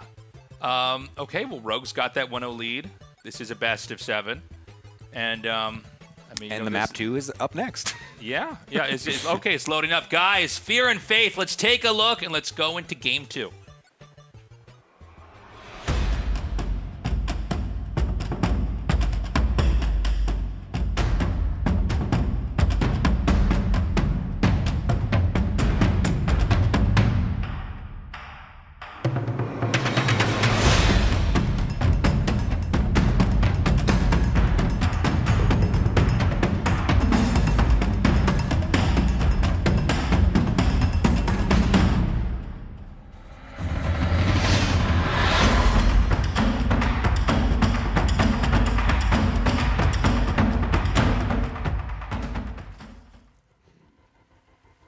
Don't move to downtown. Looks grim. Looks grim on this map in downtown. All right, guys, we are in map number 2, and I'm very pleasantly surprised that Rogue took a game. Yep. That's pretty hype. That's pretty crazy. Let's not forget. So what? Has it been 6 years since that we've had StarCraft 2 at BlizzCon? Is that right? It was right before the pandemic. Yeah, like 2019 into 2020. I think was the last one. Was 2019 the last year of BlizzCon? I think it was, because then it changed into the IEM Katowice as the World Championship. That's right. And then it just didn't go back. And then I was like, I don't know if we're ever gonna have BlizzCon again. It was kind of weird because I was so used to going every year. Yeah. I've been going to BlizzCons or like working at them since I was like 20 or something like that. And then I went, I guess that's gone, right? And I'm sure for a lot of these pros who competed there, it's the same thing, right? But the last couple of BlizzCons that we had, a couple of those are won by Rogue. That was really where I think Artosis would make his thesis, right? Was Rogue the GOAT? I think for a period of time he was one of the best. Yeah, absolutely. He was the most dominant player. He got some IEM Katowices there as well when that was the World Championship. So, yeah, I mean, Rogue has definitely built an incredible career. And like you said, one person might say it was the best career, but others might say otherwise. But yeah, and I mean, of course, Serral also has played on the BlizzCon stage. Yep. That was one of the finals that stuck out to me so well because I was like, oh my God, the foreigner's first going to win on a big stage. Yeah. And I was kind of having like an out-of-body experience. I wasn't really casting that well. I was kind of like, it's happening. But yeah, both these guys hungry to get back there. And by the end of this best of 7, one of them will have made it. The other, of course, will have a second chance, depending on how the matches go in the lower bracket. Yeah, for now it's going to be, like you said, Fear and Faith is the map. It's a 4-player map, so both players not going for anything super crazy early, just getting getting their hatcheries set up, getting all their drones set up. So very standard openers from both of them, just being as greedy as possible without being absolutely ridiculous, not going for anything super insanely greedy, but yeah, they're going to be setting themselves up nicely. Serral is going to be trying to get that third base nice and quickly. Rogue has not quite sent out a drone just yet. It looks like he actually might be doing that just about now. Yeah, so we'll be just getting the Baneling slightly earlier than the third, but yeah, nothing too insane on the deviations. Yeah, you can have a Baneling's nest made, but if you want to know if it's going to be aggro or not, you have to see how many lings are actually made, because a Baneling's nest can just be a measure to like ensure that you can actually parry their Banes with yours. So we'll see. We'll wait to see if there is going to be a ling explosion on one side or both. Apparently this used to be a nice surf spot. People go, this is Surf City over here. Where's the water? I haven't seen any water nearby. Does the edges of the map have water? I don't think there's any water on this map. Not even the outskirts. No, we're literally in the middle of a metropolis. Like, where are these surfboards being used? That's a good question. Are they being sold? This is the question that needs to be answered in this very important match. Maybe they're waiting for some water to come here. Yeah, so they're in a drought at the moment. Yeah, they're in 2026 Europe right now. Yeah. When I was living in Kansas, there was like a ski shop that you could go to, and I was like, that's weird. That seems like a bad business move to have a place to buy skis out here. I mean, I guess someone can buy them and then go to a mountain and ski. But, wouldn't it be make more sense to have that be next to the mountain? Yeah. Instead it's of a bad 8 business hours decision away? to, on this map, open up a surfboard shop. So we've got the Roach Warren. We have Armor coming again. Armor coming on. If it isn't our old friend, the Armor upgrade. It did really well for the first time. Well. It's finding its way right back in yet That's again. how you beat Cyril, currently the best in the world. Get you go that for the armor old upgrade. The Well, it old makes your +1 units armor. absorb a little bit more damage. Didn't Gemini. expect that one, Yeah. Cyril, did you? Nerd. Well, now you know.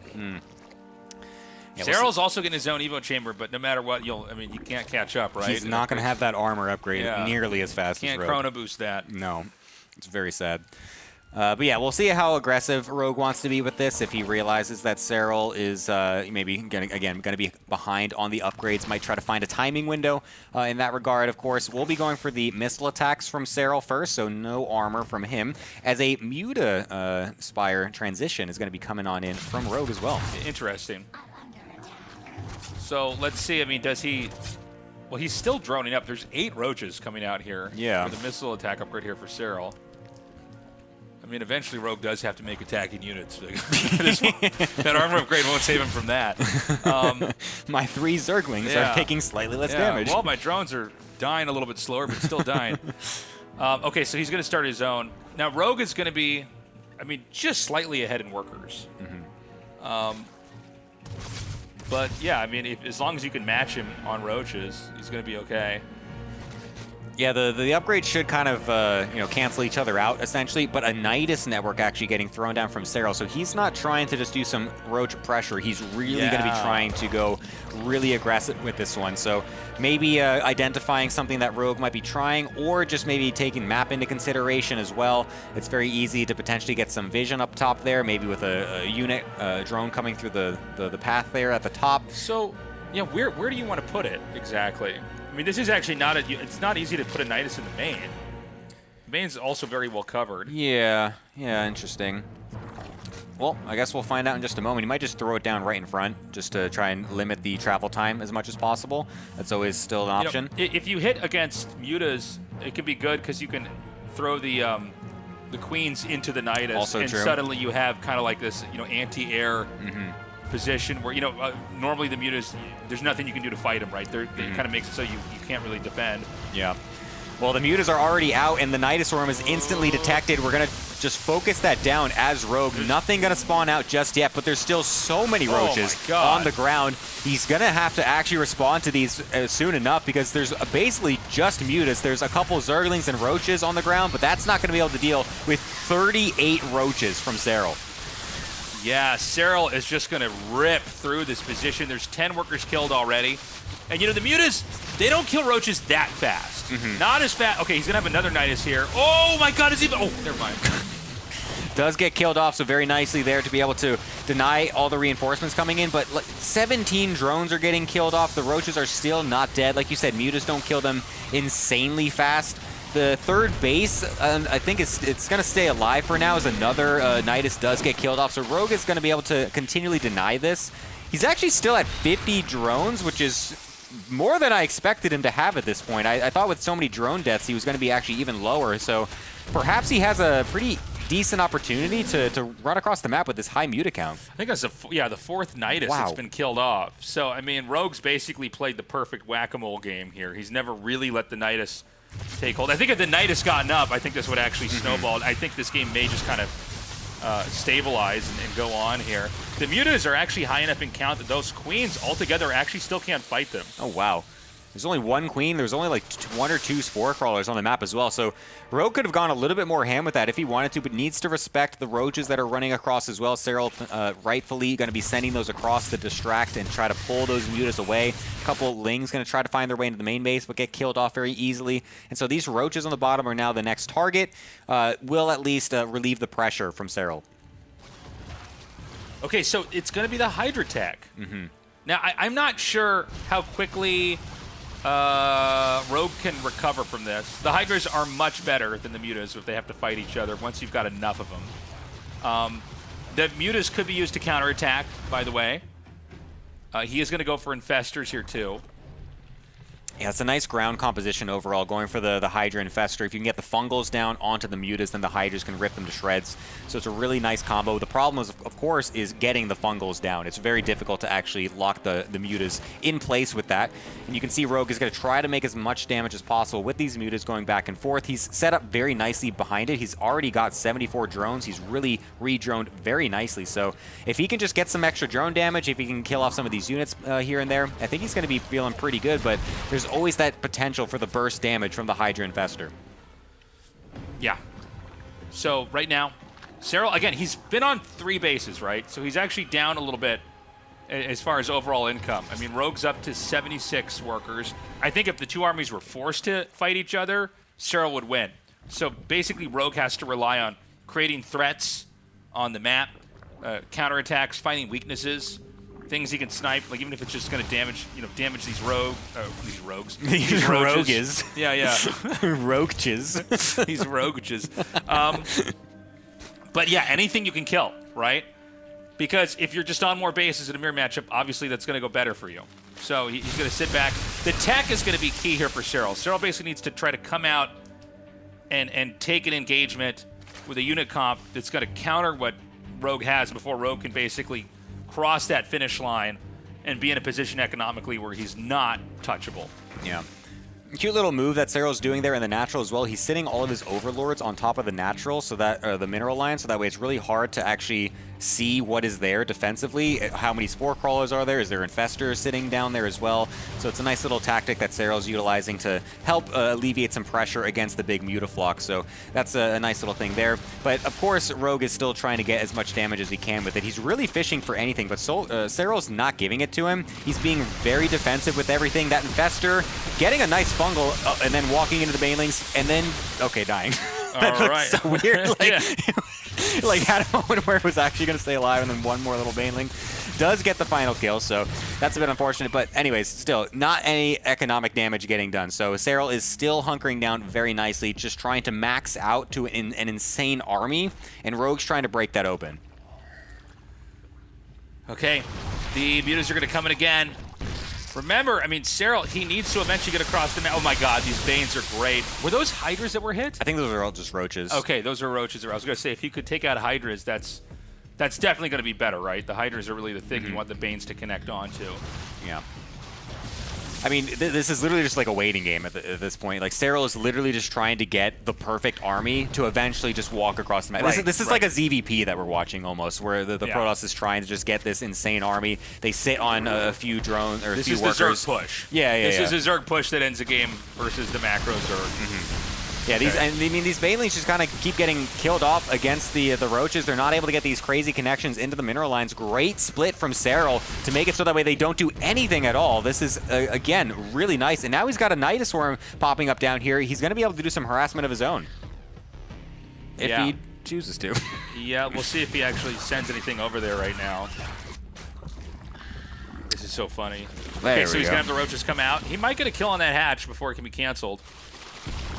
But you can see it's a pretty modest amount that he sent out. I think he's also afraid of a full-on counterattack. Yeah. Base. I mean, Rogue is really suiciding so many banelings. I've seen so many Banes hit roaches. How many banelings have died this game? I feel like it's already insane. 81. This may be some kind of like interesting take on the math here, where you just know you have so many bases. It's like just spend all your gas on Banes and keep hitting him over and over again. And this looks wrong, but it actually turns out to be fine. I mean, he definitely wants to be killing drones, obviously. It's not great that he's just suiciding him into the roaches. But, yeah, I don't know. It's kind of interesting, but he is going into a massive Ultra switch behind this as well. So he's going to be going for Ultraless on the ground with Lings, and then the massive Mutaflux that he's got in the air. It's going to be a really unique looking unit comp coming out of Rogue. Okay, he's going to try to snipe these lurkers. Nicely done. Nice. Takes out 2. He could. Okay, he decides to not reverse that, not wanting to overextend into the Hydras. And we've got 2 Ultras coming down here, so this is getting pretty interesting. I think Rogue may be playing a near-perfect game. Yeah. Like, he's basically kept Serral oppressed. He's taken literally half the map. Yeah. That's actually insane how many bases that he has right now. The Overseer is still alive, so he's going to be able to throw down another Nidus Worm, and that could potentially do some good damage with the counterattacks on the Roaches. But it's just canceling one of like 50 bases that Rogue has, so it's not even like it's going to be doing an insane amount of damage. It's not going to cripple Rogue in any way. He's sitting on 84 drones with so much space to send them to. He's going for a Nidus Worm himself, so he's going to be able to do some of his own counter harassment into the main base if he can get some vision up there. But yeah, both players don't really want to pull the trigger just yet. It's a massive stalemate. They don't really feel comfortable going for any huge aggression just now. Yeah, you know, it's an interesting... Oh, hold on a sec. There's a Nidus popping up in this space. Yeah, yeah. Ooh. Ooh. He saw it. Go. Oh, he's got burrowed Zerglings. That's so cute. Unfortunately, some Overseers are here, so those will get killed off as well. But a nice little move from Rogue to try and get some extra vision for another Nidus Worm. But again, another failed Nidus Worm. Both these players, I'm watching, like, this is Cold War era, like, politics no, this is, I'm looking at. Like, this is insane. This is trench warfare here. This is no, it's kind of wild, right? Now they're both Nidusing each other. Somehow you don't get vision of that. Interesting. Okay. Wow. Yeah, they're literally just not. Who can put more Niduses? This is mutually assured Niduses. Like, this is so ridiculous. Yeah, and then it just ultimately turns into a game of Battleship. It's like, okay, well, I know he's got something somewhere on the map. Which square is it on? So he's got Ultras. Now, Ultras are actually not great at against Lurkers at this angle, but he should have enough to get through there. He took so much damage on those Ultras. Dude, it's like a tower defense game. He was using all those Evo chambers to filter the Ultras into the Lurkers. That was actually crazy. I once saw this movie with Steven Seagal where he, like, shot his gun and killed 3 guys with 1 bullet, and that was basically what happened to those Ultras. And he was doing so sitting down with a limp-wristed trigger finger. Yes. So, I mean, that was wild. I don't want to be, you know, it's funny because Rogue's in this position where it's, like, hard to be inefficient in fights. It's like, well, you have, like, more than double the income. Yeah. But he did do that. He did run those Ultras in there. They're both maxed out. Rogue is going to start to just get heaps of income. This is going to add up. You know, a lot of games with Zerg in non-mirror matchups, you win because you get a lot of larvae, you get a lot of money, you throw everything at them, you see what composition their army has, and then you switch into that. But I never really cast ZVZs where that's also the case. Yeah. It's very rare that it happens in this matchup, it feels like. And if it gets to this and say, oh my god, this is so many Ultras coming out of this Nidus Worm into the main base, trying to kill off some of the infrastructure. This is the first main engagement I feel like we've seen in this game. We'll just be able to back away with some of them. A few of them will just be left to try and deal as much damage as possible. And then the Mutas come over into this side base, get on top of some of the Lurkers and the Spore Crawlers. We'll be able to kill some of those off. They will lose some of the Mutas as well, but again, it's not game-ending damage. It's not some crazy swing out of Rogue. It's just trying to pick little pieces apart. How does this Rogue game is end? now taking the bottom right. So this is a ZVZ in StarCraft 2, but I could have sworn it was a PvT in StarCraft 1. I can't believe this is a mirror matchup. This is whack. I've never seen a ZVZ Are you look sure like they're this. the same race? They have to make the same units. They play the same way. This is one of the more unique ZVZs I think I've ever seen. Like, I've seen bits and pieces of this interaction happen before, but never to this extent, I feel like. Yeah, I mean, I don't think Serral can win, right? There's no way. I don't know what the win condition for either player is, I feel like. Well, here's Rogue's is he has to take every other base on the map, okay? No, I mean, in what world does Serral push out and this works? But also, I feel like the army, I haven't actually gotten a good look at the army of Serral. How many Lurkers does he actually have on the ground is the question. 14 is crazy. Like, how do you actually attack into that as Rogue with 14 I don't Lurkers? think you do. I think but then there's 19 Mutas, of course. This is a whack game. This is crazy. No, I think there's no way the Rogue can lose this, right? Well, the Burrowed Roaches are going to try to do something, coming over here to kill off Spine Crawlers. I mean, this is gas income, basically. He's not actually using these bases for minerals at this point. There's no way to have, like, every single base here and have the workers mining for it. So you're basically, like, you know... You're just getting whatever resource you can. And the easiest way to do that with minimal resources These are like summer houses in Zerg. This is your vacation homes. Yeah. So Serral does do his first push. Now, the thing about having this many bases as Rogue is, like, you can drop a base and nothing changes as long as the drones got out. Yeah. So it's like, okay, you just swap the workers to something else. What? Whoa. That was... Wow. Intimidation Burrow. That's right. Did he think he had, like, the Burrow charge upgrade from the HOTS beta or something? I'm not He was just sure going what that to jump was. on top of them? That was interesting. Well, So yeah. I guess one way to look at this is Serral needs to eventually get another base. He will run out of money first. Yes. I mean, Serral's gas income has also been extremely low for quite a while. He's only been getting like 500 gas per minute right now because he's only been on these 4 bases. He can't actually get anything else. Oh, dude. He can't get up there now. Oh, my God. He can't. He's gonna. He can use the Vipers as well to throw out some blinding clouds against some of the air units. And now these ultras, yeah, you're right. He cannot get up this ramp whatsoever. It's gonna be so, oh my God, the lurkers on the ramp as well is gonna make it so impossible. The mutas are trying to do whatever they can as the blinding clouds get thrown down. This is so ridiculous, and the clumping on the mutas as well. They're evaporating. I can't.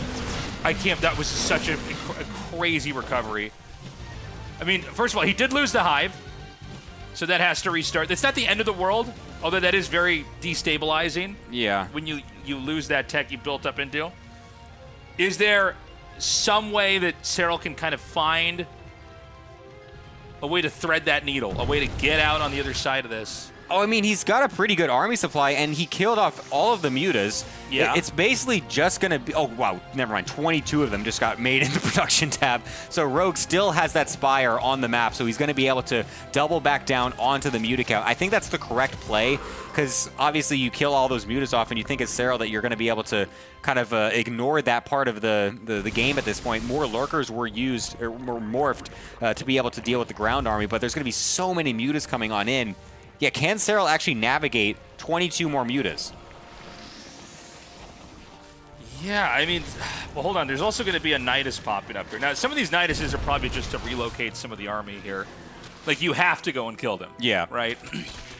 Now, this is the only base, the one that's being attacked by Lings, this is the only base that Serral can take. Yeah. Realistically. Oh my God. The mutas are actually just going to dive bomb the whole army as well. There's one Viper throwing down one of the blinding clouds or parasitic bombs, trying to kill that off. A nice split from Rogue, and he's going to be able to just dive bomb absolutely everything. There's very few anti-air units on the map. In fact, I think there's only the Queens right now. There's one Infester as well that is just left in the middle of the map. So the mutas are doing so much damage. I think it's almost over. I mean, there's no resources to mine back at home for Serral, so he has to have some kind of a Hail Mary play where he sets up a base and keeps it. And that is to the money that is, by the way, it's 8.7K to 2K gas. Yeah. Minerals gas, excuse me. So, like, he can just buy his way out of this problem. Yeah, I mean, he's killing all these bases on the exterior as well. The mutas just cannot be killed. There's so few anti-air. The majority of Serral's anti-air is spore crawlers. And you do not want to be relying on that as your way to kill off the entirety of the other player's army. Okay. I mean, I think he's done it. I think Serral put up a crazy fight. And in some ways, I'm like almost more impressed with him. Yeah. So, you know what I mean? Like for how absurd this game looked, like he did, look pretty scary while being cornered. But you're seeing now the resources. It's long distance mining drones taking. How fitting! How fitting for our offline London event. They're taking the tube. Oh, the tubes! Oh man! All right, so that was nice. I'm just okay. There we go. GG. I was like, someone's gonna leave, and it's gonna be Serral. All All right, you know what, guys? Everybody needs to apologize to Artosis right now. That's true. Everybody.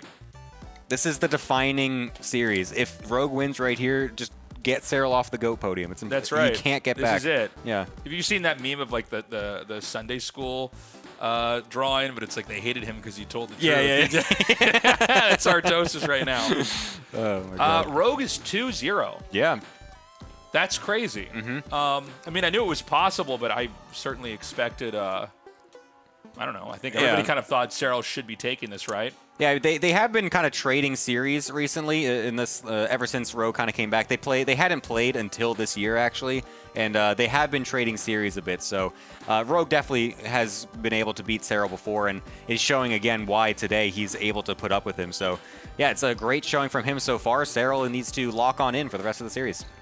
Do us a favor, everybody. If you're watching on YouTube, please like the video, or you're watching live on YouTube too. Like, leave a heart, whatever. Leave a comment if you would. If you're not on YouTube, if you're watching, we're on other places we stream like Twitch. Do us a favor and subscribe to the YouTube. We're trying to get this out here. We have been growing. By the way, the live viewership on YouTube is insane compared to the subscribers we have. But we're just trying to build this out. Having a YouTube page and starting one, it's kind of like a garden. Yeah.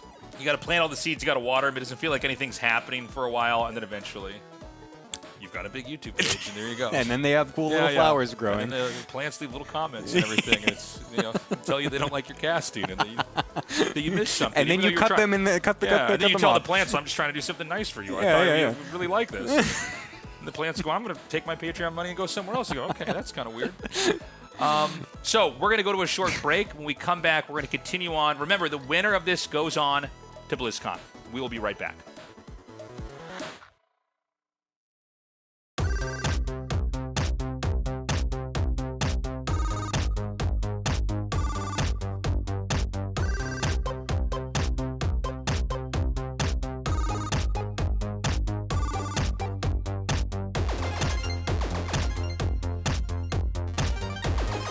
For it to be a safety one that time, so the early economy changes are a little bit different for now, but yeah, one Zergling getting a massive scout. Look at all those Zerglings coming out from Shin. So Cyril, yet again, with that impeccable early game scouting, knows exactly what's happening right when it is coming out.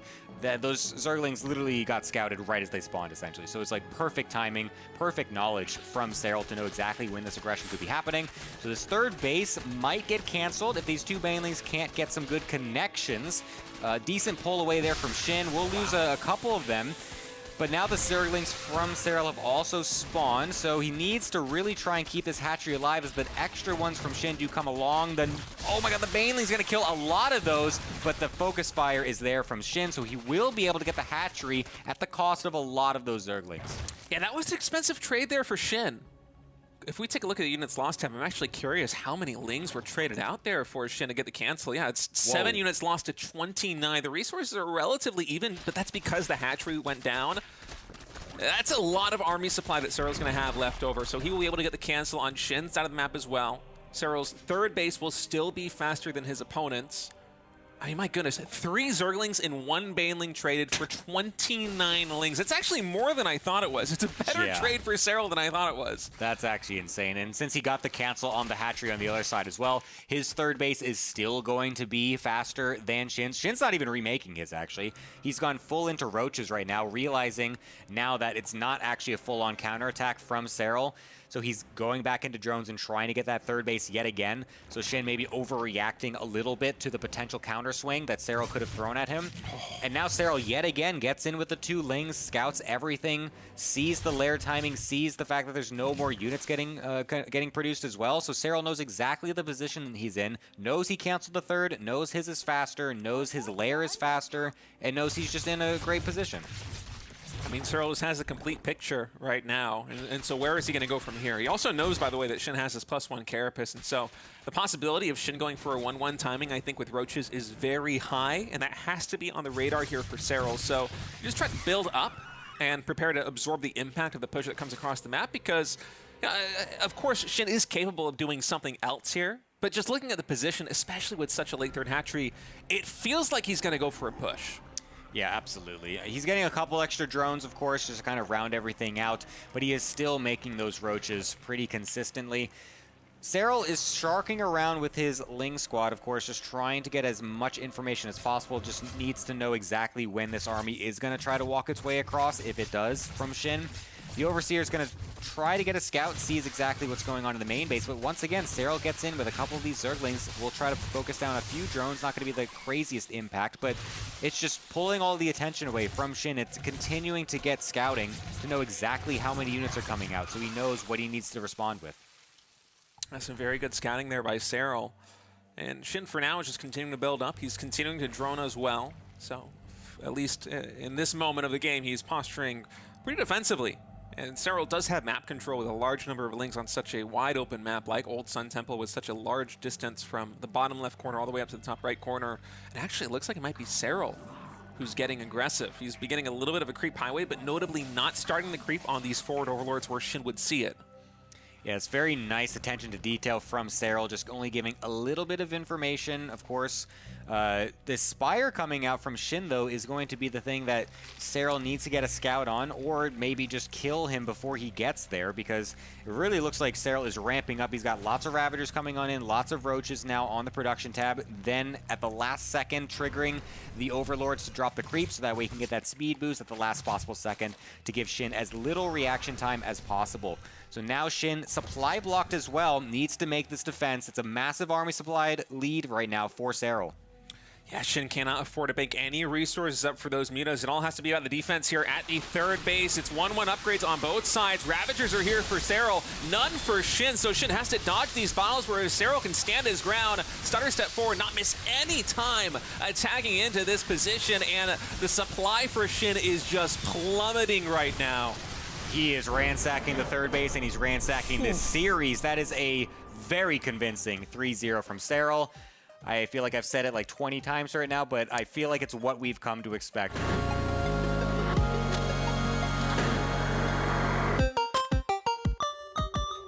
Welcome back, everybody. We are going through the upper bracket finals right now for RSL Season 6, and Rogue is leading this ZVZ 2-0 over Serral. I'm State. With me is Sturgeon, and that game, too, was crazy. That was the wildest ZVC I've seen in ages. I was just saying the only other similar game we've seen is Reina versus Shin, but that game was much shorter, and this game was much longer with way more bases on Rogue side. It was madness. Just complete, like, absolute madness.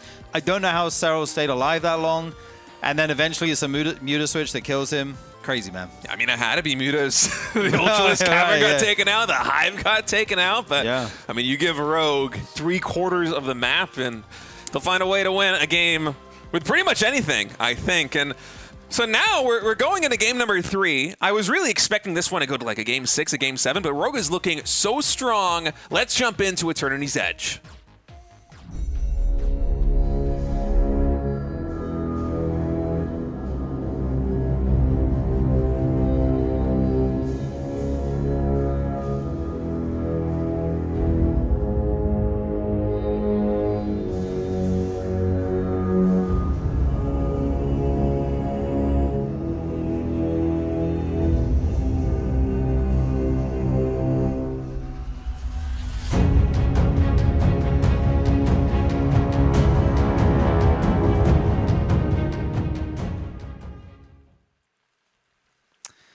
All right, shout out to Press One. We are here on At Eternity's Edge, and we find ourselves with Serral down 2-0 in a series. Rogue leading right now. How often do you say that? Not very, but that is the world we are living in right now. The GOAT looks like he's waking up here. He's got to, hit his stride as this series progresses and unfolds. Here in game number 3. Yeah, Rogue spawning in the bottom right is the red Zerg. Serral, the blue Zerg up there in the top left. And keep in mind here in this upper bracket final, Rogue going for the gold base, by the way.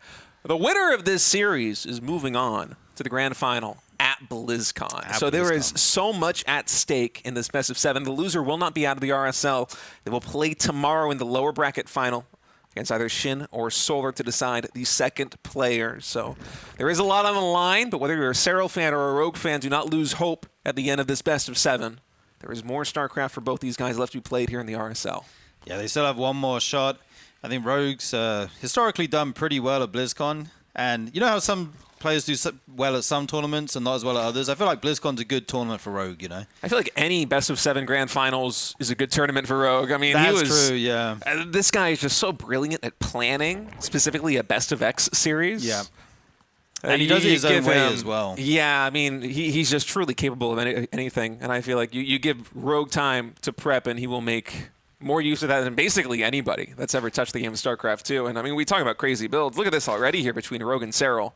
Game number 3, Eternity's Edge. Hatch first to the gold, and then the hatch at the natural into a spawning pool. And this is kind of tricky because Serral's Overlord is going to spot the hatch at the natural expansion and think that it's like a pool first opening or something. He might be a little bit confused about the lack of lings. But how long will it take Serral to identify there's a third hatchery on the map? Yeah, you're right. You might think this is a cheese if you see this at this time. You might think there's lings running around the map. Of course, once you find out that there aren't, then, you know, alarm bells are going to go off in your head. That's when you're going to check for another base. I think we saw something like this earlier in the Season 6. I think it was Lambo versus... Was it Scarlet, maybe? I think we saw the gold base on this map as well. Scarlet did go for a similar build where she took the gold base relatively quickly here on Eternity's Edge. Yeah, so it's not the first time we've seen this, but it looked very strong in that series. Lambo did win in the end. But we'll see how quickly Serral can sniff this out. I think if there's one thing we can look at Serral and say it's his strong point, it's scouting and figuring out what his opponent is doing. So I do think he'll figure it out relatively quickly. He's actually going for the Baneling Nest here whilst on 2 bases. And this could still just be a safety move for Serral. It's probably got to be a little bit confusing, seeing this hatch timing and then no Zerglings at all. But, you know, the Baneling Nest here for our Blue Zerg player, it's going to be good regardless of whether he is trying to defend an all-in, which is not coming yet, or if he wants to ramp up the pressure onto the gold base. And he's scouted the main. He's seen the natural expansion. You can get a pretty good idea of the drone count of your opponent based on this. And Serral should know that something is missing.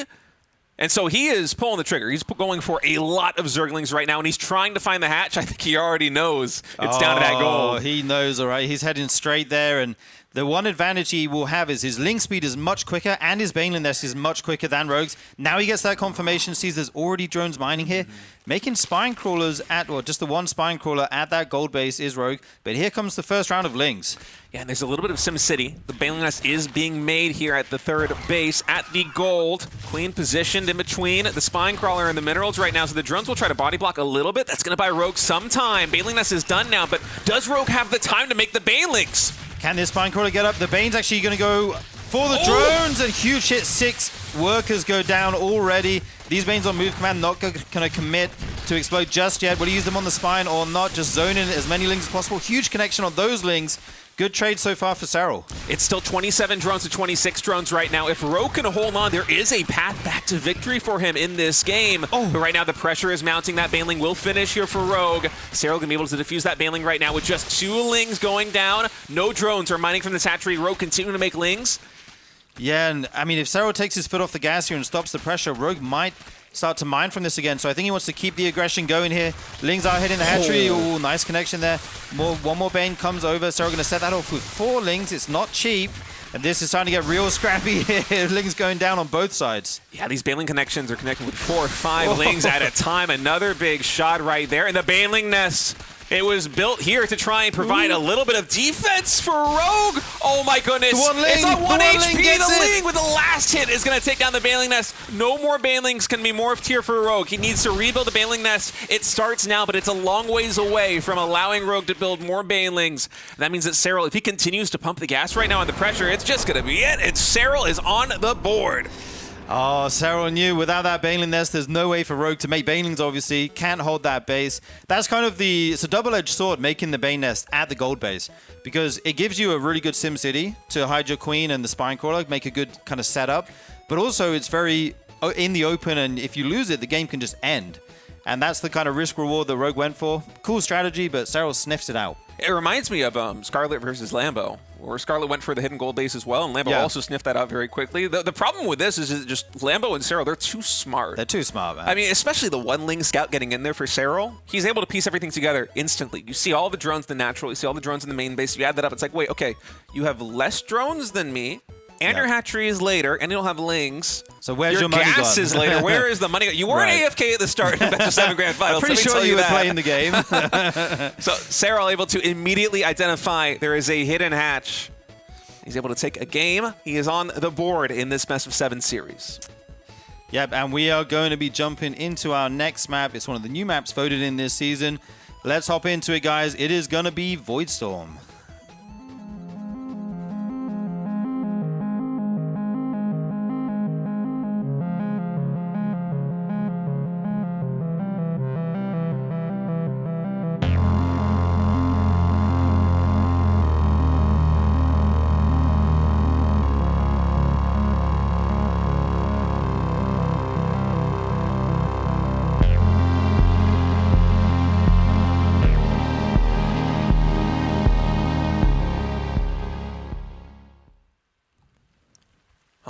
Welcome everyone to Voidstorm here in map number 4.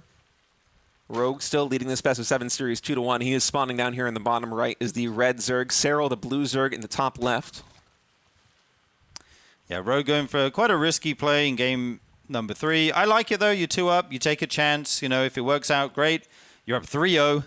If it doesn't work out, okay, you still have games to play with. You can play more standard in your remaining games. But yeah, Serral, very good scouting and deduction on what Rogue was up to in that last game. Proper Sherlock Holmes there, Serral. And honestly, it's not like the game is over the moment that he spots the gold either. You still have the Ling-Baneling war. And if a couple of Baneling connections go Rogue's way, I mean, as we saw there at the very end, it was still, what, 26 drones for Serral to 27 for Rogue or vice versa. It's a very even game economically. If you're just able to hold on to that gold base, I guarantee you if Rogue was going to stabilize down there in the bottom left, defending the gold, he would not hold that thought. Wow. What is this hatch right here? Okay, I was going to say, Rogue would continue to just pump Lings and Banelings and go for the fight, but what on earth are you doing here, Rogue? Okay, so we have a second hatch in the main base. Now, Voidstorm is one of these maps we haven't seen too often. It's a unique map pool. Or map in the pool here for RSL. Is there a base with a gold or a high yield Vespene gas? Because this is kind of similar to the previous game. It kind of plays off the strategy that Rogue went for on the previous map, where you see a late hatchery and no Zerglings, so you expect there to be a third hatchery somewhere on the map, and Mapper Observer confirming what I was suspecting, there isn't one of those bases. So there's no obvious position for the third hatch to be. But I guarantee you, Serral is not expecting it to be in the main base. Yeah, this is wild. It's very layered. Like you said, it looks like it's going to be a similar situation to the last game. We've also seen Rogue make these macro hatcheries in his natural wall. So this may be a game that looks like that. But the fact he's made it first is going to be very confusing, to me at least. Last game, Serral got a Ling in the main. If he does get one in this time, he may see it. The Overlord is not going to go to the left. I mean, why would you? You would never expect a hatchery to be there at this point. Yeah, and Serral was mighty suspicious that this wasn't a pool for setting the Overlord into the main base like that. And of course, you can see the hatchery kind of wiggle if it's making a queen. So he's able to identify that, you know, it wasn't a spawning pool, because if there was a spawning pool, there would be a Ling in production. But Serral thinks it's kind of the same position as the previous game. He thinks that there is a hatchery hidden on the map, and he is correct in thinking that. But what he will not suspect is that the hatchery is in the main base of Rogue. Yeah, he's actually making a ton of Lings right now, is Serral. He's on 19 drones. He's going completely all in on this. Just on the Lings. He's still mining gas for the moment. But yeah, he's just making a ton of Lings. Now a drone. Did he think this isn't all in? Like, this is so... Okay, he's going for a Baneling nest. So it's just going to be a Ling Bane all in off 2 base. I think we're simply running it back right now for Serral. I think that Serral believes there is a hatchery somewhere on the map. You could see him actually scanning all of these bases with a Ling in the bottom left, a Ling in the top right. The Overlords are going elsewhere. Only after he scouts basically every base, well, I think Serral intuit that the hatchery is in the main base of Rogue. And one of the nice things about the strategy here for Rogue, even though Serral is continuing to build Zerglings, is that it's a lot easier to defend 3 hatches here on 2 bases, but Rogue is going to need a wall in. There is no Baneling nest. He needs a wall. He might even need a spine crawler or 2. Yeah, he's going to need one very quickly. The Queens are trying to shoo away this Overlord, so Rogue does not see the Zergling move out. Another drone goes to the wall. Going to make another building here in a second, and yeah, now the vision is gone. Serral's going to send his Lings around the outside here. Rogue caught a glimpse of 1 or 2 Zerglings. Okay, now he sees everything. The wall-in is going in, but is it too late? He was very fast with the reflexes there, makes that wall as fast as he could. But can Serral DPS this down? Here come all the Lings right now. Baneling's going to be morphed at the front. That one building on the left is getting super weak. Oh, he needs another structure behind it. Instead, the floodgates are open, and the Zerglings are streaming in. Baneling's looking for the connections right now onto the drone. The Queen is surrounded. 6 drones are going to fall. 20 more Lings are in production, but Wow. Serral takes an equally fast game number 4. And I really like the idea there from Rogue. It plays so well off of what he did in game number 3, but I don't think he was expecting Serral to be quite that aggressive. If he was, he wasn't prepared for it. That was like... Rogue was trying some genius multi-onion layered strategy, and Serral's like, I'm going to Ling Bane this, and then if you've got a hidden base somewhere, like, okay, good luck to you, you can mine from there. I'm going for the throw. I'm going to go for the main base and try to end this. I mean, that was really a bizarre game. The 3 hatched before a pool with the hatch hidden in the main base, kind of nested. And in theory, if Rogue is able to defend, you kind of like bait out an all-in attack from Serral, and then you defend on your two bases with 3 hatcheries of larva production. On paper, it sounds very good for you, but can you actually defend? Right. He used to do that hatchery in the wall a lot at the natural, and one good thing about that was that you had a wall, right? You had the extra lava, the extra production, but also you had some protection against these kind of all-ins. But with it being in the main, you can't get that wall up as fast. All right, if you're enjoying the show, we invite you to go to tastelessthreads.com. Patreon supporters actually get a 20% discount on all Tasteless TV merch. And there's RSL hoodies, there's RSL shirts, there's mugs, there's mouse pads, but there's also just general gaming merch for RTS games. There's Tastosis shirts. Check it out. It's a really cool merch page. Yeah, lots of good swag over there. We are going to be back with more StarCraft 2 shortly. Don't go anywhere. We will return soon.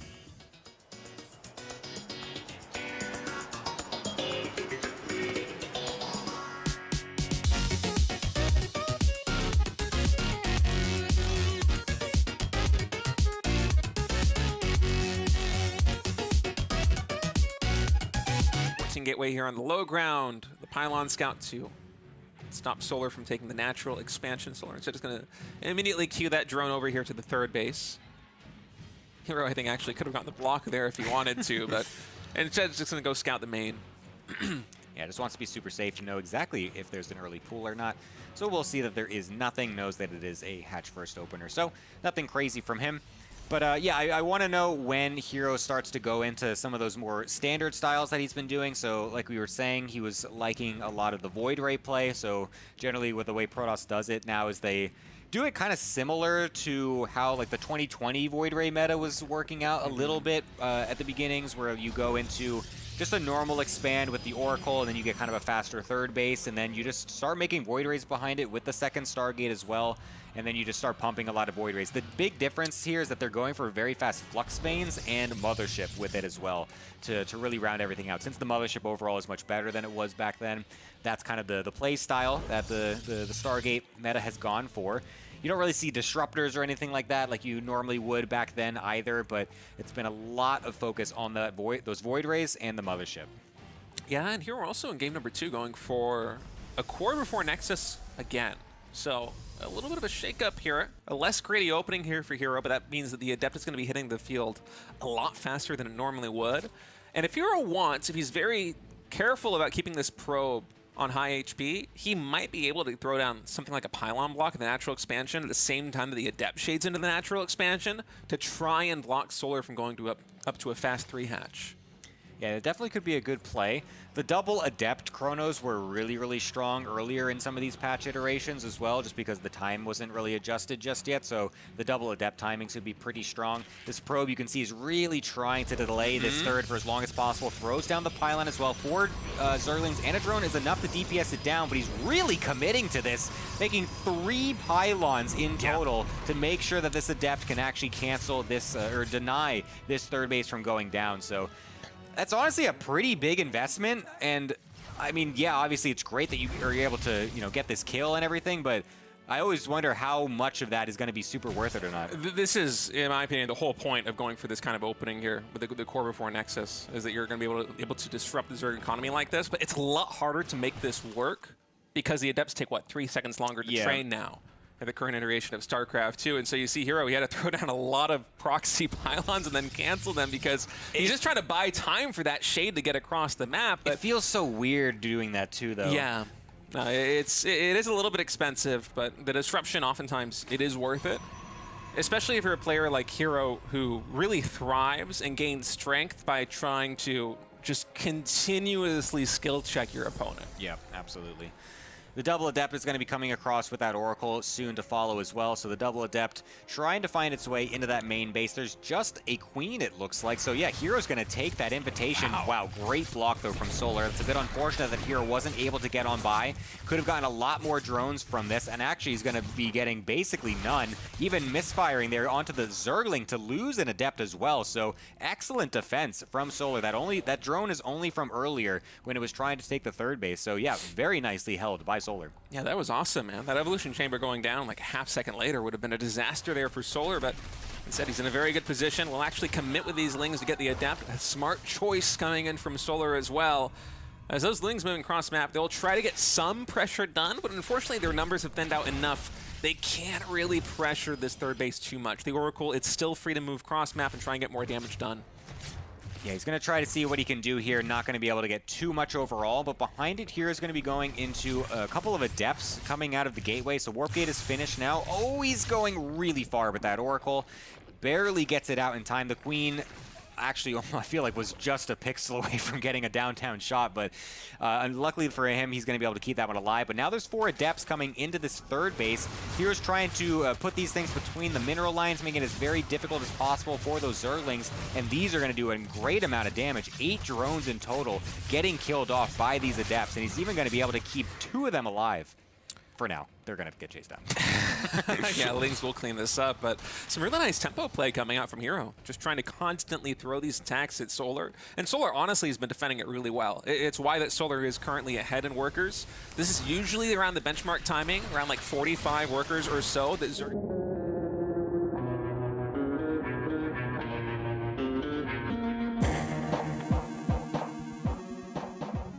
Hello, everybody. Thank you for waiting. We're back, and we're going to go into Game 5. Man, that was a short 2 games that I was gone for. Yeah, those 2 games were over so quick. I mean, to start out the series, it felt like Rogue really had to work for those 2 wins. Yeah. It was like 30, 40 minutes for her to get the first 2 map wins on the board, and then Cyril just evens things up in like less than 10. Not all wins are created equally. Yeah. Right? I mean, you can have, that's StarCraft. You can have a game that's, 35 minutes. You can have a game that's, under 5 minutes. So, crazy stuff. I'm interested to see if Cyril's going to keep the aggro going. I honestly think that Cyril's really just going for the aggro as a reaction to these kind of zany builds that Rogue is going for. Yeah. I mean, both games, it was 3 hatch before a pool. One of them was with a hidden gold base. One of them with a hatchery kind of tucked away in the main. And honestly, I believe moving on in this series, Cyril will just continue to play reactively based on what Rogue is doing. Yeah, I think one thing about being the aggressor is that you really get to take control of the game super fast, right? They have to be reacting and responding to you. We're going to go to Old Sun Temple here for our next map. Let's take a look, and then let's go into our match.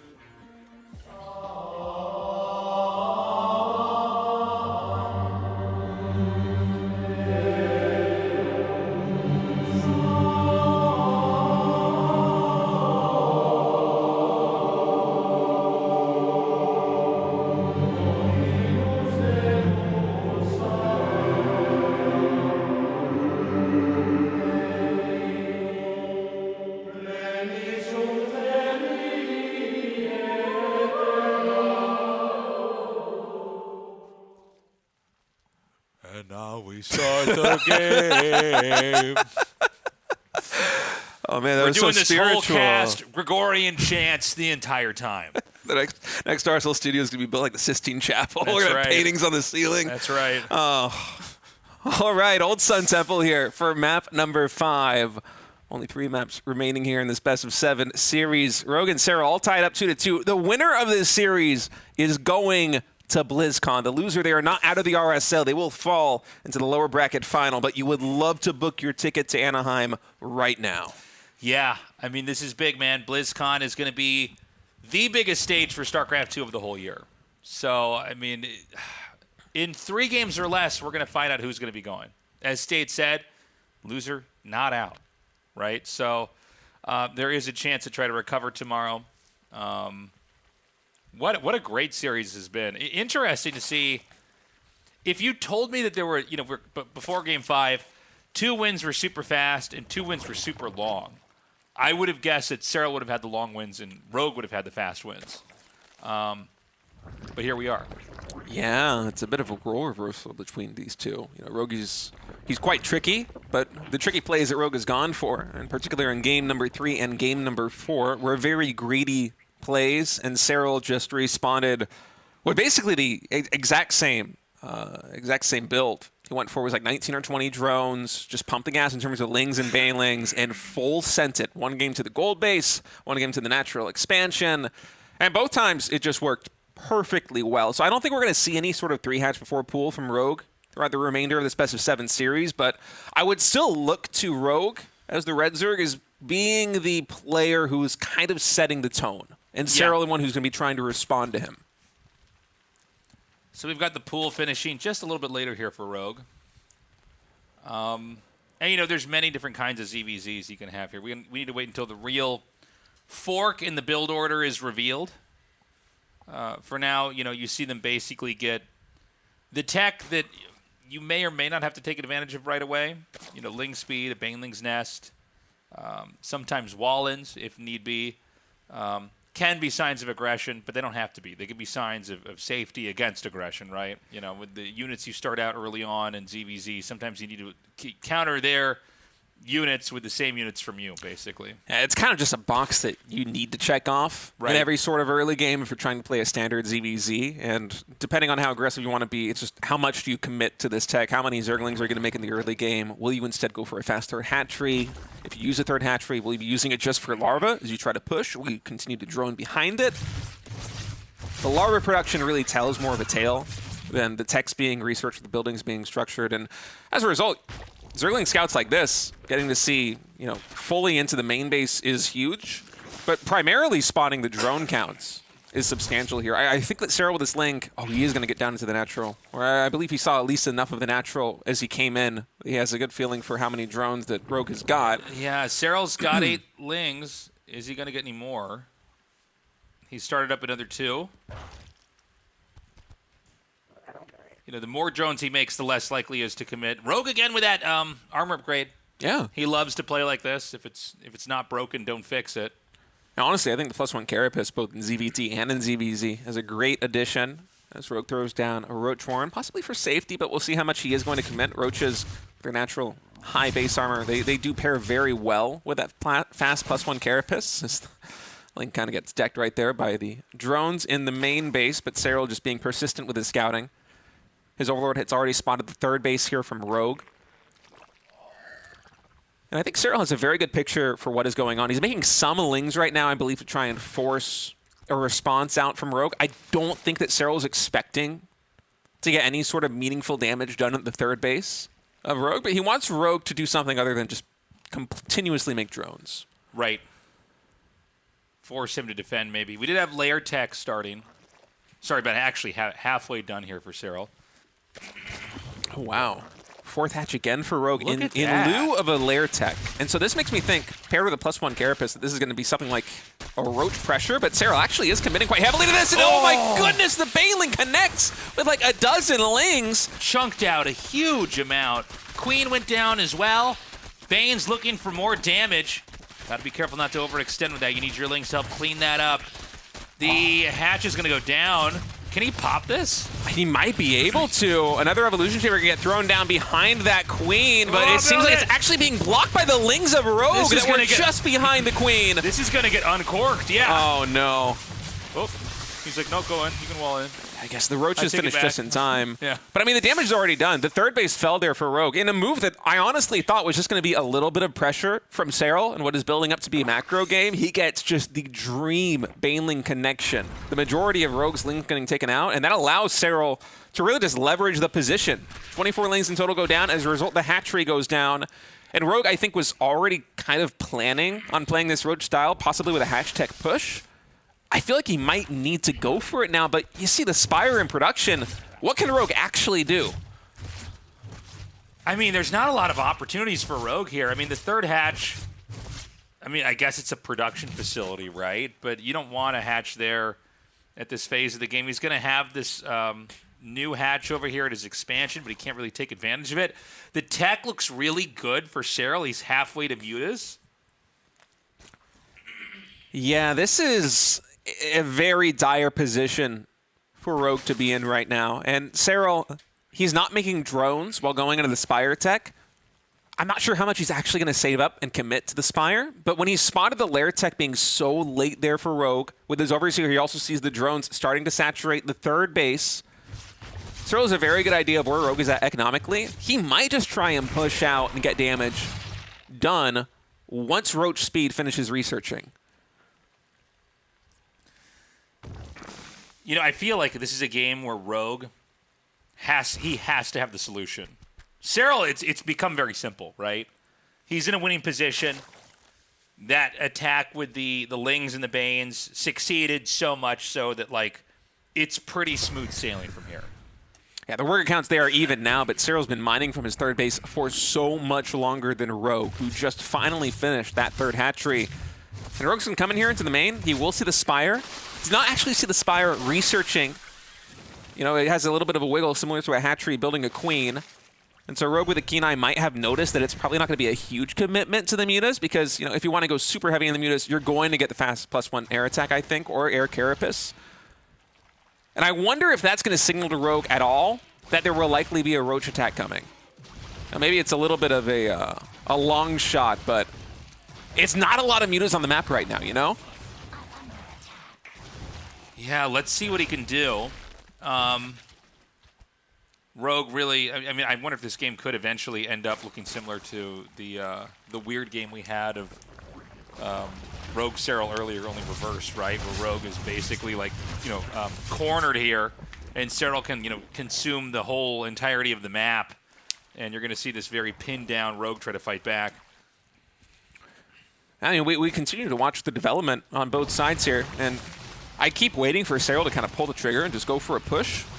To my mind, it makes sense to try and leverage the early advantage that you got economically as Serral to just capsize the position of Rogue with like a big 1-1 Roach timing attack or something like that. But Serral just continues to increment the Roaches in lockstep with drones. You know, he's keeping a very good pace on the drone count, similar to what Rogue is going for. And that's kind of allowing the position to normalize. All right, more Roaches being cranked out. That armor upgrade for Serral's about to finish. Roach Ravager here for Rogue. Just trying to clear out these rocks over here on the side. Serral is basically maxed out, so he's going to come in here and hit. The idea now is that you're going to cause both supplies to plummet, but you'll still have more. Yeah. And then you reload that, you know, the larva and everything else, and then hit him again. There's 30 Banelings, 7 more about to hatch. The Banelings are going to be so huge here. Rogue is going to have +2 melee attack, but I don't think he'll be able to use it at all because the Banelings will be so plentiful, you can't make Zerglings into this. Right. It is Banelings with speed. Yeah. You know, Ravagers don't help against Banelings, right? Roaches, you know, they can shoot down the first initial few Banelings, but he's going to come in here. At minimum, he needs to kill the hatchery. At most, he needs to win the game. Let's see if these Lings can get anything done. For now, the Banelings just stream on in. They get a lot of damage done. The Roaches on the top size. The hatchery's going to go down behind us. 17 drones have fallen elsewhere on the map. I see some mutas on the minimap right now in the main base of Rogue, also getting damage done. So the damage compounding. 18 drones in total. The third base is wiped out in terms of mineral line, and Rogue is kind of forced into a position where he needs to counterattack. Yeah, Rogue's going to come across the map here. The mutas can come back, though, and help defend. How many Roaches are actually back here? We're seeing some of the stray ones get cleaned up. The Lings are going to do a counterattack here, going for the Queen and then the drones. And Rogue might be able to snipe this fourth hatchery, but the Roach numbers are overwhelming in the advantage with Serral right now. I said, actually, it's only 44-40. So yeah. Serral is ahead. But I just don't think that Rogue on 52 drones is going to be able to match the production right now of Serral. I guess the question will be, can he hit this next base with the Roach, just pure Roach army against Roach Ravager and wipe this out as well?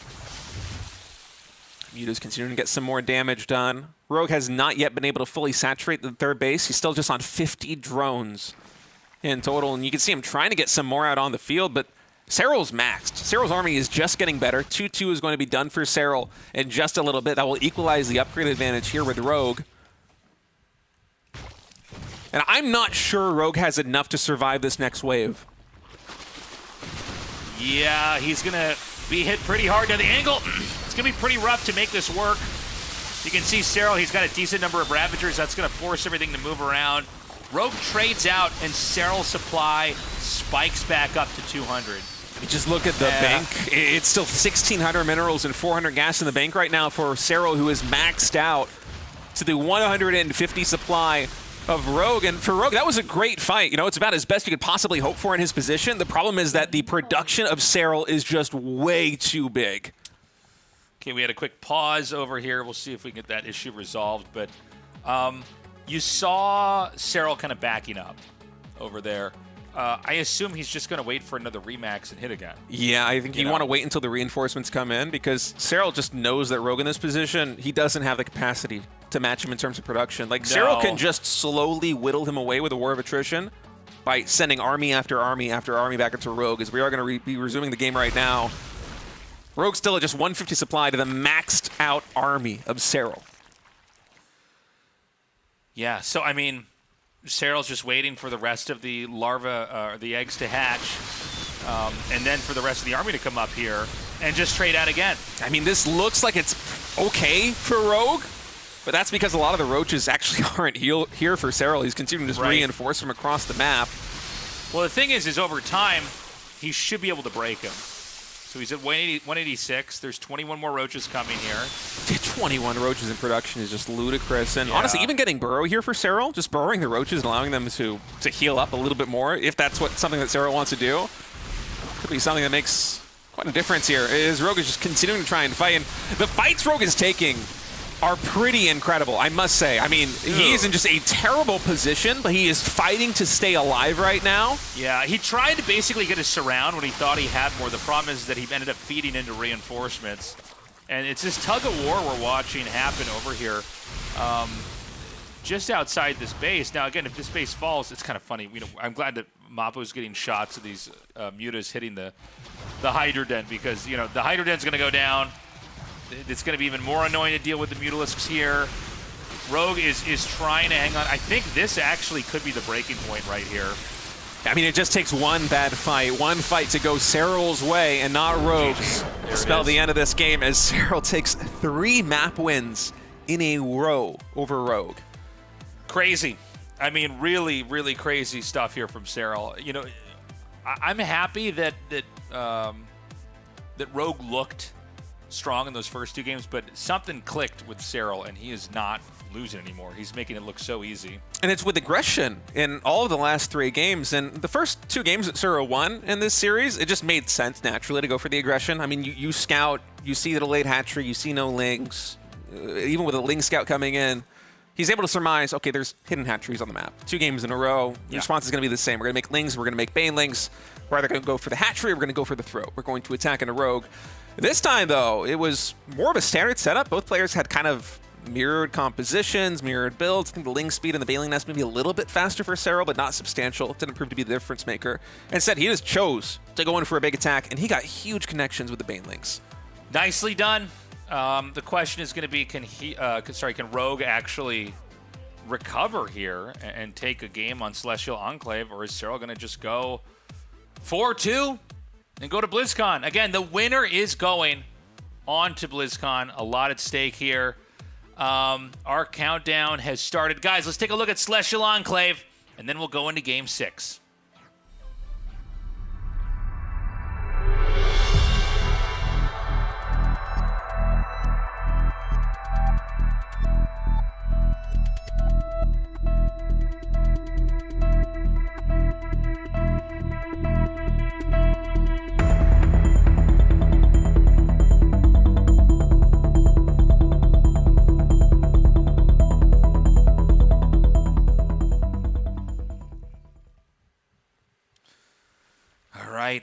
Into this game we go. So much on the line right now. Is it time for Rogue to try to be aggro or cheesy, I wonder? Yeah. He has been kind of on the defensive the last 3 games. I know it happens in ZVZ, but for some reason, never when I'm casting. But sometimes we have games where both sides go aggro, and that's a really weird, fun game to try to unpack. You know, how exactly do you want to handle it? How do you recover? Or do you want to lean into the aggression even more here? But to go into this game, I mean, it's one Rogue has to come up with some kind of an answer. And it's interesting that the first 2 games were so out there. They were so different. In a lot of ways, they were pretty refreshing to see in ZVZ.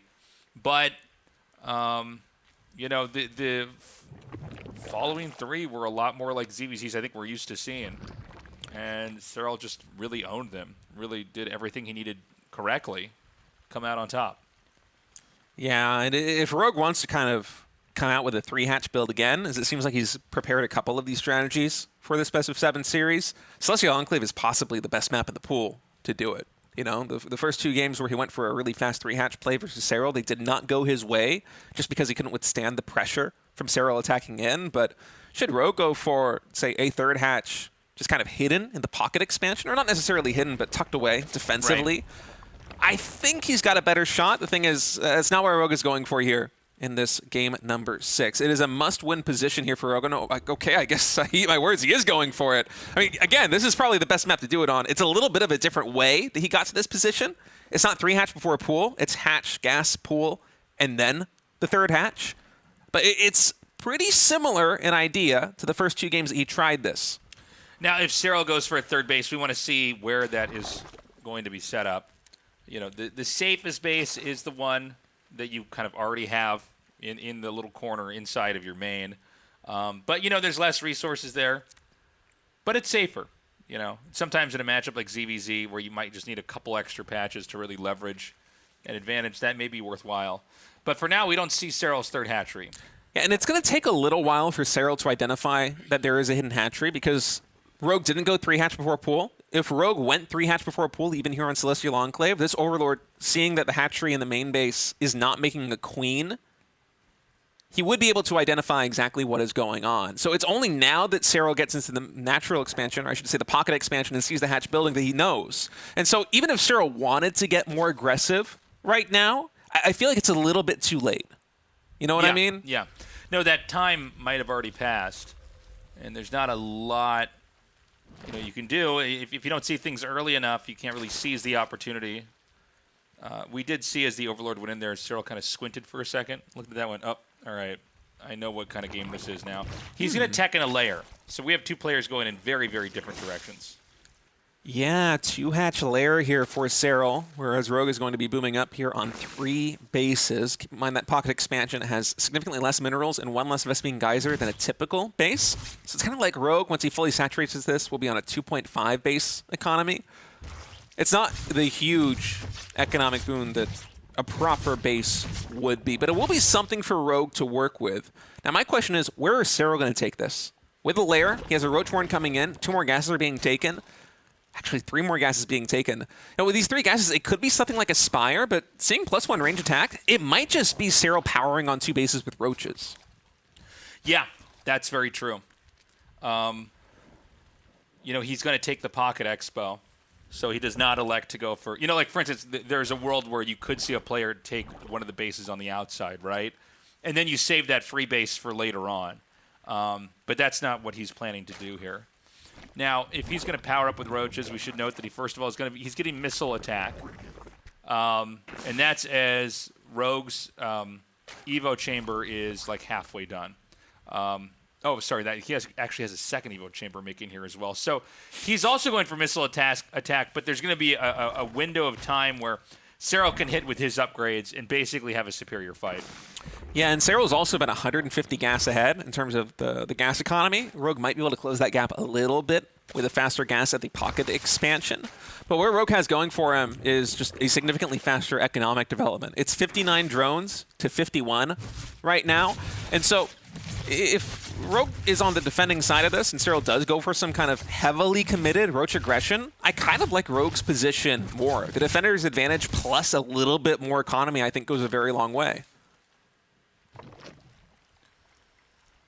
Okay, there's the 4th base. So Rogue is staying ahead in the econ game. This has been a much quieter game. It's been one where both sides are kind of peering into what the other one's doing and trying to math out their way ahead and figure out, okay, where can you fit upgrades in as you take this path forward, and how can you get into a better position later. So, it looks like there's not a lot going on the surface, but there absolutely is, as they're both kind of reacting to each other and trying to get their builds out and optimize moving forward. Yeah, this early game is all about scouting and response as opposed to actual aggression. And as you said, Rogue just kind of stays a tempo ahead of Cyril in terms of the macro development. Rogue is now fully saturated on these 2.5 bases. Cyril is just about 2. But the 4th base for Rogue, it's about 50% faster than what Cyril's got. And I feel like in a position like this one, Cyril's seeing what we're seeing and knowing that he likely doesn't have a window if he goes for a big push because of the defender's advantage. This is the kind of game that I imagine Cyril is more likely to try and play into a long late-game macro ZBZ, similar to what we saw in Game 2 of this series. And I don't think Rogue wants to play that kind of game here versus Cyril. So I would expect Rogue, even though he has the bigger economy here and he is ahead, I would expect him to be aggressive just because Cyril's late game, and especially Cyril's spellcasting in the late game, it's the best in the world. I agree. I think he's got to play this lead and then figure out when to hit and when to force Cyril to basically shrink. And, we saw, again, it was, for me, one of the most memorable ZVZs ever was that one where Rogue had the whole map and Cyril was kind of in the corner. He knows how to play those kind of games, clearly. I think it's a little bit harder to contain your opponent here on Celestial Enclave as opposed to Fear and Faith, which just has 4 quadrants of 4 bases. Everything is very nicely separated. I think if Rogue tries to play the same control game where he just doesn't let Cyril take a 5th base, that's going to be a very difficult challenge here on Celestial Enclave with multiple paths to expand safely. So the Hydralisk Den is almost done, and it was not spotted. So we're going to see Cyril dump a lot of resources into Hydras, and this could be for a push. Oh, these changelings getting so much scouting information here for Rogue. Oh, there we go. Okay, sees it. Yeah, he is the complete picture right now of what Cyril is working with. And the Spire from Rogue got spotted as well by Cyril. I think it's one of the things that prompted the Hydralisk transition coming in from our blue Zerg. And air weapons are getting researched right now. I'm not sure if we have any mutas on the field. I think there aren't any. This is just something that Rogue is keeping in his back pocket, I think potentially for a Remax. Maybe Rogue goes for another expansion. He continues to power up with these Roaches and Ravagers, goes for a push, and then the next round of units will be accompanied by mutas. Okay. Rogue going to move out now. Cyril also hits his peak supply right now at 200. We're finally going to get to some kind of a climax here as push will come to shove. Now, Rogue is going to be out on the map. Positionally, it's impossible for Cyril to grow towards the middle. He could try to expand towards the upper left, but we're seeing Rogue shark around and gain position. Tunneling Claws, Burrow, Overlord drops, all getting teched up here for Rogue, as well as a Hive being started. And I'm thinking about that Spire now. Is there a possibility that if we go into a more stalemating position and Rogue isn't able to break Cyril, that Rogue goes for something crazy like Broodlords? It's a transition you don't usually see in a ZVZ, but you might be going in that direction here. Cyril, he's such a good defensive player that I feel like it will take something a little bit tricky, like a Broodlord switch, to try and break his position. As for now, Cyril just continuing to entrench himself on 4 bases, not yet vying for a 5th expansion. There will be a small skirmish over here on the top side. Rogue quickly escapes from this position because the Concave is massively on Cyril's side. Now he will take the fight on the high ground a little bit. Some trading on both sides. And what are they remaxing with? It's Hydras for both of them. Rogue actually going into Lurkers. Yeah, he's going to go straight into Lurkers. More Hydras being produced. Cyril's going to try to close in a little bit further. He does push Rogue back even more. Rogue, by the way, did take the very bottom right location, and Cyril is going to mirror that. I don't know if Cyril scouted the bottom right, but they are both mirroring each other's expansion patterns. Some Tunneling Claw Roaches getting into the main base right now. I don't think there are any Spore Crawlers here for detection, so an Overseer will need to be morphed in or brought home. Oh, actually, correct that. There is a Spore Crawler here in position and an Overseer in position. Man, Cyril's so well prepared for this. A lesser Zerg would have gotten, taxed heavily by the harassment of burrowed roaches like this, but Rogue really not getting anything done. Yeah, going to take out even more of these roaches. in some ways, Rogue really not accomplishing basically anything with that. I mean, the idea is good, but when it doesn't get a single thing done, that's kind of rough. Rogue's actually going to make even more drones, so he's gone up to 70, 10 more in production. Burrow versus Burrow right now with drones for Serral. Growing defensively at the pocket expansion. Serral's got some burrowed roaches of his own in the bottom right corner of the map. As there are just these small groups of units basically everywhere. I don't think that Rogue will be able to get the cancel on that hatchery in the top left, but he should be able to damage it a fair bit. Okay, he's going to try to take out this hatchery. It does end up finishing, which means that Rogue could probably target this down. Oh, no, there's just enough roaches that Serral can actually fight back and defend this. That's close, and Serral's now moving across the map, getting ready to push in. And Rogue's army, it's kind of fragmented, but he has the Lurkers. Oh, the Lurkers are huge here for Rogue. Nidus Network also being produced by Rogue. Looking at the minimap, it seems like there aren't too many gaps in the vision of Serral, but one thing these burrowed roaches can do is potentially find one, like over here on the top side. The top left of this base, oh, it's barely in vision still of Serral, but does Serral see it on the minimap? I don't know. Okay, he's setting something up here. He needs to start to attack that. All right, looks like he's going to be able to get the deny. Just enough damage you can't quite get it out in time. Another roach, another Nidus Network, excuse me, is going to pop up here. And Rogue's going to poke this base out. Rogue's doing a really good job with the positional play. Now, the Roach Ravager is going to come in here and deny this, but you're okay losing the Nidus if you, for instance, get a hatchery with that, right? I mean, the night you're going to get to reset the opportunity to try to do that again. Yeah, it's a tool to try and pull your opponent out of position. That allowed Rogue to take out that base there in the top left. But now Serral's getting really aggressive near the natural expansion of Rogue. Again, Lurkers, they're so difficult to attack into. So even though Rogue's army, it wasn't in the very best position, once those rocks went down, just having some Lurkers in the natural expansion buys him the few seconds that he needs to defend. And although there are these skirmishes just continuing to happen across the map, it's otherwise quiet. We haven't yet had the big clash of armies, so both players are continuing to, build a bit of a war chest right now. Yeah, you know what's funny is I was watching Rogue play this. He's had his bottom right base up for longer. But then I look at the income, and yeah, Serral's banked way more. Yeah, the income advantage has been better for Rogue, just because he has the expansions and more drones, but the cost efficiency has been like 2,000 plus, almost 3,000 resources. So Serral's actually done very well in this. So, there's a lot under the surface of this game. It's not the easiest game to follow as far as what's happening. But Serral's bided his time, and he's going to move out, and he may have a more sophisticated army here to try to attack with. Oh, yeah, the Vipers are huge here for Serral. Rogue doesn't have any Vipers of his own. There is a Lurker drop in the natural expansion of Serral. Oh, 2 Lurkers come out here. Yeah, could potentially go for a Nidus here as well. But, the fourth base, of Rogue, it is forfeit. Yeah, that's going to maroon this base at the bottom right. There's Lurkers here, but he could just attack through this. He's going to harpoon the Lurkers. Blinding Clouds, as well as Abduct coming in. And now Rogue going to try and go for this round right now. Those Vipers, they still do have a lot of energy. We're going to be attacking into some Lurkers here, but I think the arc is good enough that he should be able to chew through this position. And Serral, for a moment, he had a wedge driven between the third base and this bottom right expansion of Rogue, but Rogue was able to unseat him from that position. I think a lot of this comes back to the Lurkers and the natural expansion here from Serral, just causing problems. Serral's attention maybe a little bit fragmented there. And now you look at the banks, that was a very cost-efficient trade for Rogue, but the problem is his income now is going to be a little bit worse than it once was. That was a critical base that he lost at the fourth. Yeah, and his position's a lot less comfortable. Neither side has great creep spread. Oh my God, this is a big blind spot that's been created because the space is gone. And this is going to allow for him to possibly do a really nice backstab. Right? You're probably thinking, by the way, we're actually going to see an expansion towards the middle on both sides. So Rogue's going to try to take that. This base is, this Nidus is spotted. So I don't think he's going to use it. Rogue actually triple expanding right now, retaking the space down here by the 6 o'clock and then taking the 2 bases in the center. The Vespian gas, critical for both of these players. That's why you see them immediately get saturated at these new expansions, because that's really going to be the bottleneck as you go for these high-tech units such as Lurkers, such as Vipers. They're real heavy hitters, the Zerg Arsenal.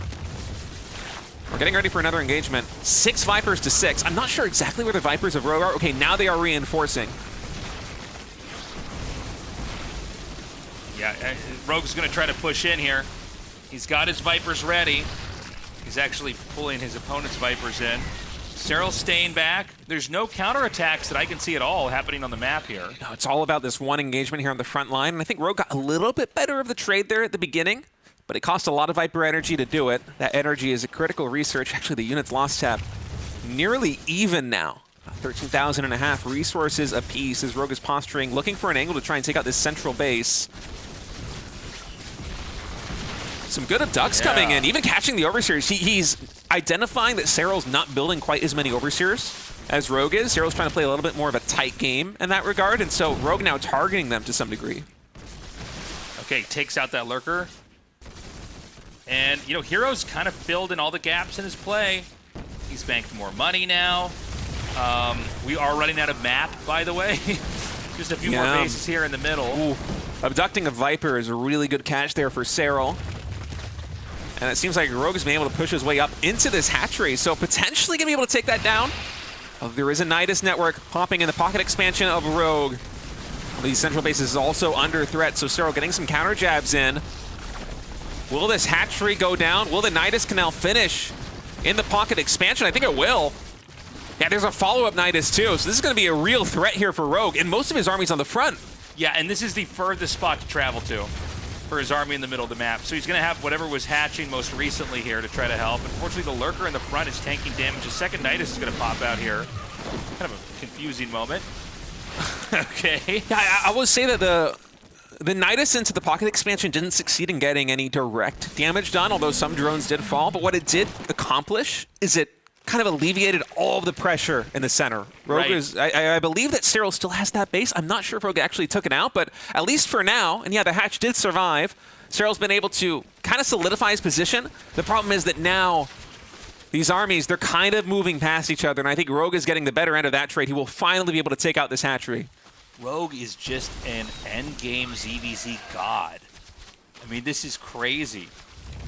Looks like he might try to shut Serral down over here as well. I don't think these Lurkers... Oh, actually, one's close to the hatchery. This is an uncomfortable angle. Okay, Serral's going to uproot, realizing that will be overpowered. Yeah, no, this is a really interesting switch coming in from Rogue. After those last engagements, Rogue went down to 0 Lurkers, and he remade none of them. It's now basically a Hydra-based composition here for Rogue, which, again, it's a glass cannon unit. You don't really want to attack into a position entrenched with a lot of Lurkers, but it is very mobile relative to what Serral is doing. And now Rogue is going to be adding in a couple more Lurkers, but at least for now, you can see that Rogue is trying to leverage a little bit of mobility as his advantage. Unfortunately, Serral, you know, the positioning is just so on point. With Lurkers over here at the top left side of the map, Lurkers also anchoring the position in the middle.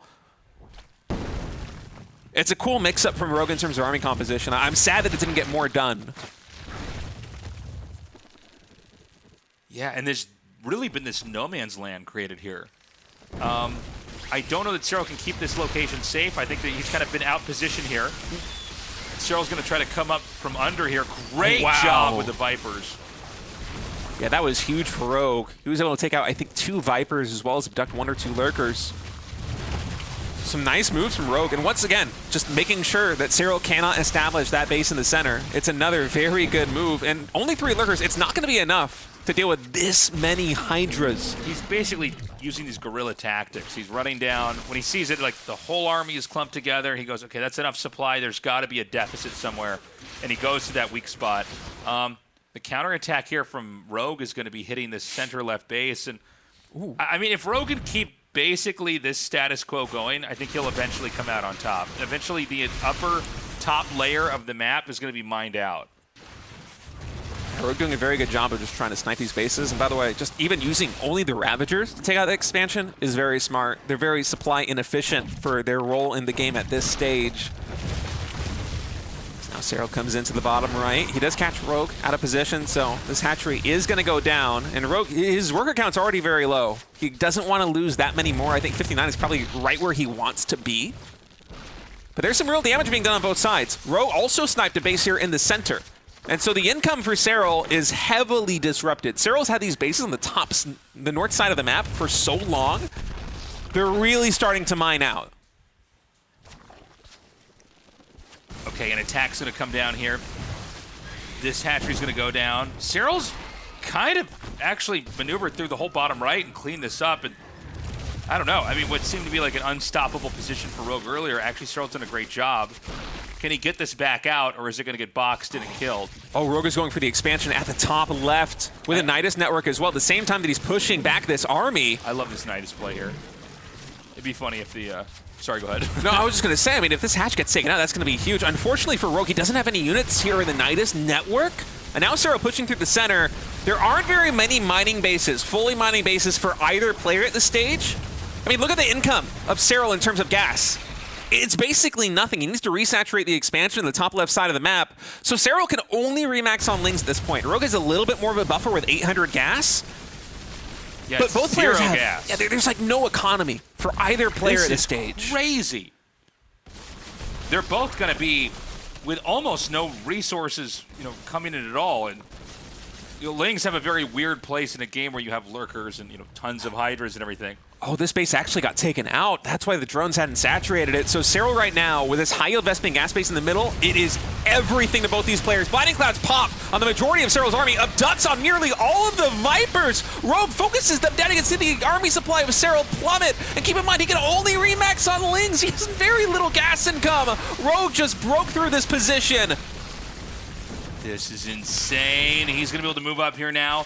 Cyril's starting to get a little bit of gas. You got Rogue long distance mining. Rogue not that high on minerals, by the way. Supplies near identical. Rogue now out of gas himself. And, the Hydra's not many of them not on a lot of HP. Even Broodling damage is going to be something you want to factor in here now. Yeah, that goes down. Hydra's and Ling's going to come up. Reinforcements coming in from Cyril. Rogue going to try and lunge away. These Hydras are so critical right now because you can't really afford to remake them here as Rogue. You want to keep them alive. Okay, he's going to get drone strand over to the bottom right. Cyril is moving in this direction as well. Okay. So, you got to be careful because, you may end up in this kind of Alamo position where you got to defend that bottom right no matter what. Oh, Cyril's now mining from the top left. He has a gas income once more. So there's a couple more Lings being made. Rogue's minerals are going to go down big time. Because he's basically spent his gas. He has more gas coming in. There isn't even Zergling speed here for Cyril. He has to get Zergling speed right now. He skipped it in the early game. Oh my God! This he has is slow crazy. Zerglings. Well, he can't do anything until that's done. Yeah, and one of the problems is that the army of Rogue is so much more developed. It is mostly a Hydraless base for DPS, which is so high with +3 attack. Cyril, he's making a lot of roaches right now, which are good. Keep in mind, these Lings also for Cyril. He's invested nothing. He doesn't even have speed, doesn't have any melee attacks.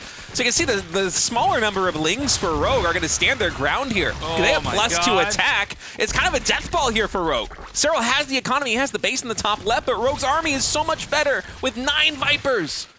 Ling speed's going to be done soon. He is going to get this hatchery up. Rogue right now just has this wrecking ball of an army. He can basically kill it and then run back. There's one spine here. He's going to have to send the Hydras back.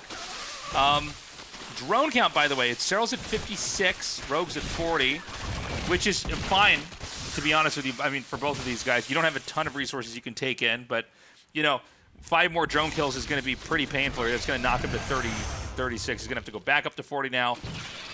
No more Vipers for Cyril. The last Vipers just got caught by Rogue. It seems like Rogue is so close to closing this out. Yeah, I think we're nearly there. It's just the Lurkers really here for Cyril. And the abducts come through. And now he's going to come in here and take out the next 2 Lurkers. And there's just too many Hydras. Cyril's army is being melted here. He's actually able to chew through the front line of Hydras, but Rogue just has a little bit too much, I think. Wait, these are slow links for Rogue too, aren't they? Oh, that's so it's crazy slow looking. links flooding in with +2 melee attack into the natural expansion of Cyril. Rogue now pushing into the 3rd. One of the last bases that has no more gas income. The last minerals are nearly gone. Some more roaches and lings are going to hatch. There's 36 more lings coming here for Cyril. Rogue's barely got an income right now. There's 42 lings in production for Cyril. Keep in mind, again, Cyril with no melee attack upgrades, but he does now have speed. Yep. If Cyril can maybe get a surround on the Hydras, they are glass cannons. Yeah, I mean, they are very, very brittle. I think there's enough roaches. He killed a bunch more drones. He's going to have these roaches come over here and kill these drones too. Okay, there's slow lings here to defend. This is so funny looking. He's going to burrow him. There's nothing to see this here. Oh, this hatchery. If this hatchery goes down, there is no income for Cyril. The hatcheries that are left on the map have basically no resources left. Oh my god. He's going to do a counterattack. The Lings are going to overpower this. Cyril continuing to try and get damage done with these Lings. Cyril still has about 800 minerals to work with. He's making queens right now because that's the best use for the minerals, not the Zerglings that have no upgrades. You can see how strong the Roaches are. Fully upgraded there against the Lings. And Cyril's going all in. He's not spending any minerals on retaking bases. He's going to try to basically knock Rogue off of a base entirely here, and then try to play the game from there. Yeah, and Rogue, you look at the minimap, he has all these bases that are fresh in mining. So Rogue finally has a lifeline. He finally has an income, and it's up to Cyril to attack into him. Cyril is not making any minerals to try and get back into this game. And Macro, it's all about pushing through right now, but does he have enough? The blinding clouds are going to go down. It's not going to be enough. Rogue takes it in the last second. Oh, this is so crazy. That's one of the best CBCs I've ever seen. That was insane. That was an awesome game. Rogue wins game number 6, and we're going to go to a map 7 to decide which of these 2 players will be at BlizzCon. Dude, that was a great, great game. Wow. And again, it's Rogue with this end game that is perfect. And I really like, I love that we had slow Lings on both sides being used. You know, you forget after a game's gone on for that long that one of the first upgrades people get. In this case, they both skipped it. I mean, that was just an incredible ZVZ. Yeah. And you know what? Earlier in the game, I was looking at the position. I'm like, you know what? Rogue, he's up economically, but nobody wants to go late game versus Cyril. Cyril's spellcasting is so good. His late game is so good. You know what? I'm wrong. Rogue, that was a masterclass. Like, what a game played. Positionally, in terms of sniping bases, in terms of harassment. Both players just really putting on a clinic in ZVZ. It was beautiful. Consider signing up for our Patreon. Join our cause. Patreon.com/ReviveSC2. We want to keep doing this on into the future. And so we hope we can earn your support. Man, what an incredible season this has been. All the seasons before as well. All right, enough of that. We're going to take a short break. When we come back, the final game to decide which player of these 2 will be going to BlizzCon.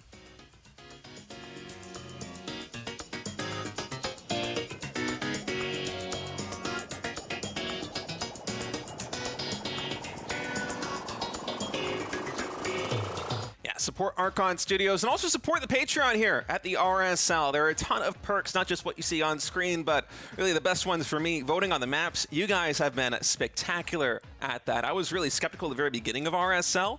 A year ago, we were talking about having the fan votes in for the maps, and I kind of had this perspective, which was wrong, by the way, where I was like, no, let's just keep the ladder maps. It's what the pros are going to be on. It's where we're going to get the best maps because, you know, they know how to play on the maps.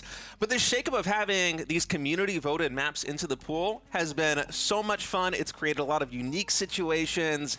It's just been a blast. You guys are awesome. So if you're a Patreon supporter, thank you. If you're not, we invite you to join us. Yes, join us. So you can also get a 20% discount from our merch site, tastelessthreads.com. Oh my gosh, look at that. Beautiful shirt you can see right there with the incredible portrait of Tasteless and Artosis. You can wear that to the BlizzCon finals as the RSL finals are happening there, and you can get them to sign it, and it could look really funny. And then, of course, all the other RSL stuff is over there and other gamer swag. Every time I see the Artosis face on that portrait, it just looks a little bit more sad to me. You know, it's like eyes falling out of his getting head. more and more sad. Anyway, folks, we are still trying to grow the RSL YouTube, and even though it's been, what, a year and a half, 2 years now that we've been putting on the show here at the RSL, it's still quite small. And even now, we have people that come into the YouTube chat, and in the comments, they'll say that, you know, it's their first time actually finding the RSL.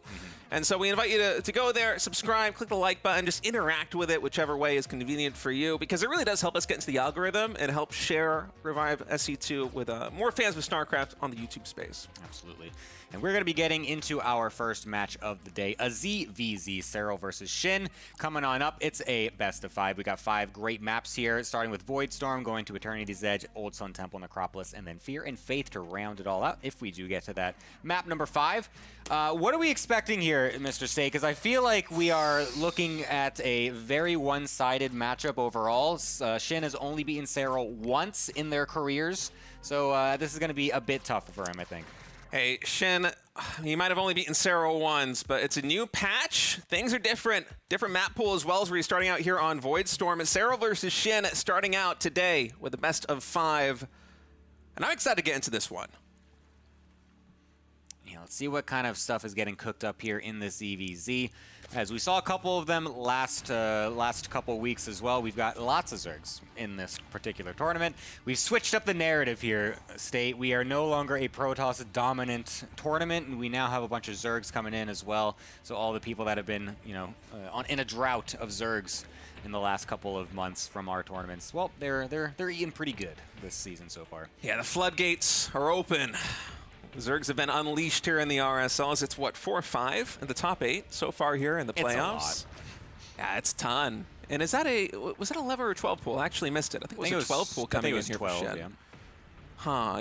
I was watching Homestory Cup, and I think that was the majority of the ZVZ games that I've actually seen on the recent patches, because, as a Protoss player trying to figure out the 8-worker start, plus all the balance changes that came through over the past couple of weeks, I've mostly been watching the Protoss games, just trying to really figure what is going on. Yeah, when a new patch hits, I essentially just think this game is a one-race game. Yeah, you got to figure it out. I'm watching my own race plays, so. Yeah, it's been interesting to me because at Homestory Cup, we saw a lot of 10 pools. I can't remember if it was Raynor or Serral or a mix of them both. I think they were both doing it. Really loving the 10 pool play there at the Homestory Cup, but it seemed very effective. And I was even talking with Sorta for a little while, the Swedish Zerg player, before heading into the RSL today about ZVZ, and he said that it feels very coin flippy in the early game. You never really know exactly what's going to happen. Maybe that's a factor of the 8-worker start. Maybe it's a factor of, the Zerg economy being a little bit different in the early game. You kind of need to spend larvae very quickly, but hatcheries are slightly more expensive. So it's hard to really afford queens in the early game, which means that aggression might be more potent. I'm curious how things are going to go. And so here in game number 1 between Shin and Serral, it is that 12 pool coming in here for Shin. So far, a lot of Lings in production. I want to say about a dozen or so already on the map, as he's going to be looking to get the cancel on the hatchery here for Serral. It's kind of interesting as well because Shin has actually taken his natural at the 3rd base location, and to Serral, this looks like a very committed 1 base all-in from his point of view. You can see the Overlord is just sitting there, sees no natural. He did not see the drone move past there. So right now, he's seeing all these Lings streamline across the map. You can see him. He's making 2 Spine Crawlers in his main base as well right now. He really thinks that Shin is going...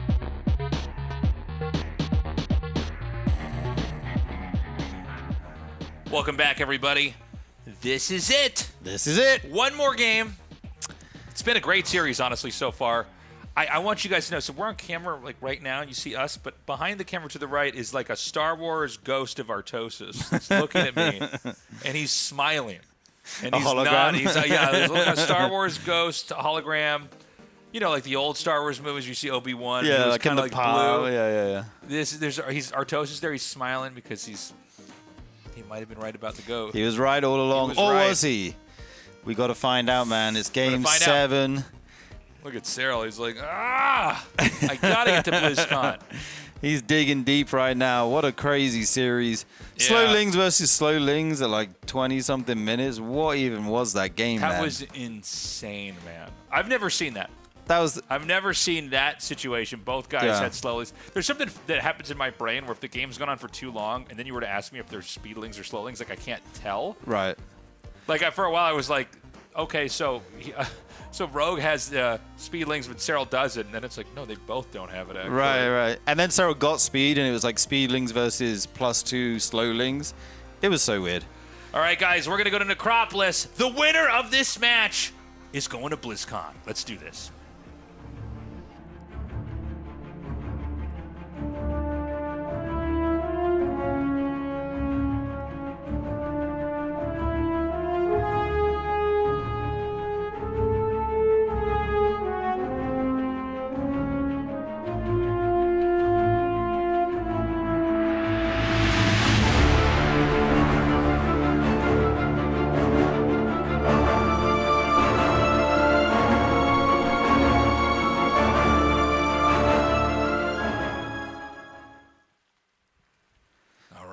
Let's get into it, guys. Serral in the bottom right, Rogue in the top left. It's all going to come down to this. What an insane best of 7 this has been. I thought that Muta game versus the Lurker game was the craziest game of the series. Yeah. Funnily enough, that was only the second wildest game. The last one takes the cake. Just insane game, and now you have to rally and play one more. I feel like as Rogue, if you win the long game, you feel good. But as Serral, you put all that effort in, and you try and go for so long, and then you lose. It's a bit of a downer. So he's going to have to pick himself up here mentally in the last game. Just looking at the player cam there, he looked a little bit exhausted from that game. It is tiring to play 6 games back-to-back when 2 of them are really long ones as well. I mean, this has been most of the night, right? Yeah. Yeah, so we started at 10:30 p.m. over here.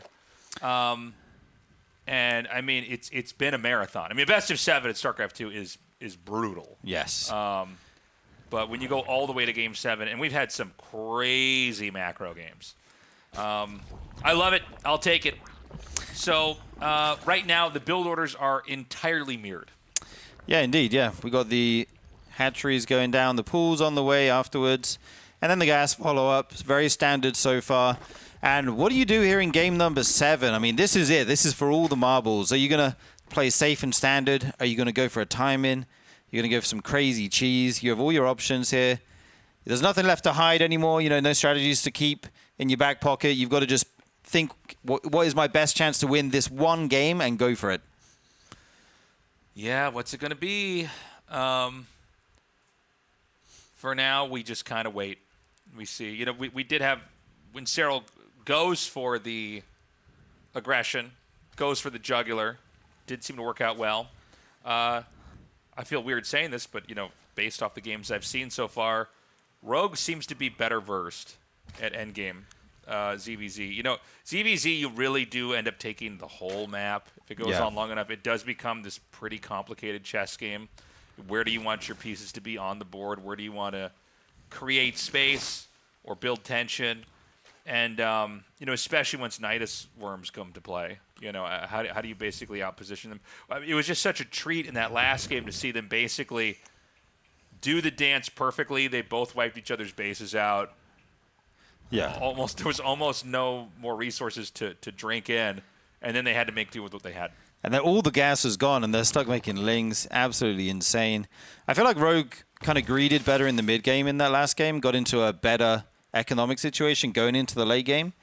I still do think Serral can match him in late game if he goes into it on even footing. But, I mean, after the last one, if you lose one like that, maybe you don't want to go that way as Serral. Right now, going to try and get past the Queen and Lings with his own Zerglings. Get in, get that trademark Serral Scout. See the number of drones to the natural, then go up into the main. And, yeah, this is a lot of good info. These Zerglings are actually going to take a turn and leave the base. One of them will just survive. And, yeah, quick layer on the way here for Rogue. A little bit quicker than Serral's, who's going for the Roach Warren. We had no Evo chambers, right? I don't think anybody started one. So it's going to be upgradeless for now. Yeah. But the Roach Warren, as we were saying, is going to be further along here for Serral. Rogue, with that layer tech, Ling's going to scout in. It's always hard to stop these Lings from getting in. They're very slippery, but their vision isn't great. So Serral's making 10 Lings. His Roach Warren's about to finish. It does appear that basically Serral is probably going to make a couple of Roaches and Banes and Lings and try to hit. And that's where he wants to try to level his opponent, or at least start to do some damage and try to control the flow of the game. With the layer finishing, Rogue's going to have avenues for later on, but he has to first defend this attack. Yeah, Serral is not worrying about later. Right now, he's just making nothing but Roaches and Lings. He's basically doing an all-in of 38 workers here. Going to try to hit this third. The Spire going down behind this for Rogue. So Serral is on a timer here. If he doesn't kill Rogue, the Mutas will wipe out everything as there's no layer for Serral. This Baneling gets a big connection. Units going down here. Good trades for Serral. He's up heavily in supply right now. And the Roaches aren't even here yet. They are just starting to walk across the map now. Can Rogue hang on here and actually defend? Serral's going to hit really hard when he gets up here. Each of these Banelings has to connect. He does keep that one Baneling alive. He's going to move up here now. A Spine starts. The Queen does not deny the damage from the Bane. The Roaches can shoot down the next Bane, allowing for more Lings and Banes to come in, and that's going to be a GG Serral. Oh my God, just like that. After such a long game in Game 7, Cyril just sends it off 38 workers, and he is qualified for BlizzCon. That was incredible. Okay, he did it. He's 1 of 2, though. 1 of 2.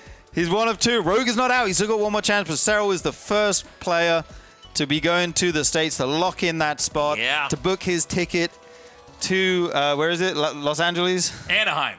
Is that in LA? Basically, yeah. Basically. I mean, you land in LA, LAX. You land in LA. My American geography is a little bit shaky, but it's around there, right? Actually, to be honest, my whole geography with LA is kind of confusing because it feels like nothing is the center. It's where Disneyland is. There you go. So it's not like in like, you know, definitely a good thing it's not in downtown LA. But yes, he's going to be going. He's going to be going. Yes. It's going to be sick. He's going to be at BlizzCon. Congratulations to Cyril. What an insane series that was. But we're not done, guys. Tomorrow, we are going to finish this up. And remember, the finals, of course, is going to be at BlizzCon. So tomorrow, we're going to have Shin Solar and then the winner of that versus Rogue. Yep. I mean, Cyril can't play with himself. Oh, I was saying he can't play.